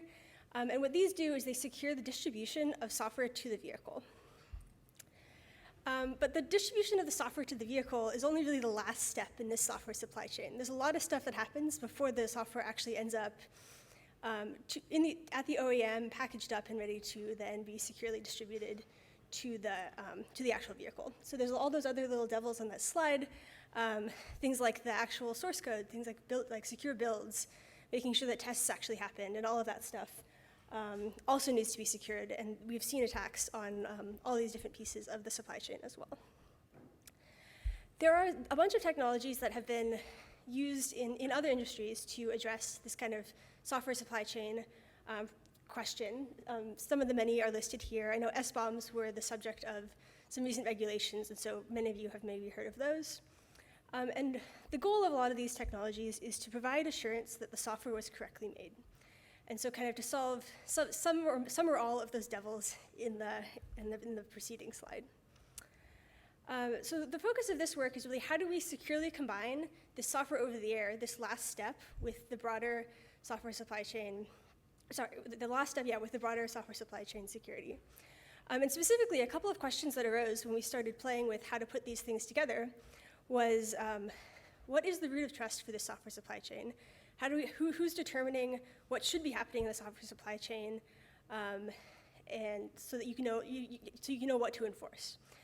And so how do you disseminate that policy to all the different people who need to see it? Because there's a lot of steps in the software supply chain that happen, and at each of those steps you need a policy for what is supposed to happen, and you also need some sort of attestation or statement of what did happen, and then you need to compare the two.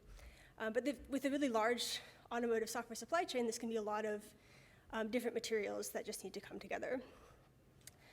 And finally, and most importantly, there's limited storage and runtime capabilities on automotive ECUs and kind of IoT devices more generally. And so a lot of those software supply chain security technologies shown before were designed kind of for less limited spaces. And so they expect you to send huge amounts of data and do huge amounts of processing on the end device, and so don't work kind of out of the box in this space. So to address all this, we introduced Scudo, which is a system to kind of combine secure software over the air with secure software supply chain technologies. And the basic idea is that you use the SOTA system to distribute the root of trust and the policy for the software supply chain system, because SOTA it's already designed to be a software distribution system, and distributing software is very similar to distributing other artifacts. So you can use kind of similar mechanisms to do that kind of distribution. And we found several different requirements of the SOTA technology that you need to be able to securely actually distribute these things, especially the root of trust, which is of course a highly trusted, and so therefore you need to make sure that people are getting the correct information there. And then the other big thing that we kind of designed in Scudo is that because you can't do the full software supply chain verification on device, as you can do in other areas, we came up with a way to do a lot of the verification off device. And so the basic idea is that by having 3 points of verification off device, where each of those verification points signs an attestation that the verification occurred, you can then just send those attestations to the vehicle. The vehicle can have some assurance that the software supply chain checks were done, and with multiple points for additional assurance, so that if one server or one of these points of verification fails, you still have backups and you can see that something went wrong.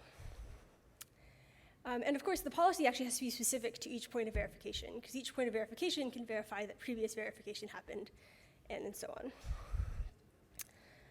So to implement this, the basic idea works with many of those different SOTA and software supply chain technologies that we showed a few slides ago. But in order to implement it, we chose a couple of concrete implementations based on some usage and security properties. So we combined Uptane on the SOTA side, which is a secure SOTA system that has been standardized and kind of has influenced a lot of the regulations in the space. And a couple of key properties of Uptane that were useful for this combination were the idea of delegations, where the repository can delegate authority for specific images to other parties, and not just other images, but what we did was we used this delegation mechanism to delegate the software supply chain piece to a specific party who's then trusted for those elements. And also the fact that there are two different repositories in Uptane, one of which it provides the directs which images are installed on the vehicle, that's the director repository, and then the image repository, which serves just as a repository of all of the valid images. This helped us provide those kind of multiple points of verification off device. The other technology we used here is Intoto, which is a software supply chain security technology used widely kind of in the cloud native space and in other areas. The basic idea of Intoto is that there's kind of two pieces, the image of it, well I guess three if you include the actual software artifact. The other two are the layout, which you can think of as the policy. This is what's supposed to happen. And then the links, which are just statements of what actually did happen, signed by the actors who did them. And so you can compare the links and the signatures to the layout, which says who's supposed to do stuff, what they were supposed to do, and you can kind of see that what was supposed to happen either did or didn't happen. And so this is kind of a big picture of how we combine these technologies together in an actual implementation. The important things here are that the Intoto verification is happening on those Uptane image and director repositories, as well as at the SOTA gateway, kind of after it leaves those repositories. And then on the image repository itself, we use this delegation mechanism to put the Intoto layouts and attestations into the repository as well, so that those can be verified by all of those off-vehicle verifiers. And then the attestations from the image director and SOTA gateway verifiers end up in that repository as well for the vehicle to verify. And we were able to evaluate Scudo in practice through a collaboration with Verizon, who very kindly offered us the use of one of their devices to test how this actually works on an embedded device. And we were able to achieve pretty good results. I think with on vehicle, there's less than a second of additional verification time, and there's a one-time verification cost on the repository of just over a second per image.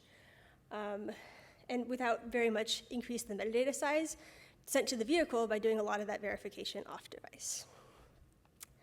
So that's all I have. Thank you. Let me know if you have any questions.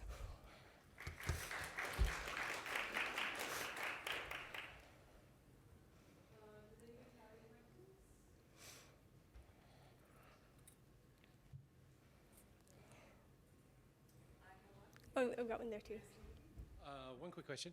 How far along are you in this work? So we have the implementation, and we've worked with Verizon on an implementation that they believe they are using in production right now. So it's fairly far along. I think we're still in progress on kind of working with other folks in industry, and Will you be working on this next year? I'm graduating this year, so yes and no. So if anybody continues this would be a good SCAR paper, by the way. Yeah. But good work. Thank you. Mm-hmm. Could you talk a little bit more about the decision for 3 offsite validators? Why, I could imagine an OEM saying, I control it all, 1's enough, or what if 3 all get corrupted, why not 10? Yeah, I think the most important thing, and we talk about this a bit in the paper, is that I think just 1 is insufficient. I think that a single point of failure, I think in something like automotive security, I think we found is just insufficient, because if that one thing goes wrong, that means that all of your software supply chain stuff that you're doing is basically useless because of this one failure. And the 3 points were basically because of the design of the system and the kind of obvious points to do it. And that really ensures just kind of that defense in depth is basically the idea of doing 3. Each additional point adds a little bit of extra verification time, both on device and off. So like doing 100 obviously doesn't make sense, but 3 just kind of hit that balance of defense in depth and efficiency.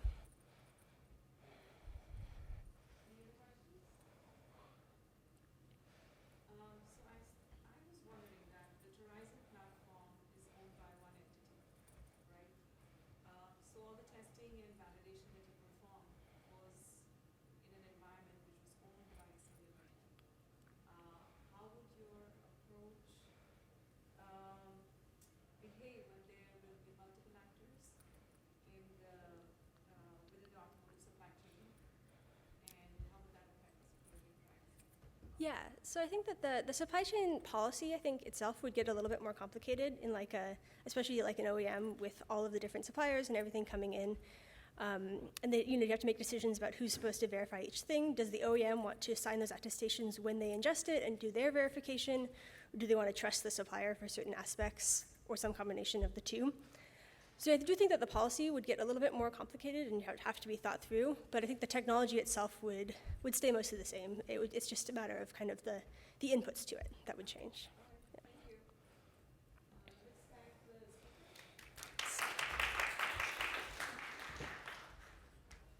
Next we have Takami Sato. He will be presenting on the short paper titled A Cross-Verification Approach with Publicly Available Map for Detecting Off-Road Attacks Against Lane Detection Systems.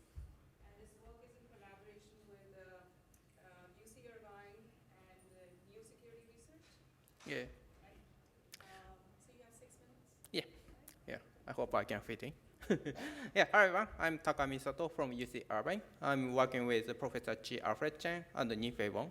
And as Diri says, so this is also joint work with New Security Research. Today I'm going to talk about this work, a cross-verification approach with publicly available map for detecting off-road attacks against the lane detection system. So this is a defense work to detect attack against the lane detection. So accurate lane detection is very critical in autonomous driving. I think you can easily imagine that if the lane detection is failed, autonomous driving may go out of the lane and crash into the roadside object. So the figures I shown is the accident. It happened in the real world. So they failed to track the driving lane and finally crash into the road center barriers, which is very dangerous. And furthermore, the recent research showed that the lane detection system could be affected by the adversarial attack, real-world, physical world adversarial attack. In this case, we can say that there is a potential vulnerability against the off-road attack. So the off-road attack is we named, so any attack that can lead the vehicle to the out of the lane. So of course, we want to avoid such kind of serious consequences. So in this case, there is two major approaches currently to enhance the lane detection systems: the sensor fusion and the map fusion. Sensor fusion is very simple. So to make it better, we can just use more sensors. But it's not the silver bullet. It's not the ultimate solution because there's a drawbacks. The first thing is simply it needs more cost. As shown, that there's some LiDAR-based lane detection, but LiDAR is very, very expensive. It could be expensive more than car itself, so it's kind of maybe not so affordable. So another drawback is it may open new attack channel, so that if we use another sensor, it could be more easy to attack, right? So for example, the LiDAR is vulnerable against the LiDAR spoofing attack, so there is no guarantee that can enhance the security. Yeah, so in this work, we more focus on the map fusion-based algorithm. So the map fusion-based algorithm is we use a road shape in the map.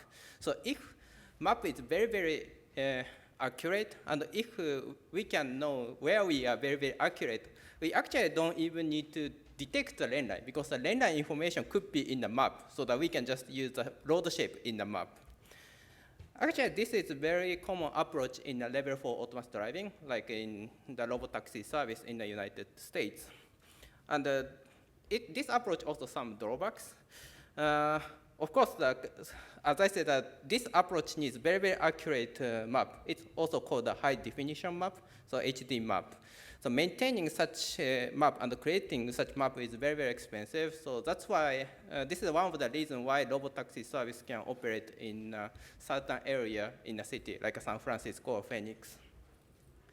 So another drawback is to utilize such an accurate map, we also need very, very accurate LiDAR localizer. It has to be the centimeter level. Because even if the map is accurate, our position estimation is long, so that it's almost useless. But our question is, okay, to support the full autonomous driving feature, we need a very accurate map and localizer. But can we still use low-quality localization and public available map for the security purposes? Like here, we refer the low-quality localization as a GNSS and GPS, so that it's a meta-level localization quality. And the publicly available map is a Google map or OpenStreetMap, so that which is good, but not enough for the autonomous driving. But our question is whether we can use that for the security purpose. Then we explore the possibility in this research. So that to validate the concept, so that we design very simple but effective algorithm, which we named the lane guard. The concept is very, very simple, so that we just compare the road curvature in the map and the curvature of the detected lane. So if there is a huge difference between them, we just think, oh, there's some, the attack is undergoing.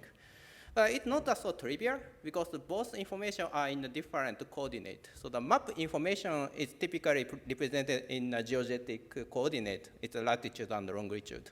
And the lane detection, the results are in a local vehicle coordinate.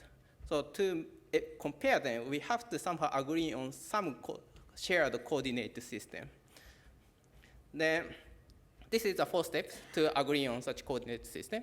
The first, we map the road shape and the car position, and we somehow estimate the car heading with the previous the car position traces of the GPS. So next, we project into the local coordinate system. So the x-axis is along with the vehicle heading. The third point is kind of a trick of the lane guard. So the difficulty of using the public available map is that they don't have lane level information. They only have road level information. So in this case, the road shape will typically represent the center of the road, so which may not match with the actual lane line they are driving. To handle this, we just simply shift the road shape to go through the origin. Then now we agree on the coordinate system. We can just calculate the purple area, and we use it as a detection metrics. If purple area is larger than some threshold, we think some attack is undergoing. Oh, yeah. So yeah, I think I have to quick. So this is the attack. We did the attack evaluation, so effectiveness evaluation and the false positive analysis. So our attack achieved the 89% attack success rate, and we only have the 12 false positive rate. So of course, the information sources are not so perfect. We cannot remove all false positive, but the majority of the case is covered. And we also do the physical world evaluation. I also implemented in the real system and detect the attack, conduct the feasibility study in a real highway. Okay, yeah, this is a conclusion. Oh, and I didn't see any false positive in feasibility test. Yeah, we design effective lane attack detection algorithm. It can achieve the 89% attack detection rate and the 12 false positive rate. The future direction is we can improve each component, and we can evaluate adaptive attacks. Yeah, thank you for listening. Now I'm open for questions.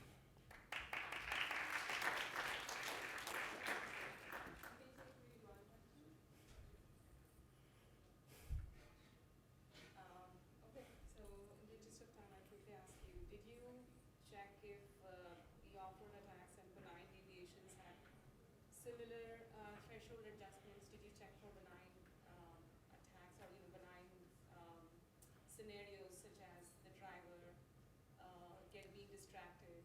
Would it show a similar trajectory? We also evaluate the benign scenarios. Like we evaluate the kind of 12K the benign scenarios, and we only found around the 10% false positive rate. Okay. Yeah, while keeping the high attack detection rate. Okay, thank you. Yeah, thank you. I do want to make an announcement about autonomy is on the job market. He's working with Professor Chen, and his research is in machine learning security, special perception models, and autonomous driving. Yeah, thank you.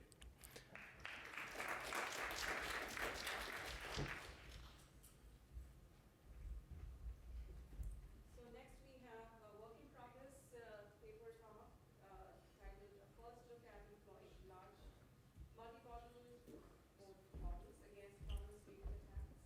And this work is presented by folks from Clemson University.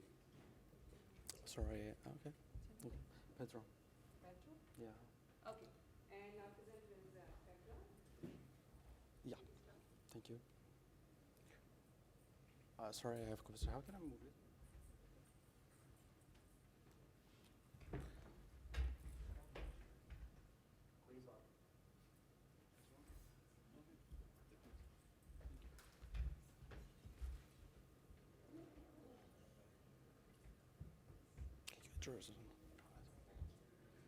There was a problem with the remote, so I'm waiting for the ARCA to bring it.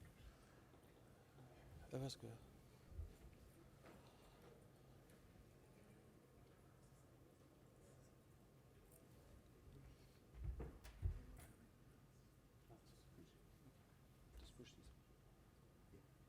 Thank you. Hi everyone, my name is Pedro. I'm from Clemson University. Today I'm going to talk about our project. First look at the employing large language models against AV attacks. Okay.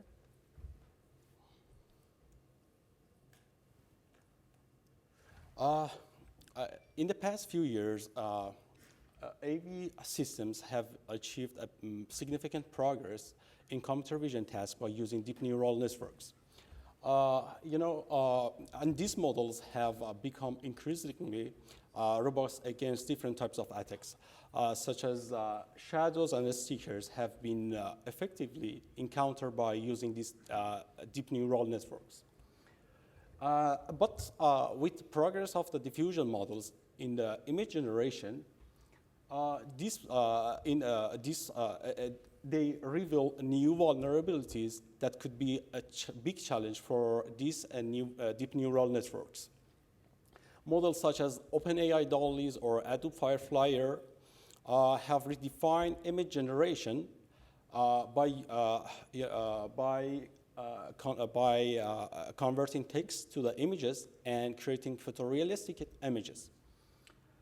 As illustrated in this image, attacker has a property along the road, and the attacker can rent a car as a victim's car and do some reverse engineering and to find a TCR module, a traffic sign recognition module in the victim's car. Then the attacker can use the diffusion model to generate a sign with a text "hi" on it in shape of the advertising sign. And as the victim's car is approaching the victim's store, it will recognize this sign as a stop sign and will come to the full stop. Okay, our goal in this project is to utilize these large models as a defense mechanism against these generated images. Then we aim to show how these large models could be implemented as an auxiliary in vehicle components by analyzing the amount of sources they need and also processing time. Real-time decision-making in the autonomous vehicle is crucial. So to do that, we evaluate the effectiveness of these large models by, on recognizing these images. To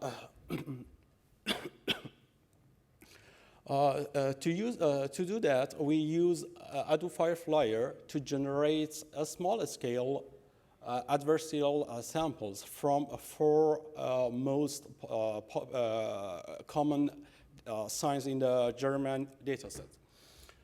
To do that, we use text prompts to change fundamental properties that human beings use to recognize signs, such as changing their shape, color, text, and pattern.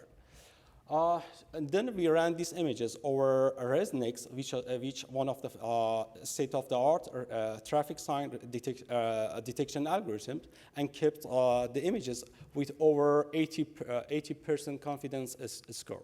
And our selection models includes traditional models and LLMs such as GPT, Lava, and BART.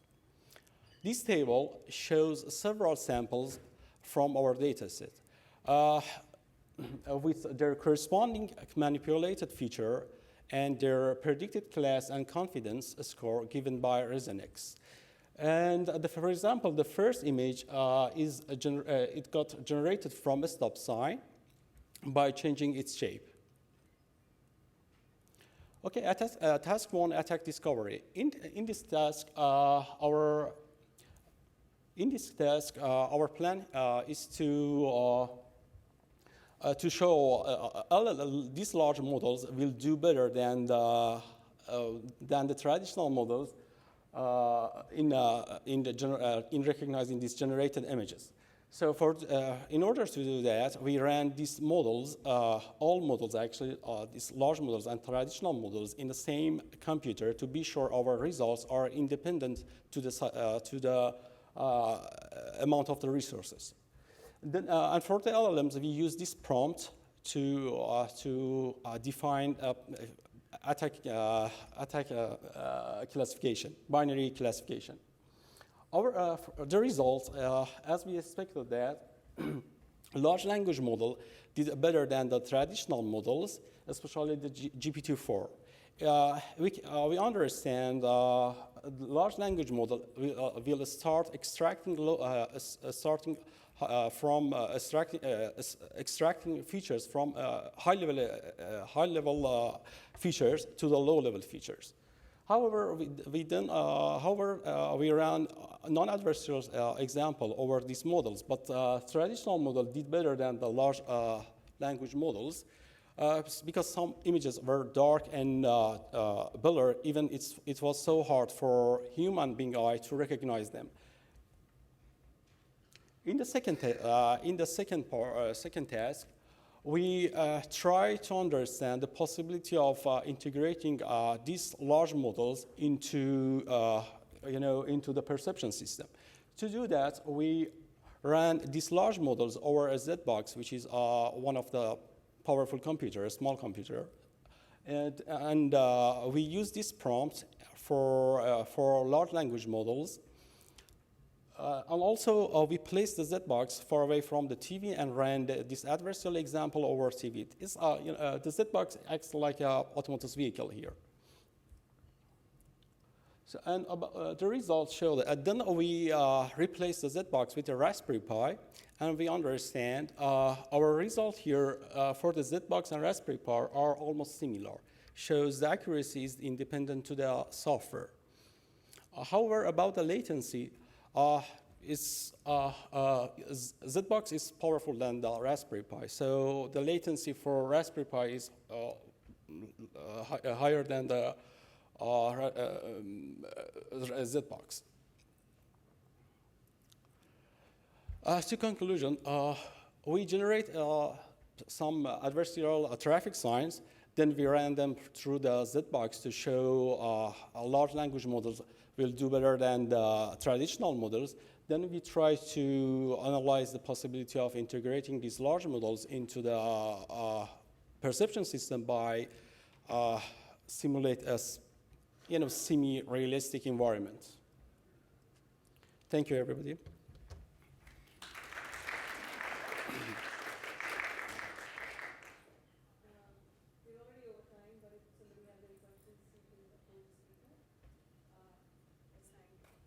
Thank you.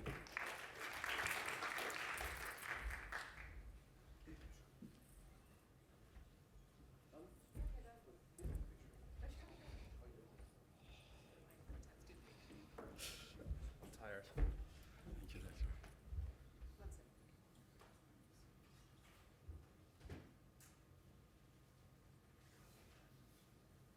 Thank you. Thank you, Doctor.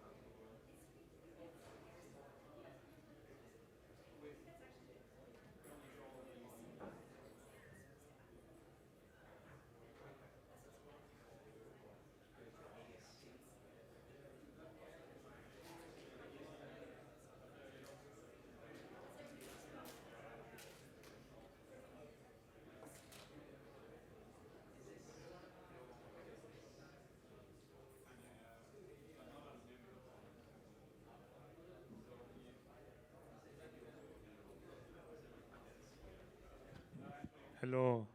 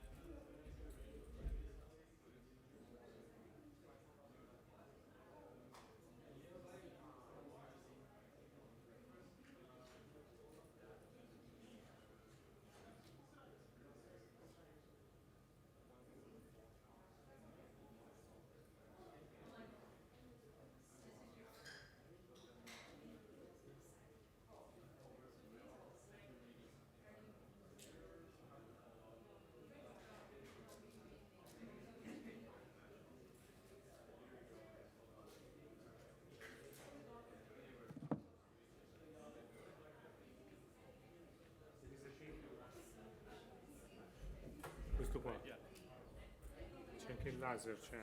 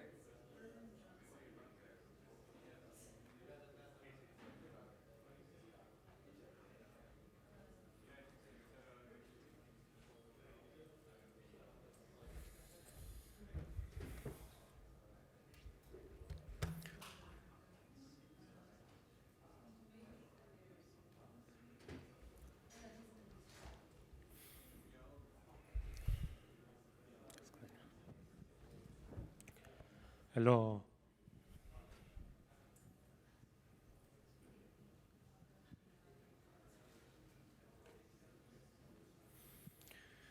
Okay. My name is Antonio Bianchi. I am a session chair for session 5A and physical attacks and defense. This is session 5A, and the first talk would be from Masashi. Masashi is a researcher at Mitsubishi Electric, and he has been focusing on sensor security. And he will present the paper Random Spoofing Attack Against LiDAR-Based Scan Matching SLAM. Okay? Yeah. Thank you for introduction. I'd like to talk about random spoofing attack against LiDAR-based scan matching SLAM. My name is Masashi Fukunaga from Mitsubishi Electric Corporation. My co-researcher is Takeshi Sugawara from the University of Electrocommunications. This is overview. I'd like to explain about my work, our work's background and research question and the contributions.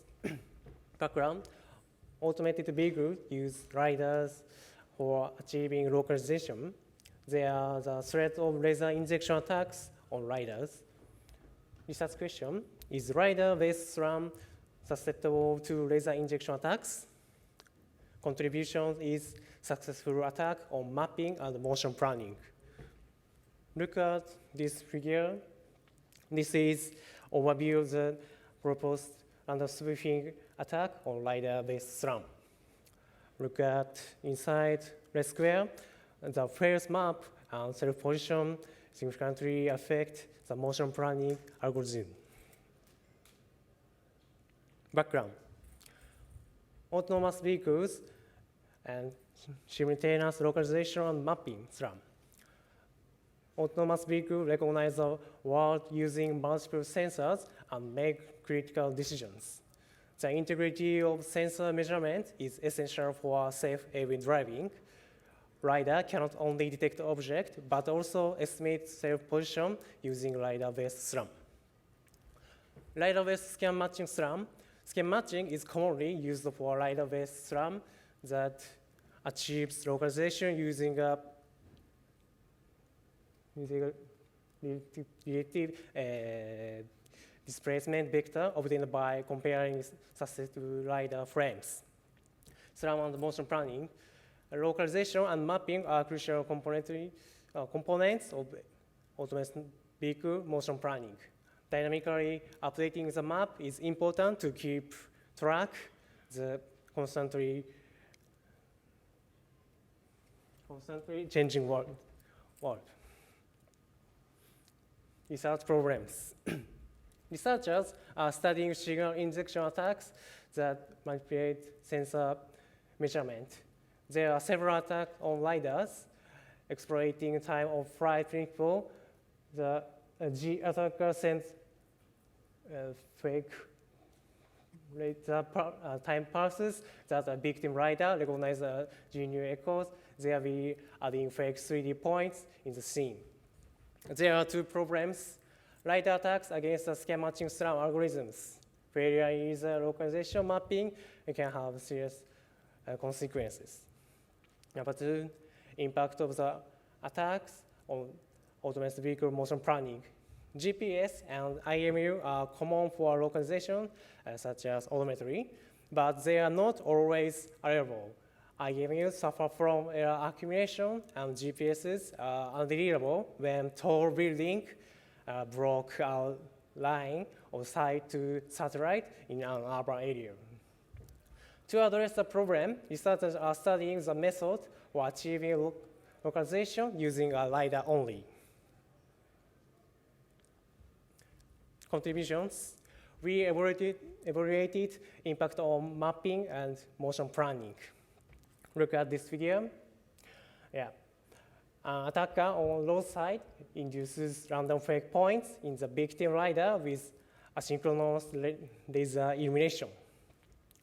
The victim SRAM builds a long 3D map with fake points, which result in long trajectory plan. The victim car plans a trajectory that goes across a lane over 35 meters with our 1 second laser injection experiment. Random spoofing. Random spoofing is existing research on LiDAR attacks. Previous attacks exploited the predictable pulse timing to achieve a precise control, easy injection, and arbitrarily shaped object or removal. However, countermeasures in recent LiDAR easy timing randomization, efficiently thwart those attacks requiring precise synchronization. High-frequency removal attack is a new attack. It's an approach that injects many points without synchronization at a high frequency that penetrates those countermeasures. The attack results in many random points, such as random spoofing.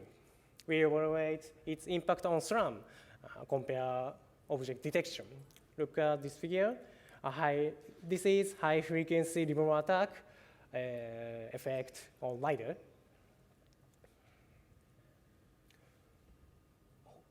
Oh. From this slide, okay. Indoor and outdoor experiments. From this slide, I'd like to explain our works.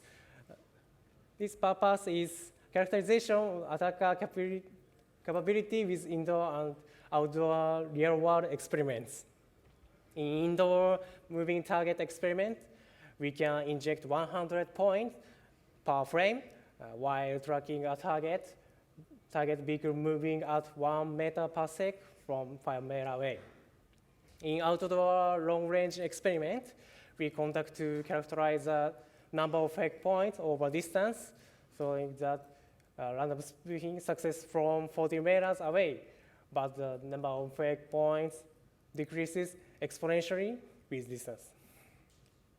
Left here is indoor setup. We prepared attack devices and LiDAR on car robot. Right figure is outdoor setup. We prepared attack device and LiDAR and laser range finder. We measured the distance between attack device and LiDAR using laser range finder.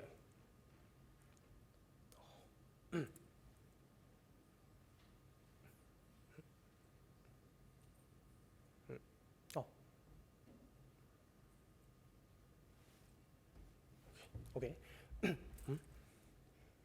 Oh.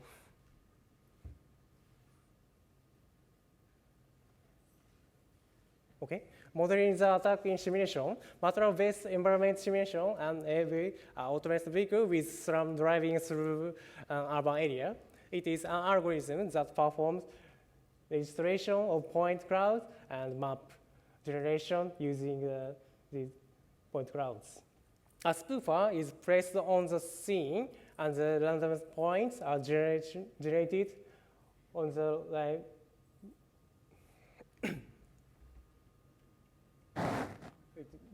between the spoofer and the victim can, based on the characterization physical parameters from indoor and outdoor experiments.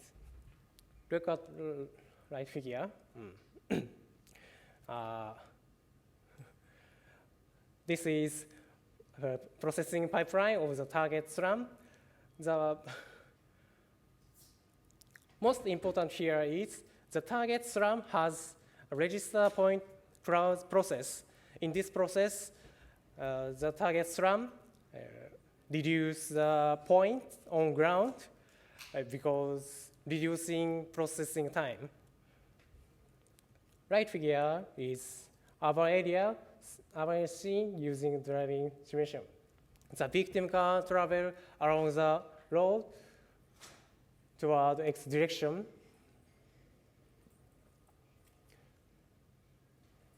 The attacker on the sidewalk and inject a laser beam to the victim car from behind. Impact on mapping. The map is significantly affected towards the z-axis. The slope angle is changed. The feature point are sparse in the sky and on the road. Look at left two figures is in beginning case map. Right figures is attack case simulation. And upper figures view from the top, bottom figures view from the side. Look at a case, the laser is accurate in this region on red line to avoid object detection attack from behind the automated vehicle because object detector may detect our attacks. Look at beginning case view from the side. The map has slope down and up. On the other hand, attack case, there are no slope. The map is flat. The map changes flat. Impact on motion planning. The attack significantly affects the self-position in the XY plane. Look at this graph. Two green lines means the attack ranges of 5 meters. Blue line is beginning case trajectory. Red line is attack case trajectory. Look at the purple line. Their trajectory plan is executed at x equal 106t. So shear line is beginning case plan. Magenta line is attack case plan. The vehicle decision changes by 3 degrees towards the opposite lanes as a result of the laser injection. The victim vehicle will enter the opposite lane after running 35 meters with this motion plan, which can cause a serious traffic accident. Countermeasures, we have 3 approaches. Number 1, using secondary sensors. GPS and IMUs are popular and already developed in field, but they are not always available. Number 2, 360-degree anomaly detection. Our attack potentially avoids anomaly detection regarding object detected by include fake points outside the range of an object detector. Number 3, hardware defenses. Change the internal structure of the sensor include filtering and pulse randomization. Conclusion. An attacker can manipulate the map generated by scan matching SRAM algorithm with random spoofing. The alternate map causes in long self-position in the XY plane. Result is a dangerous trajectory plan. There are several countermeasure approaches, secondary sensors, 360 degrees detection, anomaly detection, and hardware defenses. Future work, our evaluation is limited to a particular scene, verifying the attack in the other setting, including a flat area with no slope. It's important to evaluate robustness of the attack. And we should check it on real-world experiment. That's all. Thank you. Thank you for attention. I guess we have time for one very quick question, if we have. Or I mean, I can just ask you, so are you planning to do experiments with like real-world cars? And Yes. Okay. Cars. Do you think, like, would this be hard to do such experiment? Yeah, we need automated vehicle using scan matching SRAM and motion planning. So it is difficult to technically and tracking laser attacker and something device. Okay, Yeah. thank you. Okay, so our next speaker is Stefano Longari from Politecnico di Milano, and Stefano's research is focusing on cyber physical systems security and transportation system security, and today he will present the paper Securing LiDAR Communication Through Watermark-Based Tampering Detection. Thank you. So welcome everyone. Thank you for the introduction. As we mentioned, the goal of the presentation is going to be focusing on tampering detection on LiDAR. And therefore, I don't want to bother anyone with explaining again what a LiDAR is. We all know it. I just want to clarify one thing that I need for the presentation, which is what is that it actually produces. It produces a point cloud, which conceptually is simply a set of points represented as X, Y, and Z position inside a 3D space, right? And usually some intensity of the message, but we do not really care about that. Now, the point is that LiDARs inside vehicles are obviously used for autonomous driving and other extremely safety critical measures. And we also know that the vast majority of onboard networks have been demonstrated vulnerable throughout the years in many different ways. Therefore, it is important, it has to be critical to ensure that these LiDAR point clouds are secured in their passages between the LiDAR and the ADAS or any other ECU that actually uses them. Therefore, our goal today and the problem that we want to solve is to verify the integrity of LiDAR scans, but we want to do this in a peculiar way, which is using watermarking. Now, I assume that the majority of you know watermarking for its common purpose, which is copyright protection, for example, and that is usually what is called robust watermarking. In that case, you have an image that you overlay over something else in order that in the case where someone takes your image, they cannot use it as theirs because there's your other overlaid image on top of it, right? Now, there's another way to implement watermarking to an image, a video, a point cloud, or anything like that, which is fragile watermarking that works in the opposite way. You embed an image, you embed in an image, say the original one in the figure, some information, possibly as invisible as possible, but this information that you embed enables you, when someone modifies the image, to recognize not only that it was modified, but also where it was modified. So we don't only know that there's an issue, that there's an attacker, but we also know what was modified of the image. Now, we want to apply the same kind of approach to LiDAR point clouds. And the overall gist of the idea is we have our LiDAR ECU and ADAS or any other ECU that needs to elaborate this data. The LiDAR generates the point cloud, but at the same time, it generates a secret. Now, we have assumed the secret to be something like a time-based one-time password to avoid replay attacks, but a little more about this later. Now, we have our time-based OTP that generates our secret, which is a sequence of bits.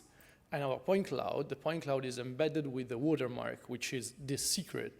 And then this is sent on the onboard network of the vehicle. Now, the ADAS obviously does the opposite. It takes the watermarked image, it extracts the secret, and checks whether the secrets correspond to the one that it generated. Now, the interesting point here, however, is not the approach up to now, but how do we embed this information inside the leader point cloud without too much overhead and without modifying the point cloud itself too much? So the idea that we had is to use the semantics of the point cloud itself. Basically, we consider the point cloud as its 3D space, and we cut this 3D space into slices, let's say, on each of the 3 axes. And for each of these slices, which we call regions, we want to embed 1 bit of information. Now, to do this, we need 2 things regarding each of the regions. We need the midpoint of the given region on the given dimension. So, for example, if this is a region that we have sliced through the x-axis, we want to know the midpoint in relation to the x-axis. And we also want to find on the x-axis the average on the given dimension of all the points that were found inside that region.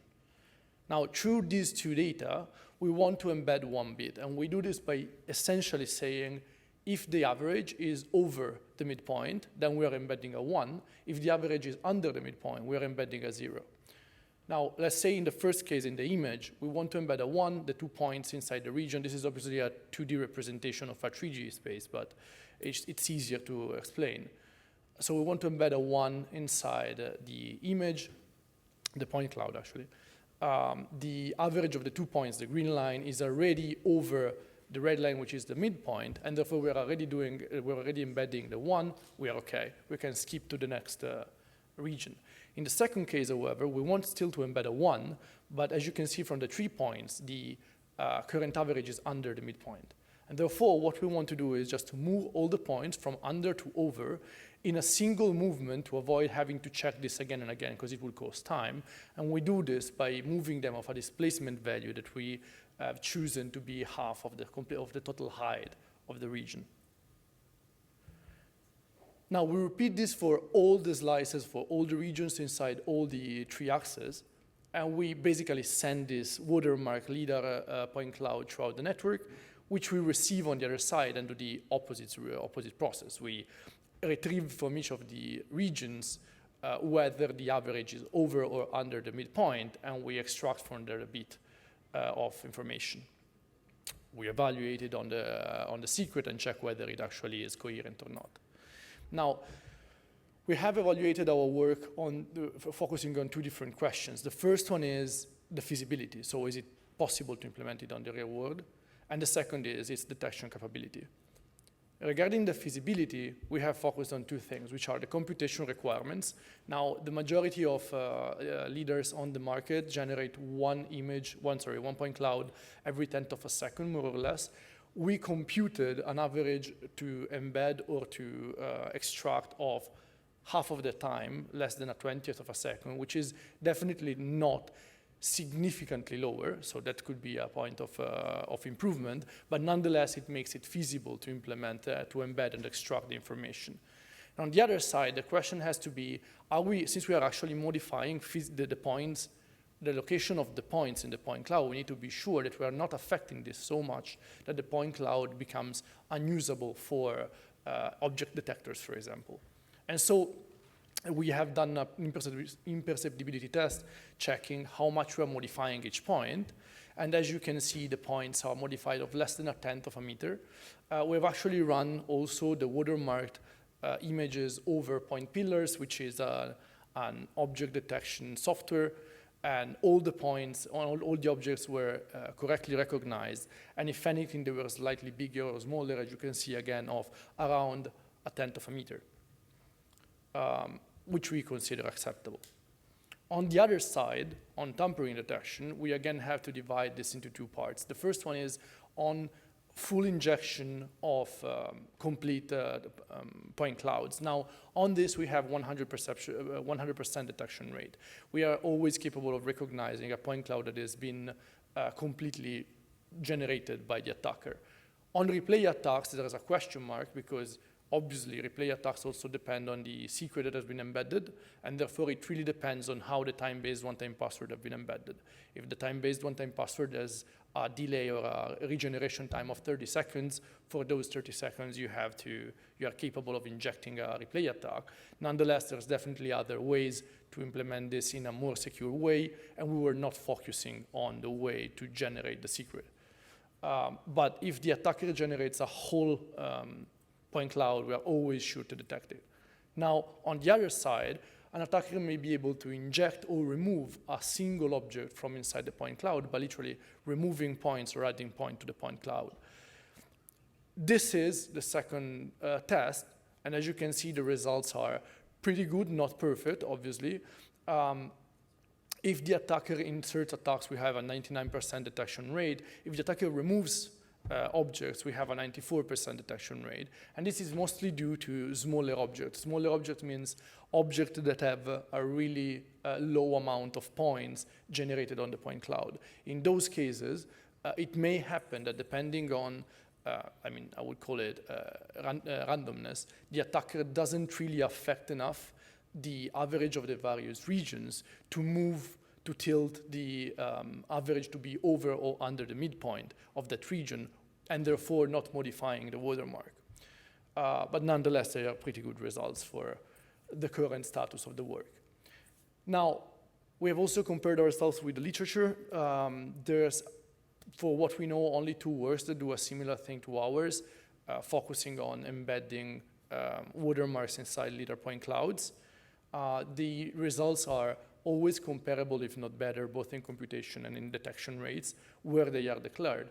But the relevant thing is that for now, we have found one logical flow in each of the works, which I'm not going to discuss in depth right now, but one logical flow in each of the works that enable an attacker that knows of the detection mechanism to completely avoid it, which, for now, we did not find in our work, right?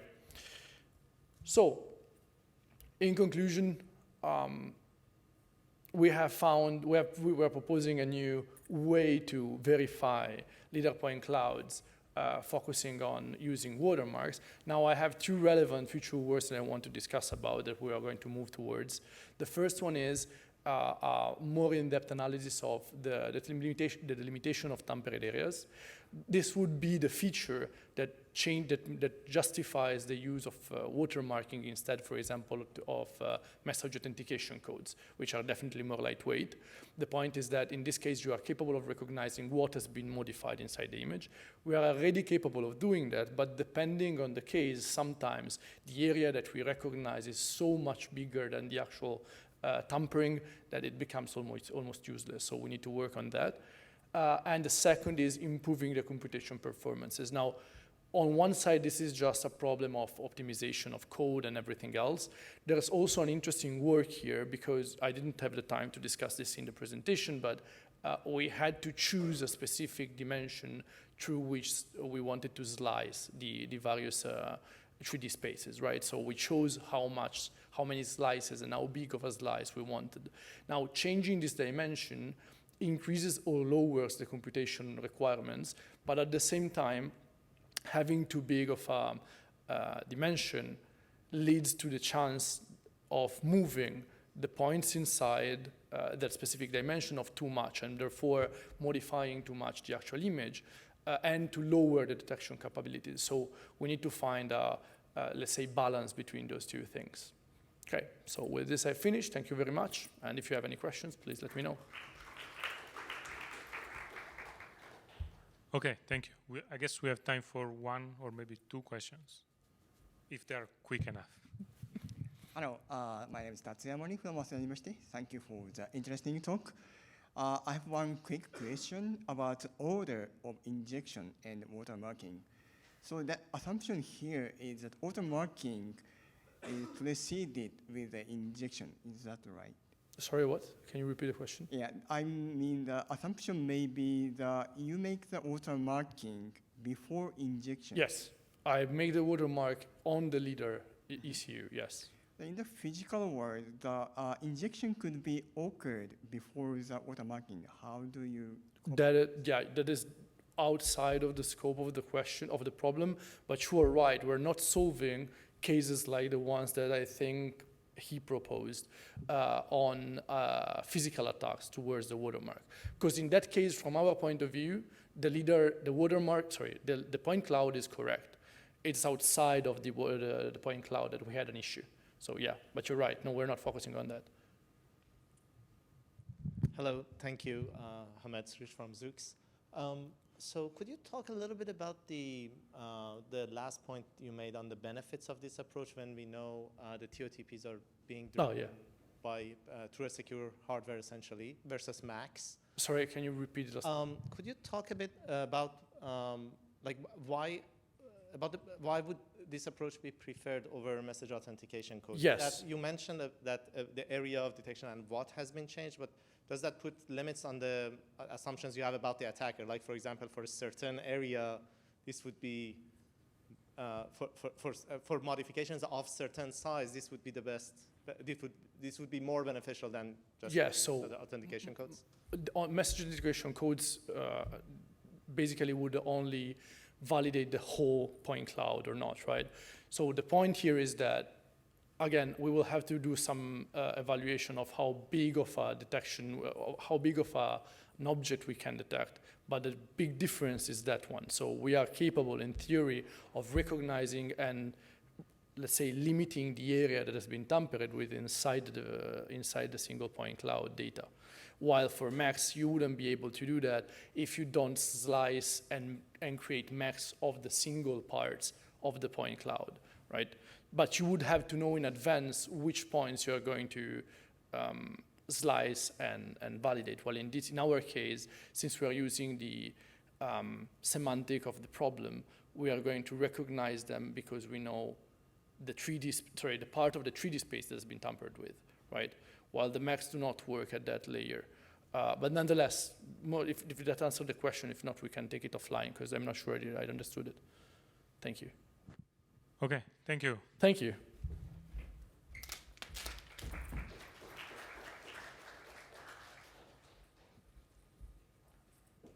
Okay, so the next speaker is Yuki Hayakawa, and he's a researcher interested in 3D sensing with LiDAR, and he's also currently looking for an industry job. And this is a work in progress paper titled An Adaptive High-Frequency Removal Attack to Bypass Pulse Fingerprinting in New Generation LiDARs. Okay. Thank you. Hello everyone, I'm Yuki Hayakawa, a master's student from Keio University, supervised by Professor Kentaro Yoshioka. Today, I will present our recent progress on this research named An Adaptive High-Frequency Removal Attack to Bypass Pulse Fingerprinting in New-Gen LiDARs. This is a joint work with Professor Chi Alfred Chen and his PhD student Takami Sato from UC Irvine. LiDARs are critical sensors for autonomous vehicles. LiDARs achieve real-time and high-precision 3D sensing, helping AVs identify objects and drive safety. LiDAR is known to be vulnerable against LiDAR spoofing attack. This attack projects malicious lasers against LiDARs of the victim AVs to falsify its point cloud. Objects such as pedestrians can be removed to cause collision accidents. High-frequency removal attack, it is one of the spoofing attack can remove an object by simply emitting high-frequency pulses. Right figure shows the effectiveness of HFR attack. This figure shows that HFR can completely hide pedestrians. However, recent study reported that HFR is not successful on new-gen LiDARs with pulse fingerprinting feature. Pulse fingerprinting authenticates received pulses with pulse intervals. The LiDAR tries to accept only its own reflected pulses. Other pulses, such as injected by HFR, are rejected. This feature obtains certain defense against HFR attacks. In contrast, we found that current pulse fingerprinting is not robust enough against HFR attack. We identify a new adaptive strategy an adaptive high-frequency removal attack. This figure shows the pedestrian's point clouds of the LiDAR with pulse fingerprinting. Center figure shows that HFR attack blurs the person's point cloud but remains identifiable. On the other hand, with AHFR attack, the point cloud is almost entirely removed.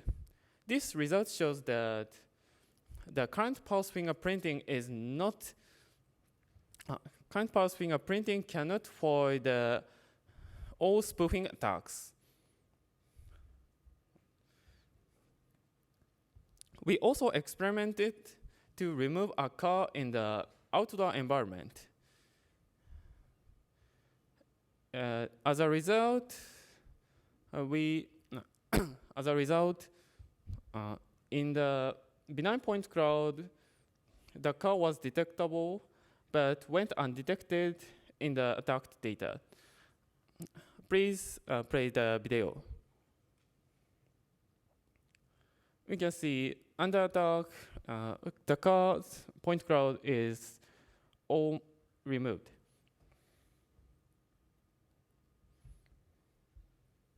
Okay, current pulse fingerprinting relies on a single pulse interval. HFR attack emits periodic pulses, so its pulse sequence includes various intervals. If any of them accepted, LiDAR may miss the legitimate pulses. Then attack successes. We expect that the higher attack frequency, the more likely to be accepted. Therefore, HFR attacks have a potential to bypass pulse fingerprinting feature with higher attack frequency than before. However, prior HFR attack cannot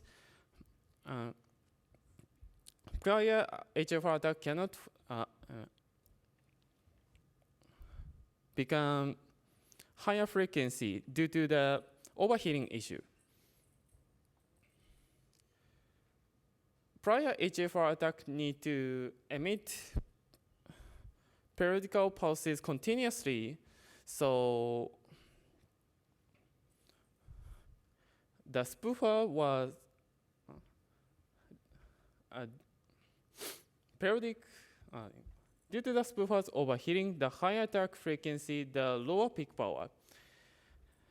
This trade-off limits HFR's attack ability. To overcome this trade-off, AHFR introduced photodetector to synchronized LiDAR scan angle. It allows the attack selectively targets only specific angles. That, for example, that includes pedestrians. As spoofer can rest and cool periodically, AHFR avoid overheating and can attack high frequency and high power. With this improvement, AHFR can bypass current pulse fingerprinting. In our research, we identify a new LiDAR spoofing attack named AHFR attack. This attack can remove objects against LiDAR with pulse fingerprinting feature. Results show that current pulse fingerprinting cannot foil the AHFR attack. In the future, we plan to evaluate attack capability in more realistic situations, such as attack to moving target. We also plan to explore the possibility of designing more secure fingerprinting. For more details, please check out our paper or next demo session.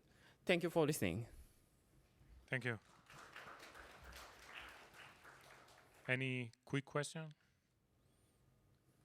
Is your attack only working? Did you try your attack against a specific type of LiDAR, or you can work on any type of LiDAR? I experimented 3 commercial LiDARs. Okay, cool. Okay, the next speaker.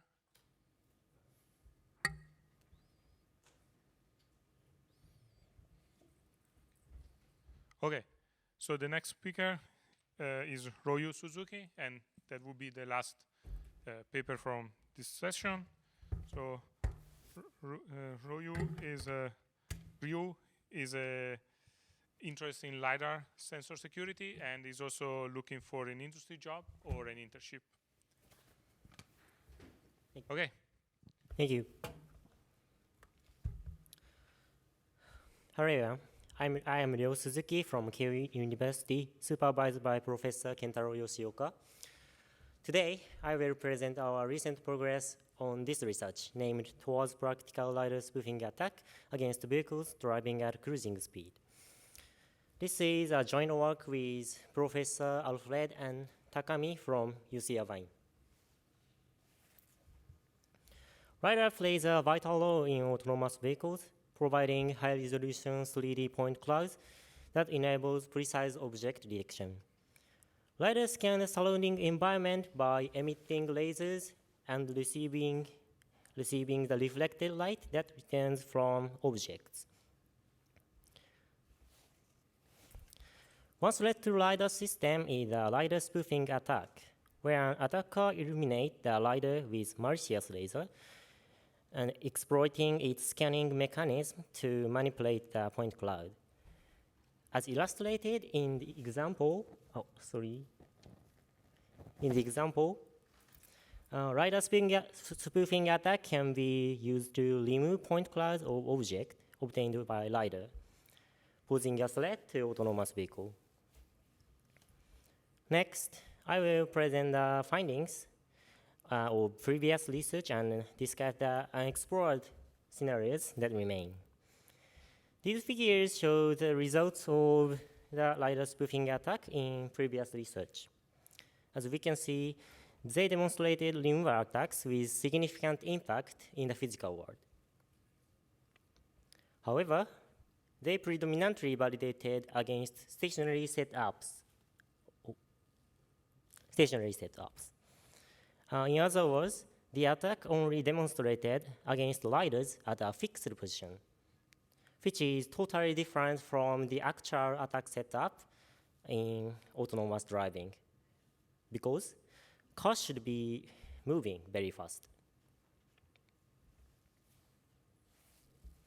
While some studies have demonstrated the feasibility of LiDAR spoofing attacks against moving vehicles, they are limited to low speed and close-range scenarios. That is to say, there is a limitation in prior works, and that is, none of prior works has demonstrated the LiDAR spoofing attack against vehicles driving in realistic scenarios. Specifically, they unverified attacks against vehicles driving at cruising speed or attacks from a long distance. To address these research gaps, we are the first to demonstrate LiDAR spoofing attack against vehicles in a realistic driving scenario. In our experiments, we consider an attack scenario as illustrated in this figure. A spoofer is placed on the roadside and actively tracks a moving vehicle while launching the attack against its LiDAR. To enable, and in our experiments, we track the vehicle by rotating laser emitters with a single axis submotor, assuming that the height of the LiDAR and the spoofer is always the same. To enable attacks in this scenario, we developed moving vehicle spoofing system we called NDSS system. First, to achieve long-range detection, NDSS system utilizes an infrared camera for LiDAR detection. As shown in this figure, infrared cameras outperform regular cameras in detecting LiDARs at long distances due to their ability to capture infrared laser light from LiDAR. Next, I'll introduce our approach for achieving stable tracking.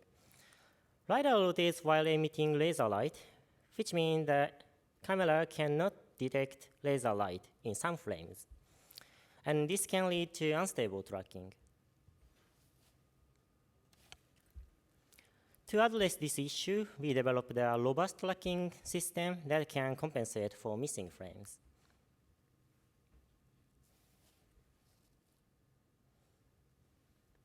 And I'll skip this slide. And okay. In this time, we will use still images for explain, and then visitors can see in the next demo session.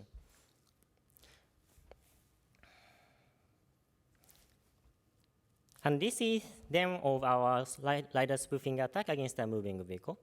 As we can see before the attack, the point cloud clearly shows a pedestrian standing on the road in front of the victim vehicle here.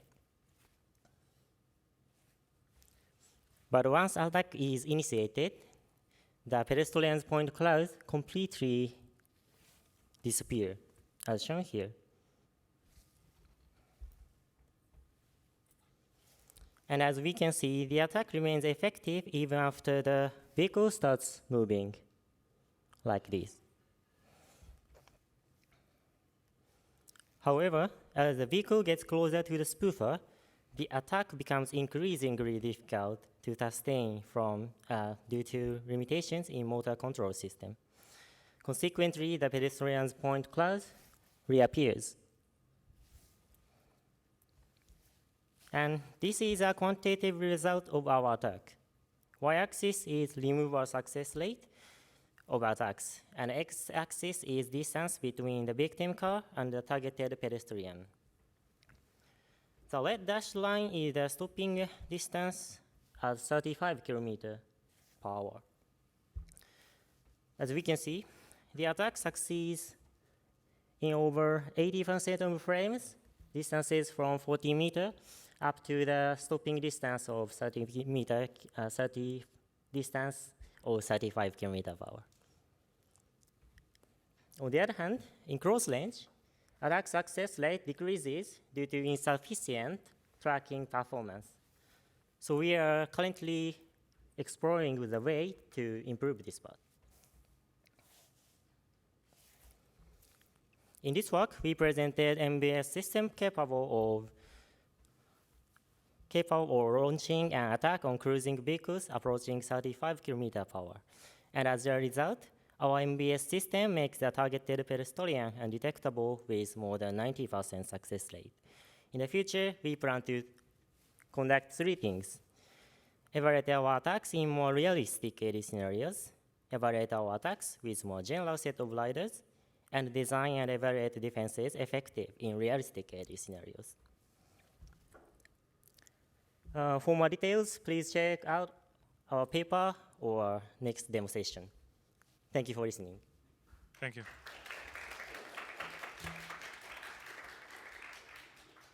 Any question for this presentation? Do you feel confident that you can reach higher speeds? Yeah, I think it can reach it. Okay, so this is all for this session. The next sessions will be demos and posters.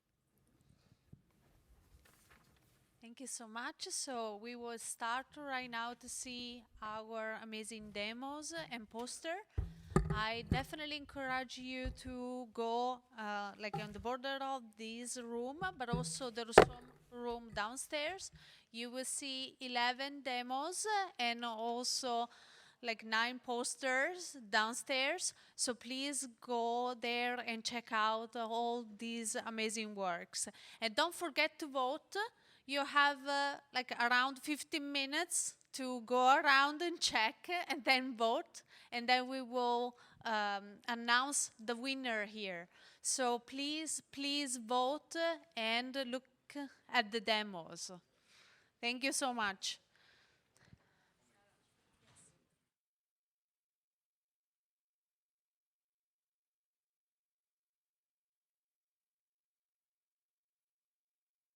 Please let me know. We have still some copies, so if you don't know how to vote, please reach out to me or the students that can help you, the volunteers. Thank you. Okay, here we go. We have the results. So we will go through the demo words, and then we will go through the closing remarks. So as usual, just to remind that this award is made by Denso, our sponsor, so we are really grateful for this opportunity. So, thanks again for the sponsor.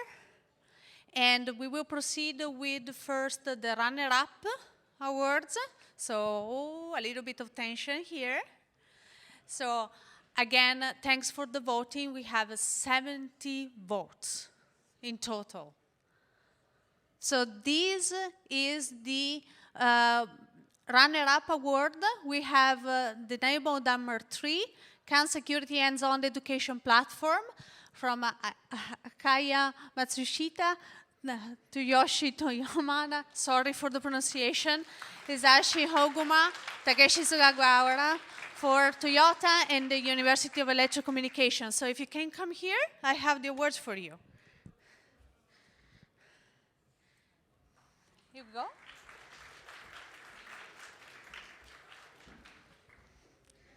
Thank you so much.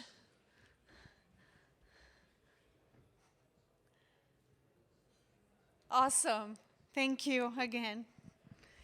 And now for the Denso Best Demo Award, we have Demo 9, Exploiting Cybersecurity Flaw for the LED Mandate for Trucks. Jeremy Daly, Jake House Jameson, and Rick Shatterid from Colorado State University, please. Very good demo. And if you come here, so we can take the picture. Thank you so much. Oh, we have another one. Okay. Awesome. Thank you for all the awardees. And now I can take the words of, yes. All right. So this is the thing. Yes. All right, so I would like to take a couple of your minutes for the closing remarks. As early in the morning, Alfred, Iping, and Ziming discussed, we were 19 people try to organize this event, working, at nights together. But we would like to also thank some other individuals who helped us provide all the time help to make this event happen. Firstly, we have steering committee experienced in their areas. We sincerely thank for their guidance. Second, we have student volunteers here, some of them collecting your demo results, some of them in the morning were here setting up the tables. They helped us a lot, and thanks to the students. All right, so ISOC people, they were always there whenever we need some help, such as updating our web page, providing all the logistic information to us. And we know that they are extremely busy people, especially due to the main conference, NDSS. They always spend their time for us. So without them, I think this event would be very difficult to have. We have a total of 11 sponsors, which is, I think, much more than the last year. They support student travel grants, some of the gifts, or some of the rewards for the papers. We would like to thank them, all of them here as well. So, next year, we will have VehicleSec 2025. I will be the general chair, and Iping will be the PC chair. As I said, we are trying to build an expertise how to organize such a symposium, and we would like to make this event even bigger, with more industry collaborators, with more researchers. For that reason, we have main chairs and also support chairs. And the whole goal is to convey our experience. So I'll work together with Iping. We'll form amazing, organizing committee this year as well. And then hoping that we will learn from our mistakes and make the VehicleSec better next year, and it will be at NDSS as well. All right, so right after this, we will have the community reception. So this is important, and the reception is also possible by the Colorado State University and Cybertrack Challenge. So I would like to thank here Jeremy Daly supporting us, and he will have a couple of words for us.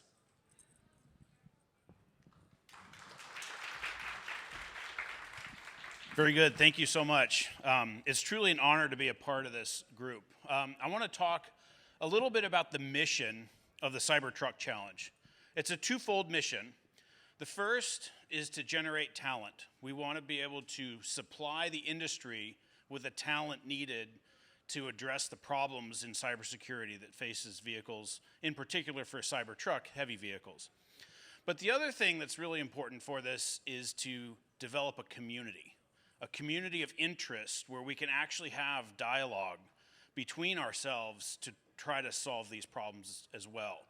And you probably heard Urban at our keynote today talk about that importance of networking, right? So that's one of the reasons I thought it would be appropriate to sponsor the reception, right? Get people to talk. And I want to give you a couple stories on how this worked, right? So, this all kind of relates back to VehicleSec. When we started the Cybertruck Challenge in 2017, those were the two missions. And we didn't know if it was going to work, but we went out, this was in Warren, Michigan. We had a freight carrier and an OEM. It ended up being Volvo, and they let me say that now like 3 years later, but they were one of the first sponsors. And nobody really knew what this was all about, right? In fact, there was a picture that was taken of a Volvo there that we had to actually ask to be taken back off the internet because it wasn't authorized, because it was scary, right? What was an insecure industry like this doing cybersecurity? So this is 2017. Obviously, things have improved. But we need to be able to get a feedback loop to the industry, right? That's one of our big challenges as academics. There's brilliant work that's done here. And so we want to see how our work can actually help improve the industry. And so that was one of the things that the Cybertruck Challenge helped with, right? We brought in students, right? Many of you here would fit into this bill quite nicely. And it would poke at things, right? And try something out. And the OEM engineers were very stoic, we'll say. And we saw what was happening. Obviously, it's a very pro-industry event, so we don't tell everybody what we did. But what I can say is that when we came back the next year, the students couldn't do the same thing anymore.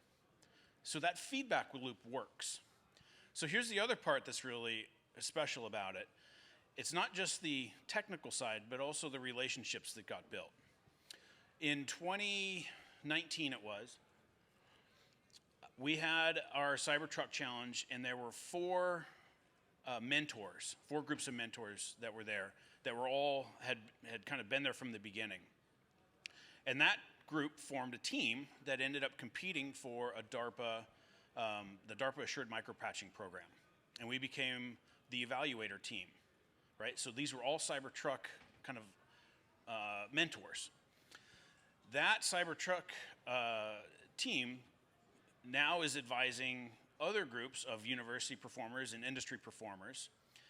Some of you are here, right? Like Purdue, Ohio State, Arizona State, right? So names that you're seeing on the board. And so as evaluators, we push these problems out. Students learn about it. Then they send students to the Cybertruck Challenge, again, completing the loop. But now we're coming back, and those same students and professors are writing papers to VehicleSec. So now we see the improvements that are coming in over and over again.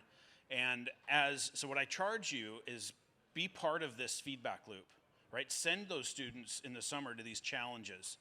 Those students that come to these challenges are going to get an enormous amount of information and application and experience that no lab can do by themselves, right? So you have actual hands-on brand new equipment to work with. They come back to the lab and they're inspired, right?